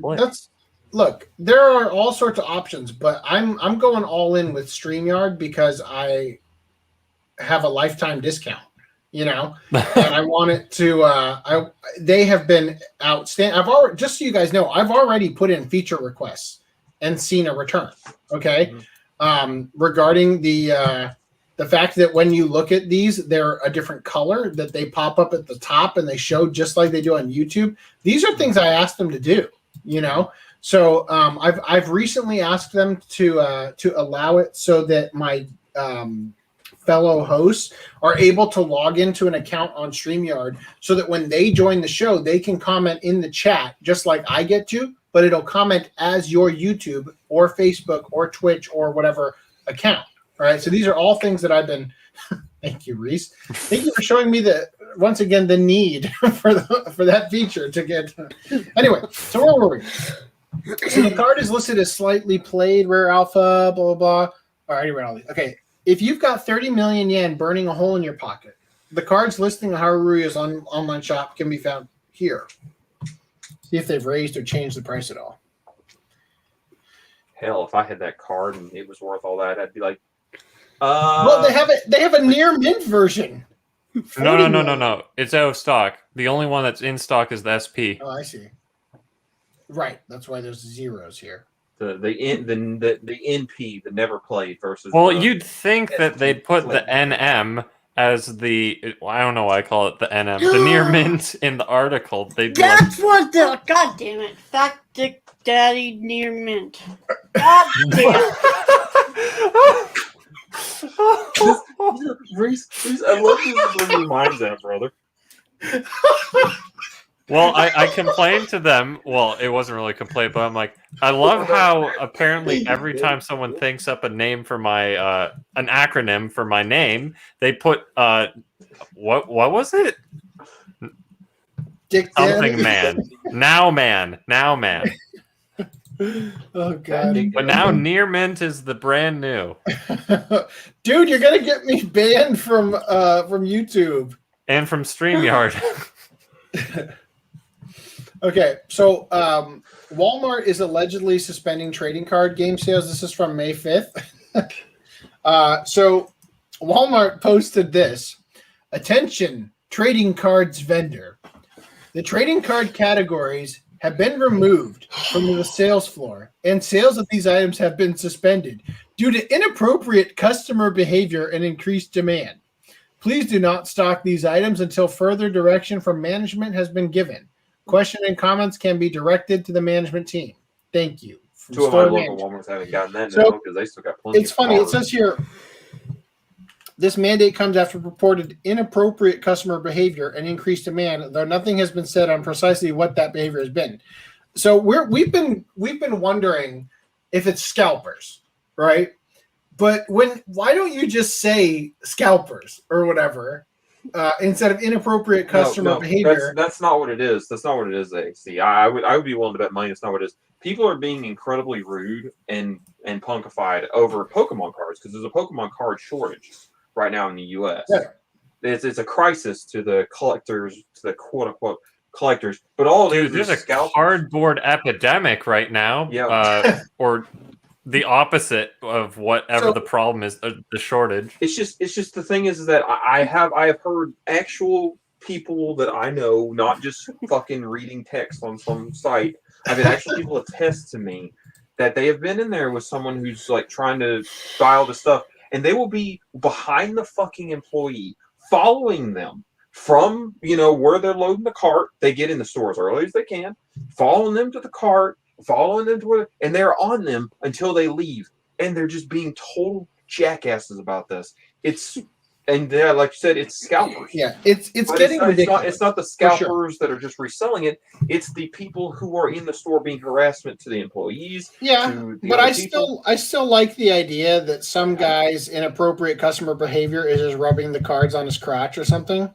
It's how he checks to see which one it is. He can feel a little bit of weight difference between the foil against his nuts. Perfectly balanced. This is the one.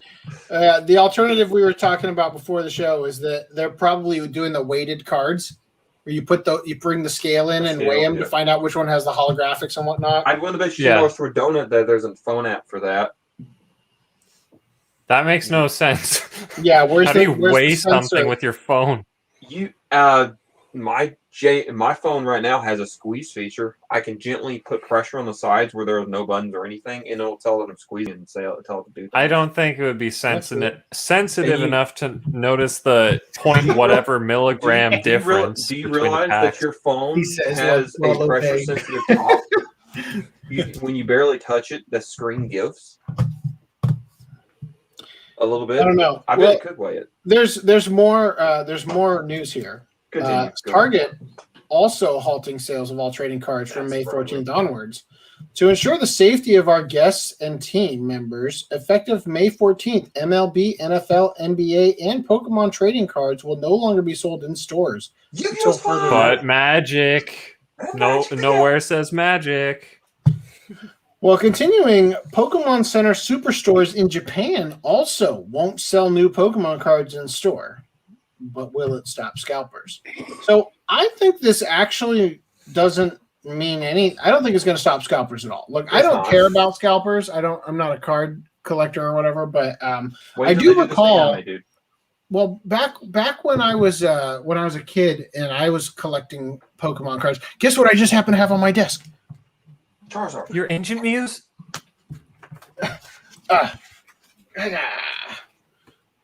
Fight. Energy. Fighting energy. So back when I was a kid and getting these, my mom used to go to Target before they opened in order to be able to, because they were always sold out, always, because everybody wanted them. So my mom used to go before they opened, and she would wait at the door to try to get a pack or two for my brother and I when we got home from school as a little treat some days, And she'd have to wait in line to get in before they opened, and she would look over and say, "Oh, the comic book store owner's over here. That's interesting." And he would go in, and they would go to the same aisle, and he would take the how you go there and you grab the card off the thing, and he'd take his basket. All of the cards right into his basket, because at his comic store they would just open them and they would take the holographics and they would put them in a sleeve and throw a price tag on them. You want that holographic Raichu? $25, right?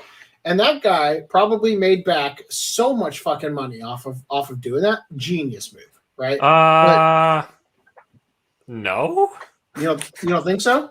Well, hold on. The only thing he's doing effectively when he does that is essentially giving a monopoly to his store. But the thing is, there's a lot of sets that are complete. They're complete failures. So you can open boxes, and their expected value is going to be regularly less than the steel box. In his store. In his I know store, what Brad's getting at. Okay, he would sell his own packs of Pokemon cards, but he would also go to Target, buy all of theirs. So when you went to Target and they were empty, you would come to his store, right? And then he had a case of all these rare Pokemon cards with various prices on them. Wow, look at how valuable! Shit, that Charizard's $300. I'll buy 10 packs of those cards. Maybe I'll get lucky. right? So it's not even about him selling that $25 Raichu back to you. It's about him creating the perception that these things, they're not even at Target. These things are worth so much money. I gotta buy one. You know what I mean? He was a genius. I love that guy. It's funny because you're kind of saying what's destroying my whole card game investment strategy. You weren't smart. That's what I like to buy that Black Lotus. Hold on. Smart enough to take out that 3-house loan for that Black Lotus. Right now, I'm really upset with this worldwide cardboard shortage because what is it? So right now, Wizards of the Coast, the people who make Magic or own Magic, they. Damn it! As soon as you put the camera on me, I'm like, "What am I talking about again?" No. So Wizards of the Coast, what they did is they got rid of MSRP. So now when they send the boxes to the local game stores, they just set whatever price they want. And people will see the lowest common denominator, obviously, and set the price to that. But when everyone's lowest common denominator is $100 over what it pre-ordered for, I have a huge problem with that. Because there's this one set. What is that? This is why I don't collect cards. So they have this one set called Jumpstart, which was supposed to be for a beginner product and all that stuff, but they had such a high demand and they have virtually no supply for it that I pre-ordered mine for $130, and it went up to like $270, and it's currently floating at $200. Because there's one card that is $100 USD and still rising because there's so few, that's the only printing of it, and there's so little in the circulation, and this is affecting every single release they're doing, and it's really pissing me off. Well, actually, no, I should correct myself. It's affecting Digimon, every single release of Digimon, because all the US releases sell out immediately, and like they pre-order for $110, $115, and then it's like, oh, it's $270 for the very first set that came out. And I'm like, great, I'm glad I didn't pre-order that because now I'm screwed. Hey, Random 11, I'm curious if you're still holding your diamond hands because AMC just shot up. Anyway. Sorry, you were talking about your investment strategy of cards, and I was looking at a more stable asset. Oh my god! Well, to be fair, cardboard always goes up during pandemics and stuff. Yes, so you've got a good strategy here. I hope you're selling. Oh god, selling. Well, no, I have a. So I mean, real quick, there's Magic has this thing called a reserve list, which is a list of cards that they will allegedly never reprint ever. And I have this one card from it that's floating at about $200 now, and I paid like $60 for it because I'm like, well, I'm never going to get a chance to buy this at this low price ever again. And the problem with this is that $60 and then inflation $200, it's like you're going to walk away with about $10 of value, right? By the time you sell it. Well, oh yeah, you're right with that. That same can be said with just our collecting of anime in general. Like, yeah, sure, I'm not collecting anime for the purpose of selling it. Well, yeah, exactly. Well, yeah. I like to call Magic my investment strategy for myself. I don't actually. You're investing yourself right into the poorhouse. Like, I like looking at seeing the value in my collection makes it feel that much more interesting. I'm like, dude, I got sick pulls and now they're worth like $1 gajillion. I am considering, though, when I have an income again, of just buying like some of these boxes, more specifically buying Yu-Gi-Oh again, because they have like Lance would know this. Maybe I shouldn't have given that job to you. No, I'm not going to be blowing it all on Yu-Gi-Oh cards. But what is it? $15. Yeah. but Lance would know this, I assume. They have this thing called Starlight Rares, which is like you get one in every however many boxes. Like, no, it said one per every 2 cases, which sounds like it means the booster I'm case, which is like I'm still 12 listening. booster boxes or something. So Nope. if you get one of those, it's like $600. I'm leaving on purpose. You must not have heard. I'll be right back. Continue. It's like $600. Yeah. The thing that's like got me is that I used to play Yu-Gi-Oh! I played it up until actually earlier this year, and I was trying to like get my Blue Eyes deck back to par, and I took out the prices of how much it would cost me because they fucking nerfed the hell out of the way I play my deck. For me to become competitive again with today's meta, even with them nerfing, You need to take out a loan. yeah, I think don't quote me on this, but I remember the number being upwards of $250, and that was to buy cards at the common price. Yeah, I Does was it- gonna say Starlight Rare is like, I don't think there's any exclusives now. I don't know about that. I've been hearing about these new rarities and the like how you can about the pack thing, but There's I Collector's Rare, which looks really cool, but that I don't think that's the only way to get some of these cards. the thing that I always played, I always looked into cards for their actual play value. That's why Oh, I for never sure. bought a fucking pot of I think it's Pot of Duality. Unfortunately, with Magic, the playability is quite closely tied to its financial value, whereas Yu-Gi-Oh's like the edition is what matters. It's like, oh, if I have the first printing, and then there's these cheapo printings that are like pennies. Whereas in Magic, it's like if it's playable, it's money. The thing is that kills me is that I have always thought the plainer Yu-Gi-Oh cards were the most beautiful. I don't know what it was about just the regular non-fooled card, good condition. I just always thought that had like a sexy vibe to it. I'm like, man, this card's awesome. And then you get this full card where I could never like look at it right. Oh, I don't know why, but to me, it always just they look better. But the thing that like looking back now is I have a lot of LOB, Legend of Blue Eyes, and because I started back then. Like my first Yu-Gi-Oh deck was the first Yu-Gi-Oh and Kaiba sets that came out in America. That was where I started. I got the Yugi deck because I got 2 Pegasus starters for whatever reason. I might have actually gotten 3. My one friend stole strategy. My friend stole my Relinquish. That's why I had to rebuy it. Damn. Oh, that sucks. That was a really damn good card in that set, especially around that meta. Because that It's was actually not worth all that much even now because it wasn't first edition though.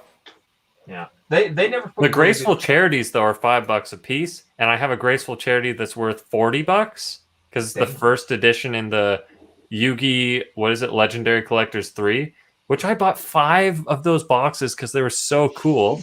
And now Dark Paladins shot up to $90 a piece. I have one of the misprints that Konami asked for back. Right, the Dark Magician. Dark Paladin. Oh, Dark Paladin. I have one of the misprints that Konami asked for back, but I have the rare misprint. I don't have this super rare. So there's one like worth like 200 something, one worth like 150, one worth like 85, 70. I don't know where exactly mine falls in, but I know it's the misprint. I got it in that case over there. But the thing is that it's just like I have told everyone I know that if you like, I don't care if it's worth $200. If you want it, I'll sell it to you if you're 80. Because it's a piece of fucking cardboard, and I'm never going to play it because it's worth too much for me to handle. I can buy a cheap ass version for $1. I'm like, if you want this thing for $80, you got it. What was misprinted about it again? Oh, the image was the wrong image. It's the wrong image. Exactly, it's a close up thing of it's a close up picture of the Dark Paladin kind of standing kind of stoic, and his staff is right beside him, where the other one's kind of him in an action pose. Assuming the Dark Paladin's a man, is him in kind of an action pose. It's more there's full art in a sense. Just so they're the one that they're actually printing on the cards now. Yeah. So it's an alternate art, effectively. Yeah. It was the art that they didn't mean to release. It was accidentally printed. They put the wrong art on the card, and there was literally a magazine put out that was like, please, if you have this card, we will give you the other one if you send us back. And I was like, fuck you guys. Like I have a pretty rare Black Lotus card misprint. It was Oh, printed yeah. as a Pokemon card. I'll give it to you guys for $20 million. we take that Pretty Monopoly convincing money? deal. Oh, my back. Okay. So, card discussion, very nice. But I'm going to move us on to continue because there's more to talk about tonight. I'm probably gonna be leaving in a couple minutes. Just We'll give go you a heads beyond the wall and enjoy some limited edition Attack on Titan sake. Tell me I bet you you would won't. not buy a tie with this design on it, too. up. I probably wouldn't. Had worn ties in years. Yes, I my would. my wife is texting me. That's And I hardly wear ties anyway.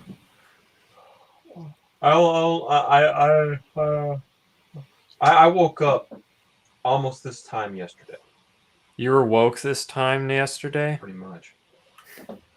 And when you only have one eye that's actually functioning, life becomes so much harder. Not trying to The bitch, lack but of depth it's fun. depth perception. Yeah, the thing is, it's just like I forget sometimes about how much I use my ability to use the good part of both eyes. And now that I just don't have like my right eye's fucked up on me, it's just like I'm like, good God, I don't know what mine tastes like. Okay. Evangelion World attraction at Fuji Q Highlands shuts down after 11 years. I realize I'm probably talking to nobody here, but this kind of reminds me of when Knott's Berry Farm took out the dinosaur ride after all those years. So the area is to make way for a new roller coaster. For over a decade, fans of the rebuild of Evangelion films were treated to an amazing attraction at Fuji Q Highland that featured real-life props, not sure what those are, life-sized Eva busts, and even situations in the film brought to life at Evangelion World. Is that like a situation where you lay down and a guy jerks off in his hand over you? No, yesterday. or you jerk off to Oscar laying in your bed. Just like it's like one of those real live girls, kind of things where you go into the room and they're like dancing behind the glass, but instead it's just like a figure of Asuka. Behind glass. It's a freaking, Yeah, it's you a go freaking into the dancing booth. model. You go into the booth for the full experience. When you're done, it goes, I'm so fucked up. Right? A little thing plays so that you know when the previous guy is finished, it's your turn. Oh. I keep Why are you coming all wearing the time. You come into this attraction 4 times. Why are you wearing a hat this time? You're right. I did come into this attraction. Oh. Though yesterday, the official Twitter account for the Fuji Q theme park announced that the attraction, alongside the Endless Abandoned Mine attraction, has closed indefinitely from May 9th to make room, I guess, for a roller coaster that is scheduled to begin operating in summer of 2022. The Evangelion World attraction was a fan favorite, opening near the premiere of the second film. Evangelion 2.0, You Cannot Advance. That was the second film. And then updated for the release of Evangelion 3.0, You Cannot Redo, featuring scenes from both films, including a life-sized beast version of the head of Unit 2 and the infamous elevator scene featuring Asuka and Rei. Damn. So infamous. It's a fucking Whoa. Wow, is the G? Do you think this is life-sized, or do you think it's life-sized, or do you think that like it's just like a miniature in the wall and some guy's trying to knock them over with his dick? Same question if they are life-sized. Anyway, Evangelion World was not updated for the release of 3.0 plus 1.0 Thrice Upon a Time. The Evangelion store attached to the attraction has also been closed, though merchandise from it can still be purchased from the official Fuji Q online store. I know All right. that you like to use the parentheses for a clever thing, but if you take out the not in the parentheses, the title sounds so stupid. You can redo you can advance or whatever. Congratulations, Shinji. You can redo. You can masturbate on me all over again. Oh. All Tune right. in next week. So, remember when we covered the D&D for disabled people? Yes. I want this to be my mount as the disabled person in D&D. I'm pretty sure that's a wheelchair. So, has Shinjuku's robot restaurant closed permanently? Hold on, let me load the images real quick. Being disabled? Oh. All right, just gonna load those images. All right, cool. Should have watched the video, but I didn't. Okay. I like to think of all of us just gathered around a table and Brad just like acting completely normal, sitting in that chair. Is just like, all right, guys, rolled a 16. That's a Fuck. Another thing not that a needs crit. to be in the thumbnail. God damn it, you're right. Hey, you know what? Let me do it because I've got the AI thing that'll cut this out much faster. All right, and I already sent the PTSD. Yeah.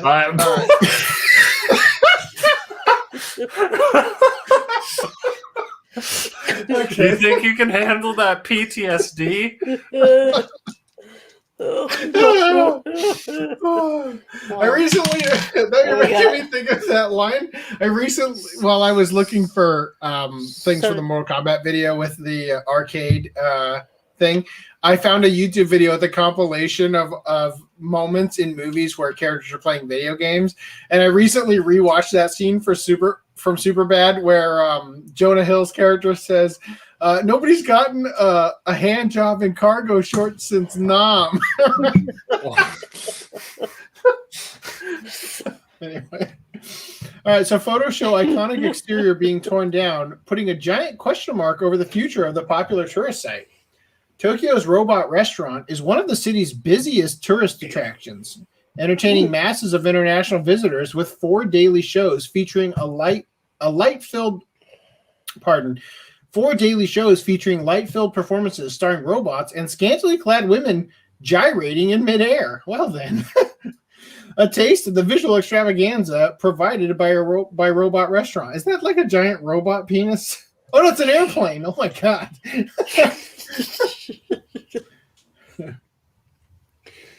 The place is more robot than restaurant, as tickets are priced at $78.26 US, with a small meal costing extra. Jesus. The Robot Restaurant is open to everyone. It's mostly frequented by foreign visitors. Yeah, because who else is gonna pay $80 a night to go eat at your favorite restaurant? Which means the place took a big hit when the country was shut off. Yep, that's how you phrase it. Was shut off to overseas tourists due to travel restrictions brought about by the coronavirus pandemic last year. In April 2020, the company announced it would be closing temporarily.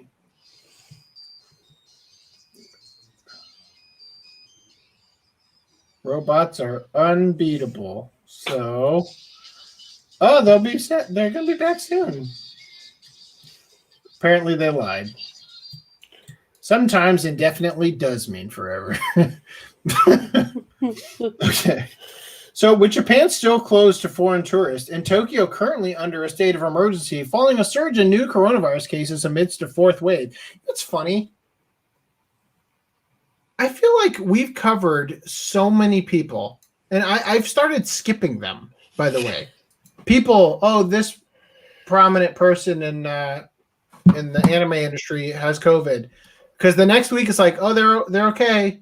They recovered. I think we've legitimately covered more people in the industry who've recovered from COVID than died from it. I think maybe 2 people total, not just the industry, but just like in general from Japan that we've covered. But anyway, with Japan still closed to foreign tourists and Tokyo currently under a state of emergency following a surge in new coronavirus cases amidst the 4th wave, Robot Restaurant has remained closed since April last year. While the official website still states that this is a temporary closure, people in Japan began to question whether that had now changed after images showed the giant sign outside the premise had been taken down. Oof, no. It's gone. Photos and videos shared online showed the huge sign being taken down by a team with a small crane truck on the 17th of April, almost a year to the day since Robot Restaurant announced its temporary closure. I thought you were going to say a team with a small something else. Balupas. 12-inch anacondas, or pythons. As soon as people around Japan saw the demolition work and the sign being carried out, and please show them on a screen. I have do not disturb. The LOL. Oh, okay. Okay, well, his internet's dead. That's why he texted me. Sorry to hear that about your internet. Glad you're still alive, though. Yeah, you said you were going, Lance. I thought you were going. Yeah, seriously. Okay. All right. I'm gonna finish this. What's behind the removal of the giant sign? Comments include: so Robot Restaurant is finally closing. How sad to see an iconic Kabukicho landmark disappear. Is it true that Robot Restaurant is closed? That place relied heavily on foreign tourists. Blah blah blah. All this obvious stuff. And first article of the night we should have just not covered. When we contacted Robot Restaurant directly, and they have not responded to their inquiries. Blah, blah, blah, blah. All right, moving on. Okay, more interesting. Fish and Evangelion-inspired oxygen enema treatment developed by Japanese researchers. Get in the anus, Shinji. Oh. Luckily, no entry plug is needed. Hold on, there are images, so, we need to see them, of course. Of course, I didn't let them load like a fucking idiot. Yes. There we go. Yes. There we go. All right. Luckily, no entry plug is needed. As we've been seeing for the past year, COVID-19 tends to do its worst damage when medical facilities get overwhelmed and run out of essential equipment like ventilators. While larger supplies of this equipment is sorely needed, so are alternatives that can help mitigate the damage caused by shortages. I'm not sure exactly because I read part of this already, and I'm starting to question how that connects to what we're about to see. Now it seems as if a team of scientists from Tokyo Medical and Dental University may have struck upon such a treatment. As is often the case, it all began with the humble loach and ended with an enema named after biomechanical giant robots. Loaches are small eel-like fish commonly used as food in Japan. Those familiar with loaches will know they can be quite durable and even survive outside of water for relatively long periods. This takes you to an article where they talk about a warning at a restaurant where warning your fish may come back to life while you try to eat it or something like that. Anyway, one reason for this is their unique special ability to breathe through their intestines, more specifically their posterior intestine, also known in some scientific circles as the poop chute. It stands to reason, as this body part is often associated with the expulsion of gas for many species, from snakes to my pet dog just now, I swear it was him, and as thoroughly documented in both Jackass and the Howard Stern Show, some humans have mastered the art of inhaling air through their posterior as well, a skill which they use to fart on command. Sadly, our staff has no such skills and need to resort to yams and milk to generate farts. Loaches have taken this concept one step further and been able to efficiently absorb oxygen through their intestine, which can supplement any deficiencies from normal breathing. To put it bluntly, they can breathe in through their butt. This current research set out to find if humans might also have such an ability. If so, then an anally administered dose of O2 might give someone with severe respiratory illness a fighting chance at survival.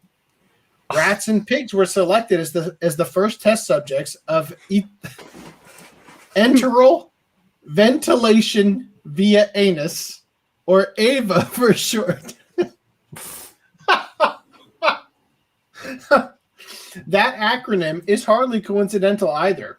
The Japanese researchers were also crediting the partial influence of the anime series Evangelion, in which characters breathe an oxygen-rich liquid called LCL while piloting AVA units. The concept has also led to a line of ASMR videos of what it sounds like in LCL. When oxygen was introduced to the rectums of test subjects in both gaseous G-AVA and liquid L-AVA mixtures, they exhibited an improved physical condition and no noticeable side effects. Liquid was considered the ideal method as it could be administered far more easily as a simple enema. Human testing has yet to be conducted, but the team is confident that it could work just as well. Meanwhile, readers of the news online were having as much fun as you can imagine with Evangelion-themed anal medical treatments. Code 1145154 Beast Mode. Okay. So they are saying that LCL works through the butt. Psat, what? Mikado-san, something is entering my butt. Psat, Mikado-san, what? Okay. I would have sworn this was some parody news, but it isn't. Technically, the whole breathing liquid was done in the abyss first, but Evangelion is definitely a popular example of it. Anime has taught me that it's possible to survive by drinking water through your butt, too. This is a lot of information to process. Maybe if someone puts it up my butt, too, I'll understand it better.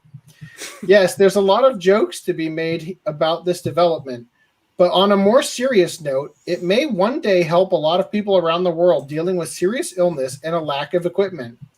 It just goes to show that our butts are precious instruments that have the power to give life and take it away.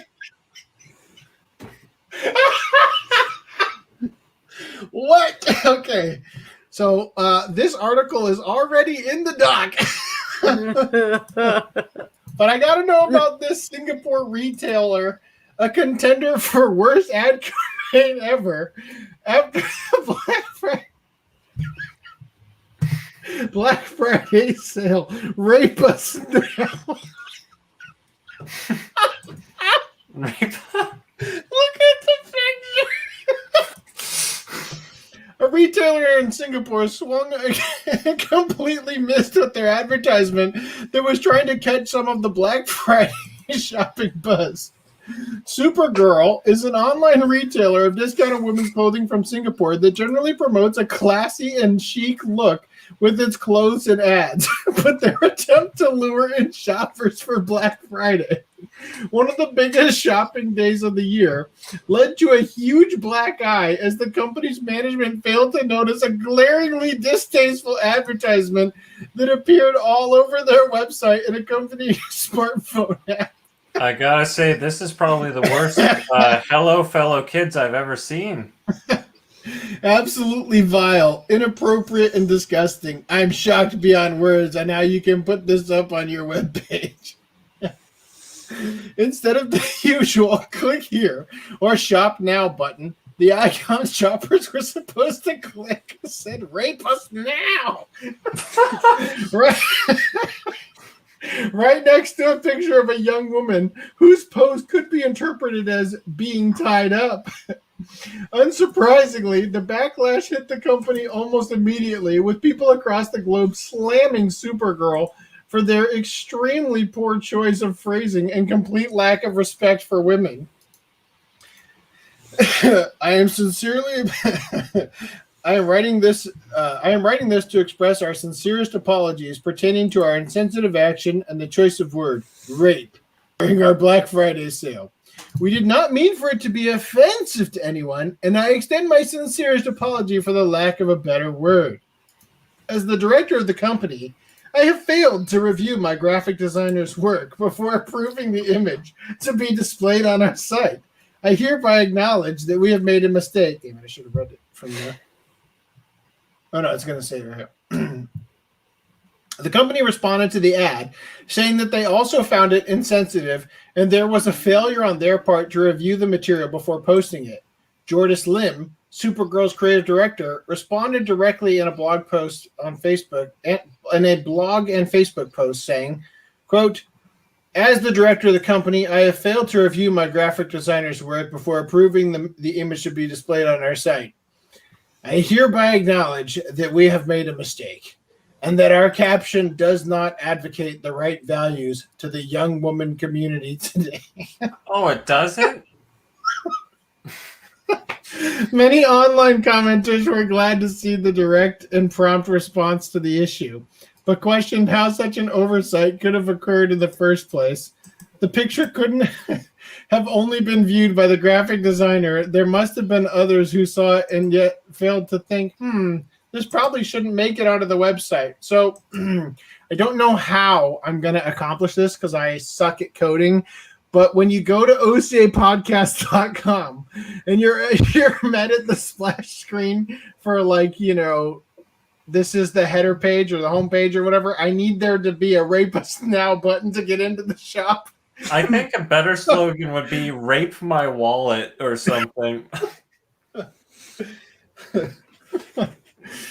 Which, by the way, this article, one phrase reminded me of, do not show this on stream, but this is a custom card that was called the Reaper of the Abyss.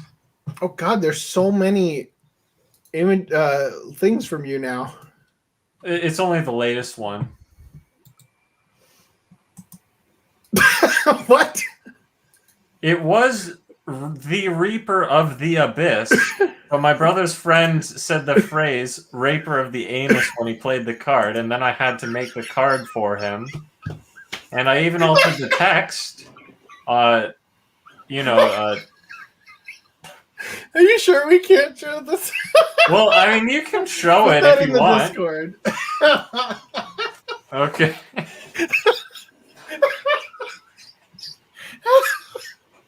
Oh, God, that's good. I'll have to put it in the velvet room. Oh, that's good.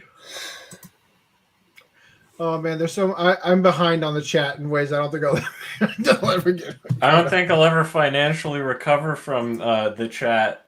That's what you mean. The picture couldn't have only been viewed by the graphic designer. There must have been others who saw it and yet failed to think, this probably shouldn't make it onto the website. Hopefully, this incident has taught Supergirl the error of their ways, and maybe next November we will see an ad that has the tagline, "Just give us your money." And nobody gets hurt. I don't want to rape you. I just want the paper. To quote Notorious B.I.G.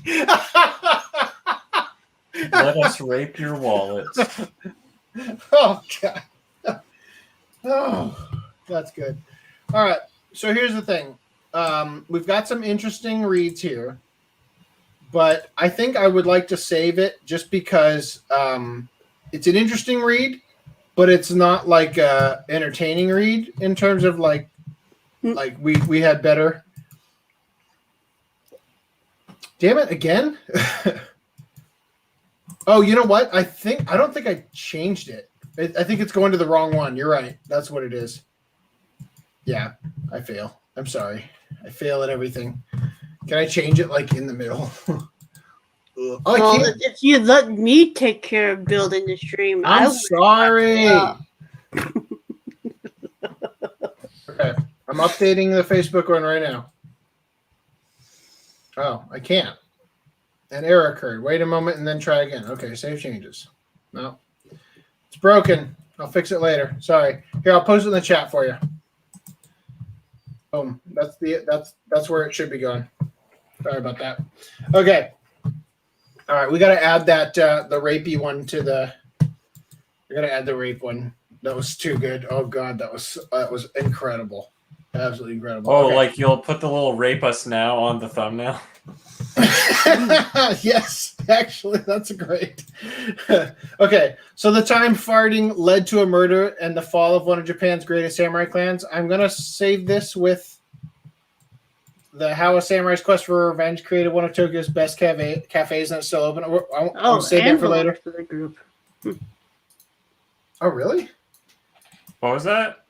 Okay, well, I need to fix this because for some reason, when I copied and pasted the description from the previous podcast, FDDNM's. Oh, actually, I can just fix this right here. Actually, this This is something I can fix. Facebook. It had FDDNM's YouTube link says youtube.com/FDDNM and then like weird star question mark symbol. So I don't know. The Facebook. Oh, it is. Yeah, because it's doing. God damn it.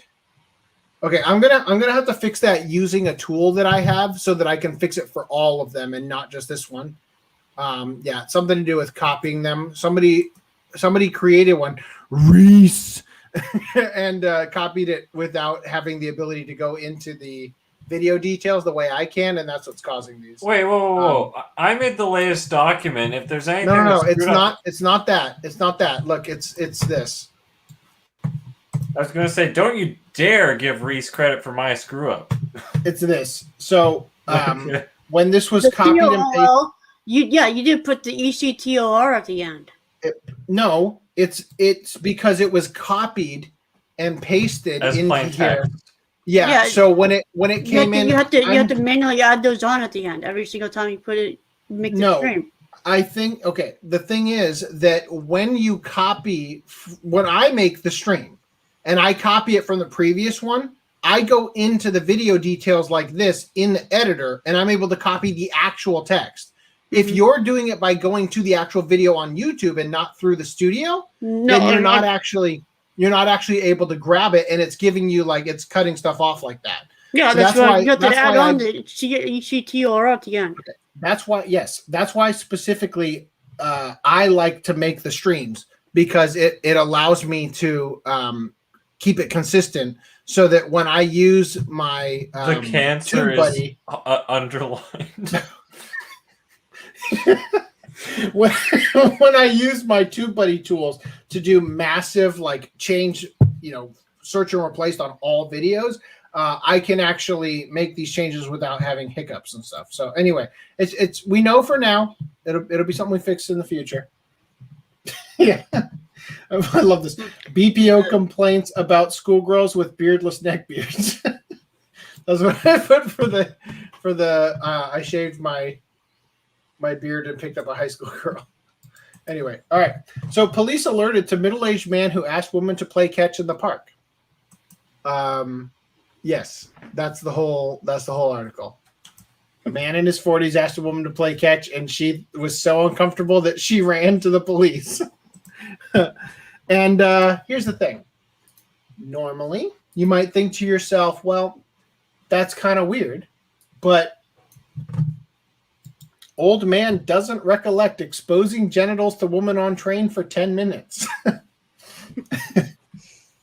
So there's another one I didn't share because the image was a little too spicy, and I just like, well, fuck it. There's too many articles in the doc already about a man who convinced a woman to help him pee outside by like saying that he couldn't use his hands for some reason, so he had her take his junk out so he could relieve himself outdoors at his own house. I don't know. Women are extremely easy to bully into doing lewd things in Japan, apparently. So I'm guessing this woman's like, "Oh God, no! He wants me to play catch. I'm gonna reach into the glove, and his dick is gonna be in there somehow." All right, so let's not read this one. There's nothing special about it. Takamatsu man arrested for car bombing person whose parking method he disapproved of. Leaving a note on the windshield was apparently too subtle. Every once in a while, a case of aggressive passive aggressiveness appears. This is where a perpetrator, instead of confronting the person they have a problem with directly, will resort to something even more drastic to get their message across indirectly. Past cases include the restaurant manager who secretly poisoned his staff for poor work performance, and the head of a kindergarten who spit on a group of kids who were in his way. Now, a 27-year-old office worker in Takamatsu City in Kagawa Prefecture has decided to express his displeasure with another man's parking style through the use of explosives. On the morning of the 8th of May, a 56-year-old man got into his compact car that was parked in the lot of a shopping center and started the engine. Very soon after that, the front end exploded. Luckily, the blast didn't appear to be too strong, and only damaged the front bumper of the vehicle, leaving the driver unharmed. So, yeah, there's actually a news report showing the burnt asphalt left behind from the incident here. Wow. It's almost like nothing even happened. Oh, shit, a piece of the bumper.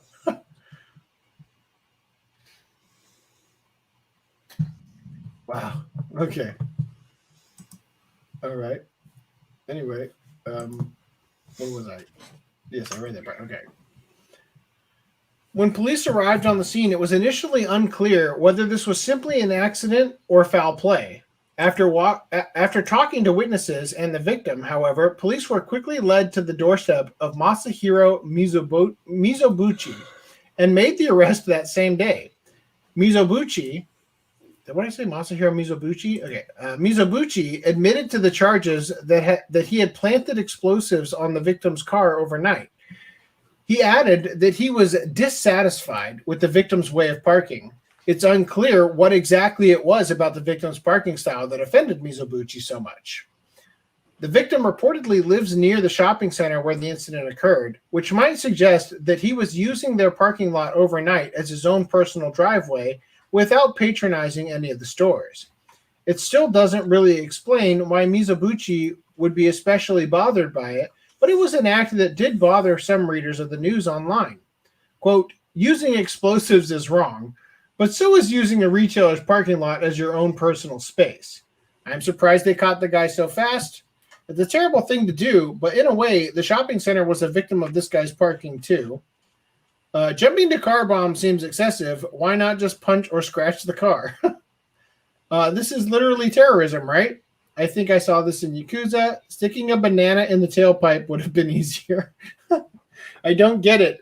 Was he upset that the guy was parking in a private lot overnight? Someone explain it to me. It still doesn't quite add up that the suspect was simply upset over the illicit use of a business's parking lot. If that was merely the case, then a simple call to the police would have been far more effective, and more importantly, would not have made himself a criminal in the process. Sadly, not holding out hope for a clear motive to be reported, for 8 months now, I've been regularly searching for an explanation about the guy who stole 7 piano covers and have yet to get any closure on that whatsoever. We covered that, I think. All right, there's another one that was kind of a dud. Sorry about that. All right, this one was good. Reese, you ready for this? No.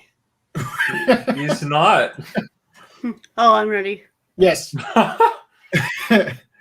Tokyo police arrest teen for having knife 2 millimeters too long.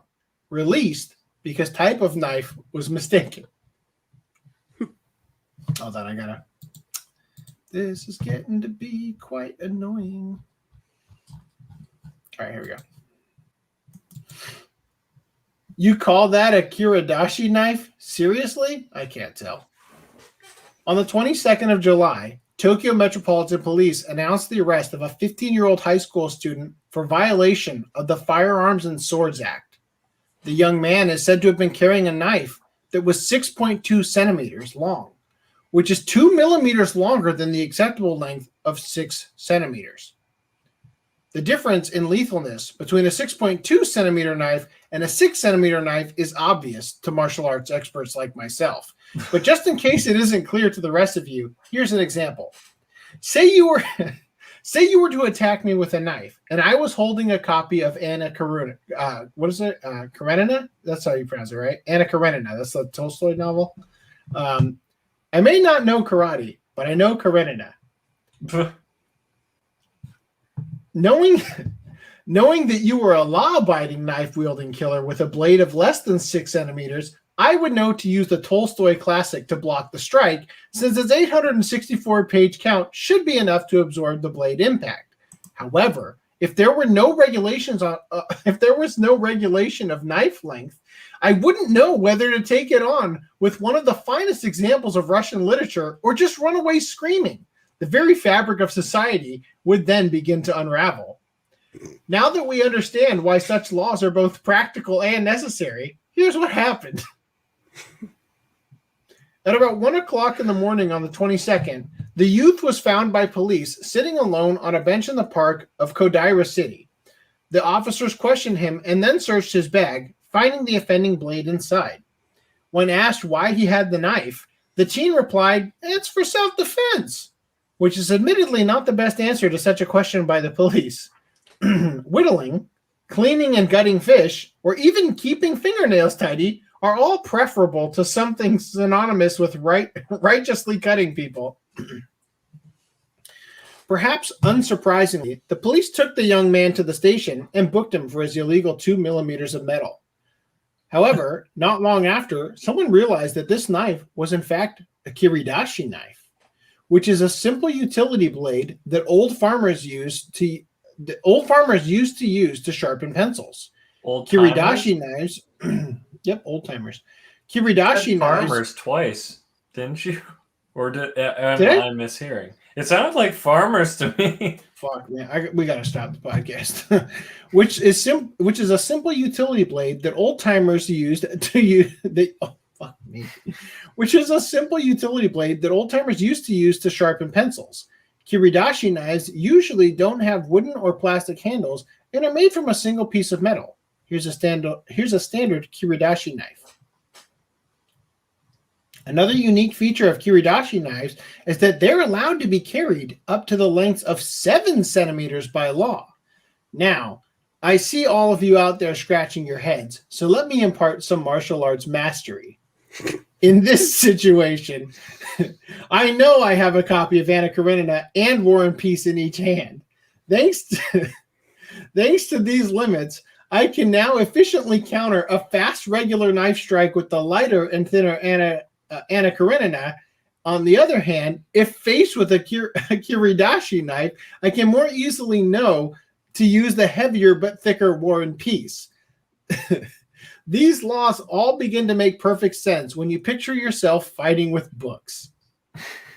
In addition to making literary defense easier, this rule also deemed the boy's knife well within the legal limits, and the police were left with no choice but to release him at 10 a.m. the same day. Like many of us, netizens really didn't know what to make of this incident. Quote, I don't think we're allowed to carry self-defense knives, are we? Knives don't make themselves too long, people. Okay. Oh, knives don't make themselves too long. People do. Jesus. What is a 15-year-old doing in a park in the middle of the night with a knife anyway? It's scary that the police can just round you up for carrying a knife. A kiridashi knife looks a lot more dangerous than other knives. He was in jail for 9 hours. He should sue for wrongful arrest. Like that. I hope he went to sleep at least for most of that time as a free hotel stay. Yeah. There is no word from the teen or his family yet, but a police spokesperson said they are investigating new charges of carrying a concealed weapon. They also said they will strive to improve the education of officers with regards to proper knife identification. It isn't really clear who is right or wrong in this situation. It'd be funny if, like, among his things, it checked out that he was using it for self-defense because we also found Leo Tolstoy's War and Peace and Anna Karenina in his belongings. Among Us? It isn't really clear who's in the right or wrong in this situation, but one thing is certain, knife ownership in Japan is really difficult. So when purchasing or making one out of pasta, be sure to consult the laws and regulations surrounding some dangerous tools thoroughly. All right. That's kind of weird. I bought a total of 5 blades, including those terrible set of 3 things, swords from Chinatown when I was like 14. And I mean, what's the laws on that? Like, by the sounds of what they say, Firearms and Swords Act. It's like this is in Japan. I know. So because they have a grand history of swords, does that mean that they have stricter regulations on it? And I'm just sitting here like, dude, this act goes all the way back to when the Shinsengumi were the only ones allowed to have swords. I'm not kidding. Like, this is like a long-standing thing in Japan about swords. I think the idea is obviously, look, swords. Obviously, you can have knives. longer than that, but you can't carry them in public in Japan. Unless you're a chef going from work Yeah, to you work. have to have, like, if they say, what do you got? Why do you have these knives? And it's like you're wearing a chef's hat and everything, and you're like, are you serious? Like, So what if I I'm go a sushi, full I'm a weeaboo Teppen table chef, right? You know, what if I go whatever. full and have like the sword attached to my belt at just walking through the street with that, like Yeah. Anyway, so let's power through these last two articles that are pretty short from Sankaku Complex, and then let's just leave these for another time. Actually, this one is the Rape Me one. I just put that on the other page over here. Okay, so actually, let's address the chat real quick. Have I missed anything grand? yes, I said add rape us to the thumb. Okay, that'll happen. Don't worry. All right, I'm gonna start around. Oh, I'm gonna start around this part. I'm not your mom, Random 11. Or you're not my mom. Pokemon put countermeasure cards in packs to stop people from being able to weigh packs. That's interesting. So they actually are trying to defeat the weighing system by using like an additional card that counter weighs to make them all weigh the same. Actually, or whatever. In other games, I think Force of Will did this. Maybe they didn't, but at least for Force of Will, they have like a guaranteed foil in every single pack. So essentially, what they'd do is they'd have like a shitty foil for most of them. Yeah, they have a guaranteed foil. A foil. They foil of this replaced, card, right? Yes, the foil energy. But I think the foil energies are actually like a bit more because it's like an average of like $2 or something because it's kind of desirable. But anyway, so what happens is when you get a super rare whatever card, they replace that slot with that card. So then it weighs the same essentially. Though that instead of 10 cards, it would be 9 cards. No. It's still 10 cards, but they replace that slot with that the super rare card. Like so I gotcha. So it's basically what I said about you're gonna get in Pokemon you would always get a foil, always, but most of the time likely what they do. Stop. Yeah. Anyway, so they give code cards in each pack, so you can redeem a digital pack in the online game, and depending on if the pack has a holo or not, they use differently weighted code cards to even out the packs. Speaking of holo. Anybody out there who isn't already subscribed to Holographic, go check him out because his channel's about to get like obliterated because of it sounds like Japanese he took down every video. That's like his whole damn channel. I know, it's tragic. But he took down virtually every video. I think that it forcing him to branch out to other anime is overall going to bring his channel up. You know? Yeah, like, I think it'll be better for him in the long run. I think he was going to actually branch out anyway. The ReZero live readings are still good. Yeah, which is funny to me because I feel like even though I think he is being transformative or whatever, I think that those are the most likely thing of all of his content to get, flagged or whatever. Yeah, because it's literally reading the content. But it sounded like he was branching out because I think he was saying, I don't know if he would say that he was tired of making ReZero content, but he just wanted to make stuff. He was tired of making content that he was getting penalized for that sure. Too. But overall, I do think it's a good idea because I find a lot of these YouTubers who specify in one specific anime, the well runs dry. And then it's like, oh, Deku has a new, differently colored nipple in the latest preview of My Hero Academia movie. Oh, yeah. Okay. No, he doesn't have a different colored nipple. He has a third nipple. Oh, he has a third nipple. So Random 11 also said, Reese, I am your double grandpa. Great throwback. I believe he's got the double grandpa status on Discord. He also said he bought a Charizard from from his local card shop for $36. Oh yeah, by the was holographic. Still, extra comment on this. Those code cards things. I didn't realize they were weighted differently, so that's actually kind of interesting. That's good because the super rare whatever editions sometimes have textures, which adds more to the card, so that would be more than a regular holo, so that makes sense. But there was this quote scam where the code cards are literally if it's a white code card, you hit bank.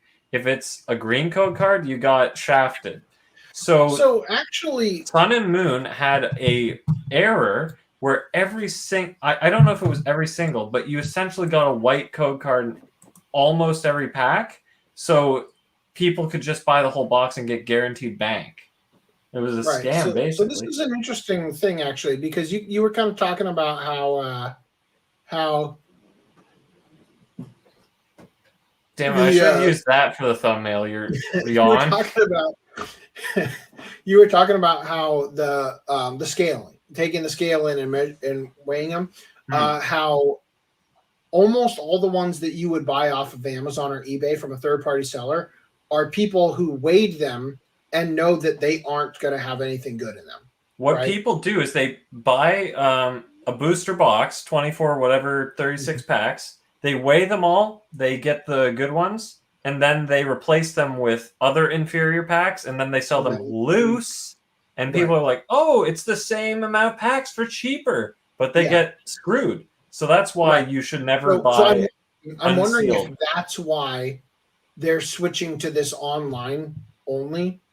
So that if you buy from Target, then like on their website, then you're not going to risk this other that thing. Would only really be the store would have alleviated that anyway. No, that would only be viable if they were selling the single boosters online through the Pokemon Center or whatever it's called, because like that's the only way they could weigh them and scalp them.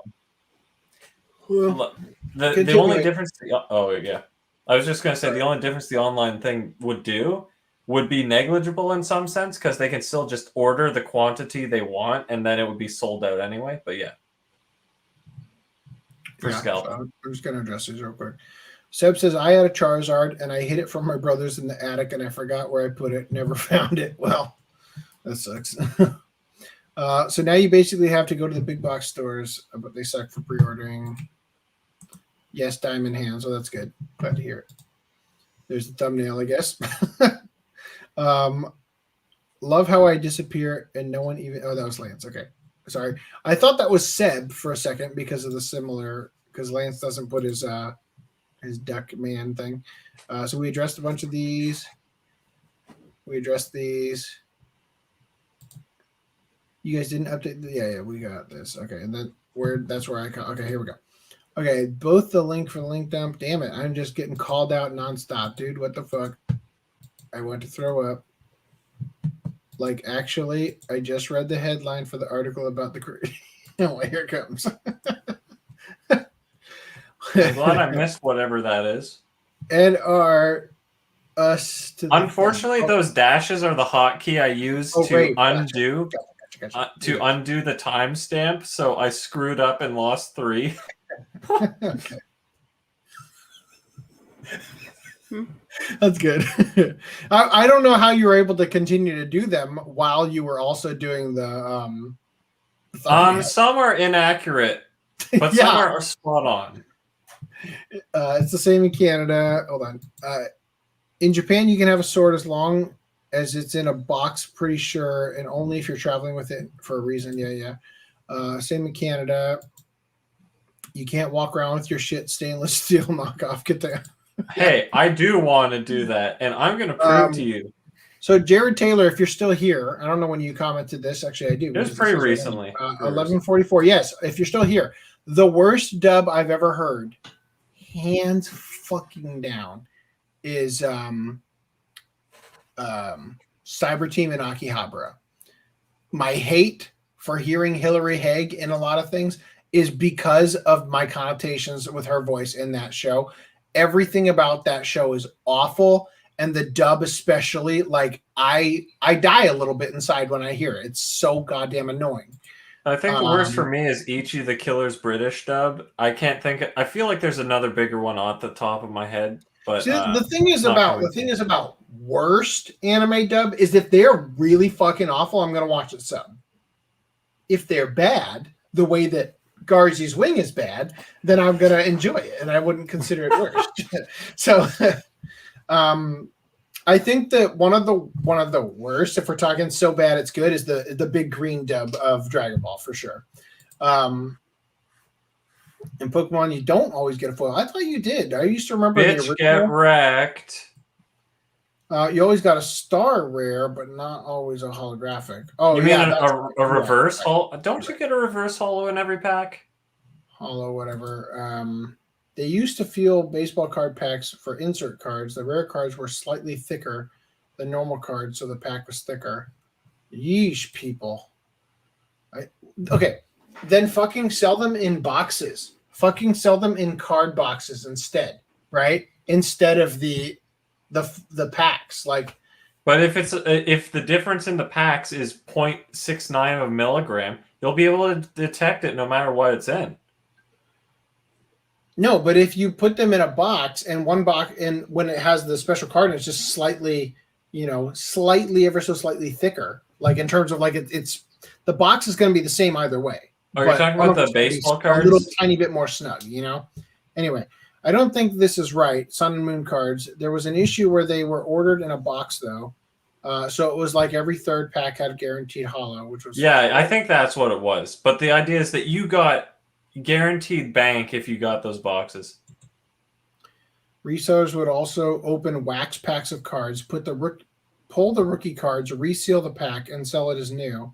Yeah, in Magic, you can actually search the old packs because they have white on the top and bottom. So you can just strategically push the cards up and down and then reseal them and stuff. Yes, nowadays most says you always get a reverse haul. Huh. Interesting. All right. So let's do these last two. Old man doesn't recollect exposing genitals to woman on train for 10 minutes. Yet another old pervert has been arrested after being unable to contain their youthful urges, as the 58-year-old was said to have exposed his genitals to a woman on the train.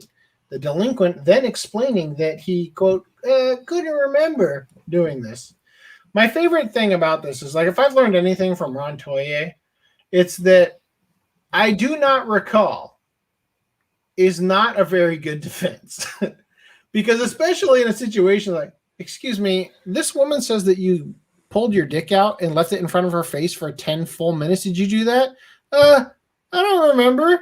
Is not as good of denial as fuck no, of course not. That's weird. She's crazy, right? You know what I mean? Like, absolutely not. I didn't do that. No, I don't remember. What was the thing? Deny. A woman riding a train on the Japan Railway Kobe line between the Kakokawa and Nishiakashi stations was startled to find an old man, a company employee, exposing his lower region in her direction.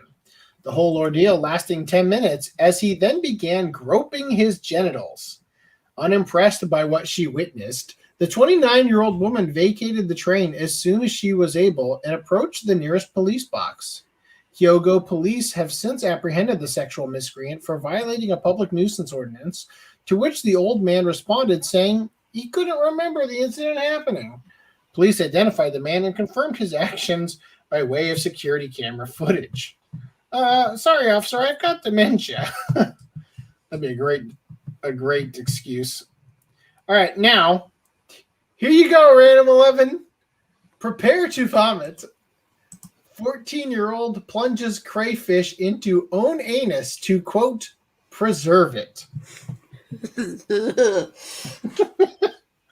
The fixation of Chinese individuals with plunging objects into sensitive areas of their body is relentless, as the saga now tells of a 14-year-old boy who inserted a crayfish into his anus, specifically to dry out the poor critter so that he could, quote, preserve it, and immediately having the opposite effect. The 14-year-old boy named Xiao Ying thrust the live crustacean into his bottom whilst night fishing with his grandfather in Taizhou in Zhejiang province. But the creature was not amused by its anal adventure and abruptly tore at the boy's intestines with its claws. Okay, for real now. How fucking bad is that urge for these weirdos? I'm going to set the scene. It's the middle of the night. You're on a fucking boat with your goddamn grandpa and you're fishing. And you catch a crayfish and you're like, fuck, I need this in my asshole right now. Grandpa, what's that over there? Yank down your pants and shove that shit up. Like, how? How is, like, stick it in your damn pocket and take it home and experience this horrible nightmare later? Oh my God, guys. The draw is too strong.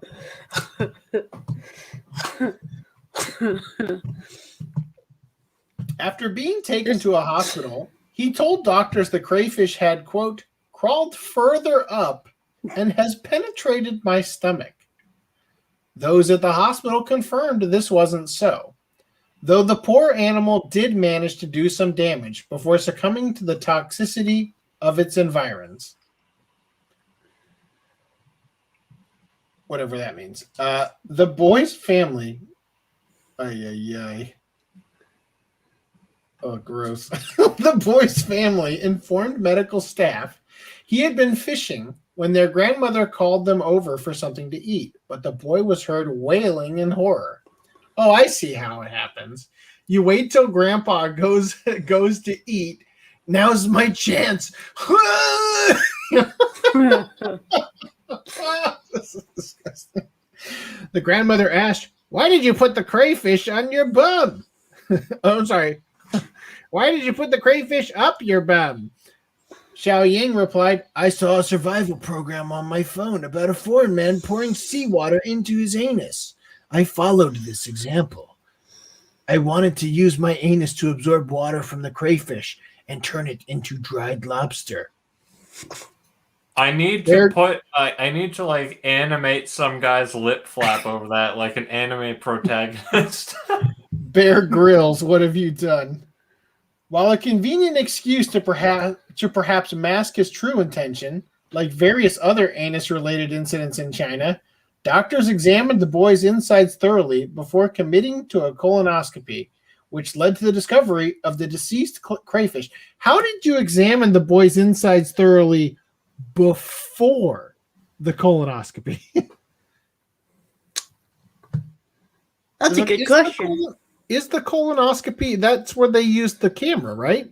Yeah, that's what they have them.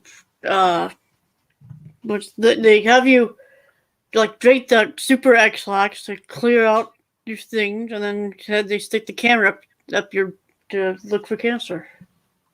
Wow. What a world. What if his real goal was to just get them to wriggle around a camera in his insides because that's what he really wanted?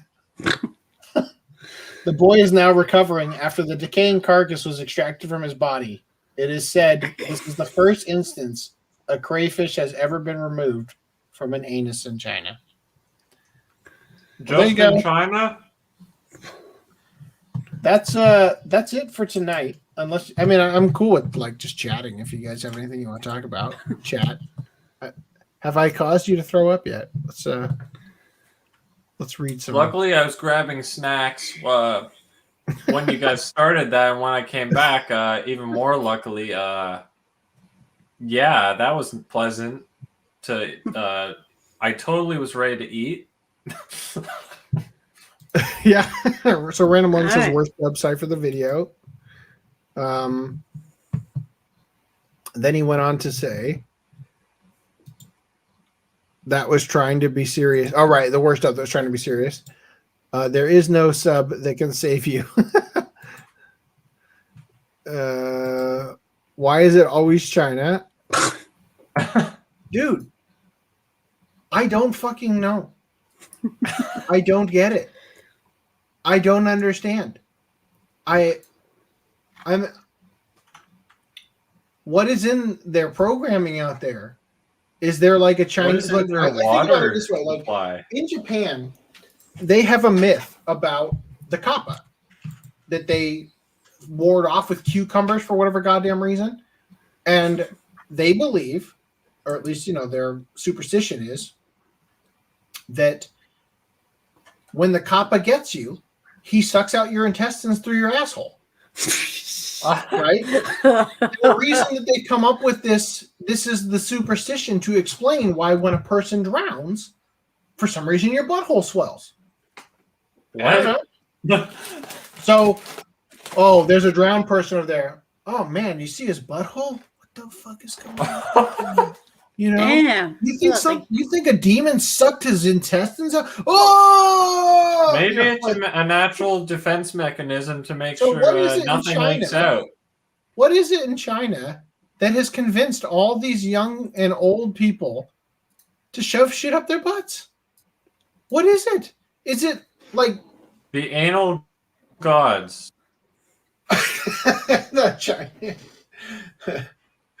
the Chinese dragon? My zodiac sign tells me It's the anus. some asshole. That'd be hilarious. You find out some asshole who's like he works for the top horoscope company. So every once in a while he slips in the horoscope that says treasure to be found up your anus today or something like it. People believe it. Great fortune is to be found up your butt. I thought animals stopped panicking when they can't see in the dark. God, not this one. You could do an ultrasound to make sure it hadn't made its way into something. That's true. First instance that we. Yeah. Oh God. See, the thing is, to me, is like the excuses that they have come up with. So far, we have covered a guy who had a bottle inserted all the way up, who said it slipped. I was scratching myself and it just slipped, and the whole bottle went all the way up into my butt to the point where you had to attach a metal wire and yank it out. This was in one of my rewatches of podcast, I think 84. We covered that one. There was the guy who stuck a fish up his butt and said, "Oh, must have sat on it." And again, it's always China. It's always China. Anyway, guys, anything you want to talk about before we wrap things up? Not really. I imagine you guys are even more tired than me because I had a nap and an energy drink, like not too long ago. So anyway, if that's it, chat, I love you guys. I'm glad to have spent some time with you. I feel like we had a much better show than last week, which I feel I'm haunted by. So what are we talking about next week? Because I've got the next 2 days off, and especially because probably going to sleep is going to be a little bit harder than normal would be because I'm filled with caffeine. I'm going to watch some more Golden Kamuy. So hopefully I get through season 1 by next week, which I should easily get through season 1 because I'm more than halfway done at least. But so you're gonna have to find another image then, because the one I got is from season 2. Oh well, I mean, I'm gonna start watching season 2. The watch club for this is I'm talking. I mean, like for the header image for the dog. Yeah, And stuff. I know. I'm saying that I'm gonna try to be done with season 1 by next week, but the overall like what we're going through is not just season 1, right? It's season 1 and 2. So continuing forward, we can use more, so it's not the end of the world. Anyway, other than that, yeah. And then again, after that, it's going to be Parasite the Maxim. And again, I'm going to try my hardest. I'm really trying to crank out this Mortal Kombat video.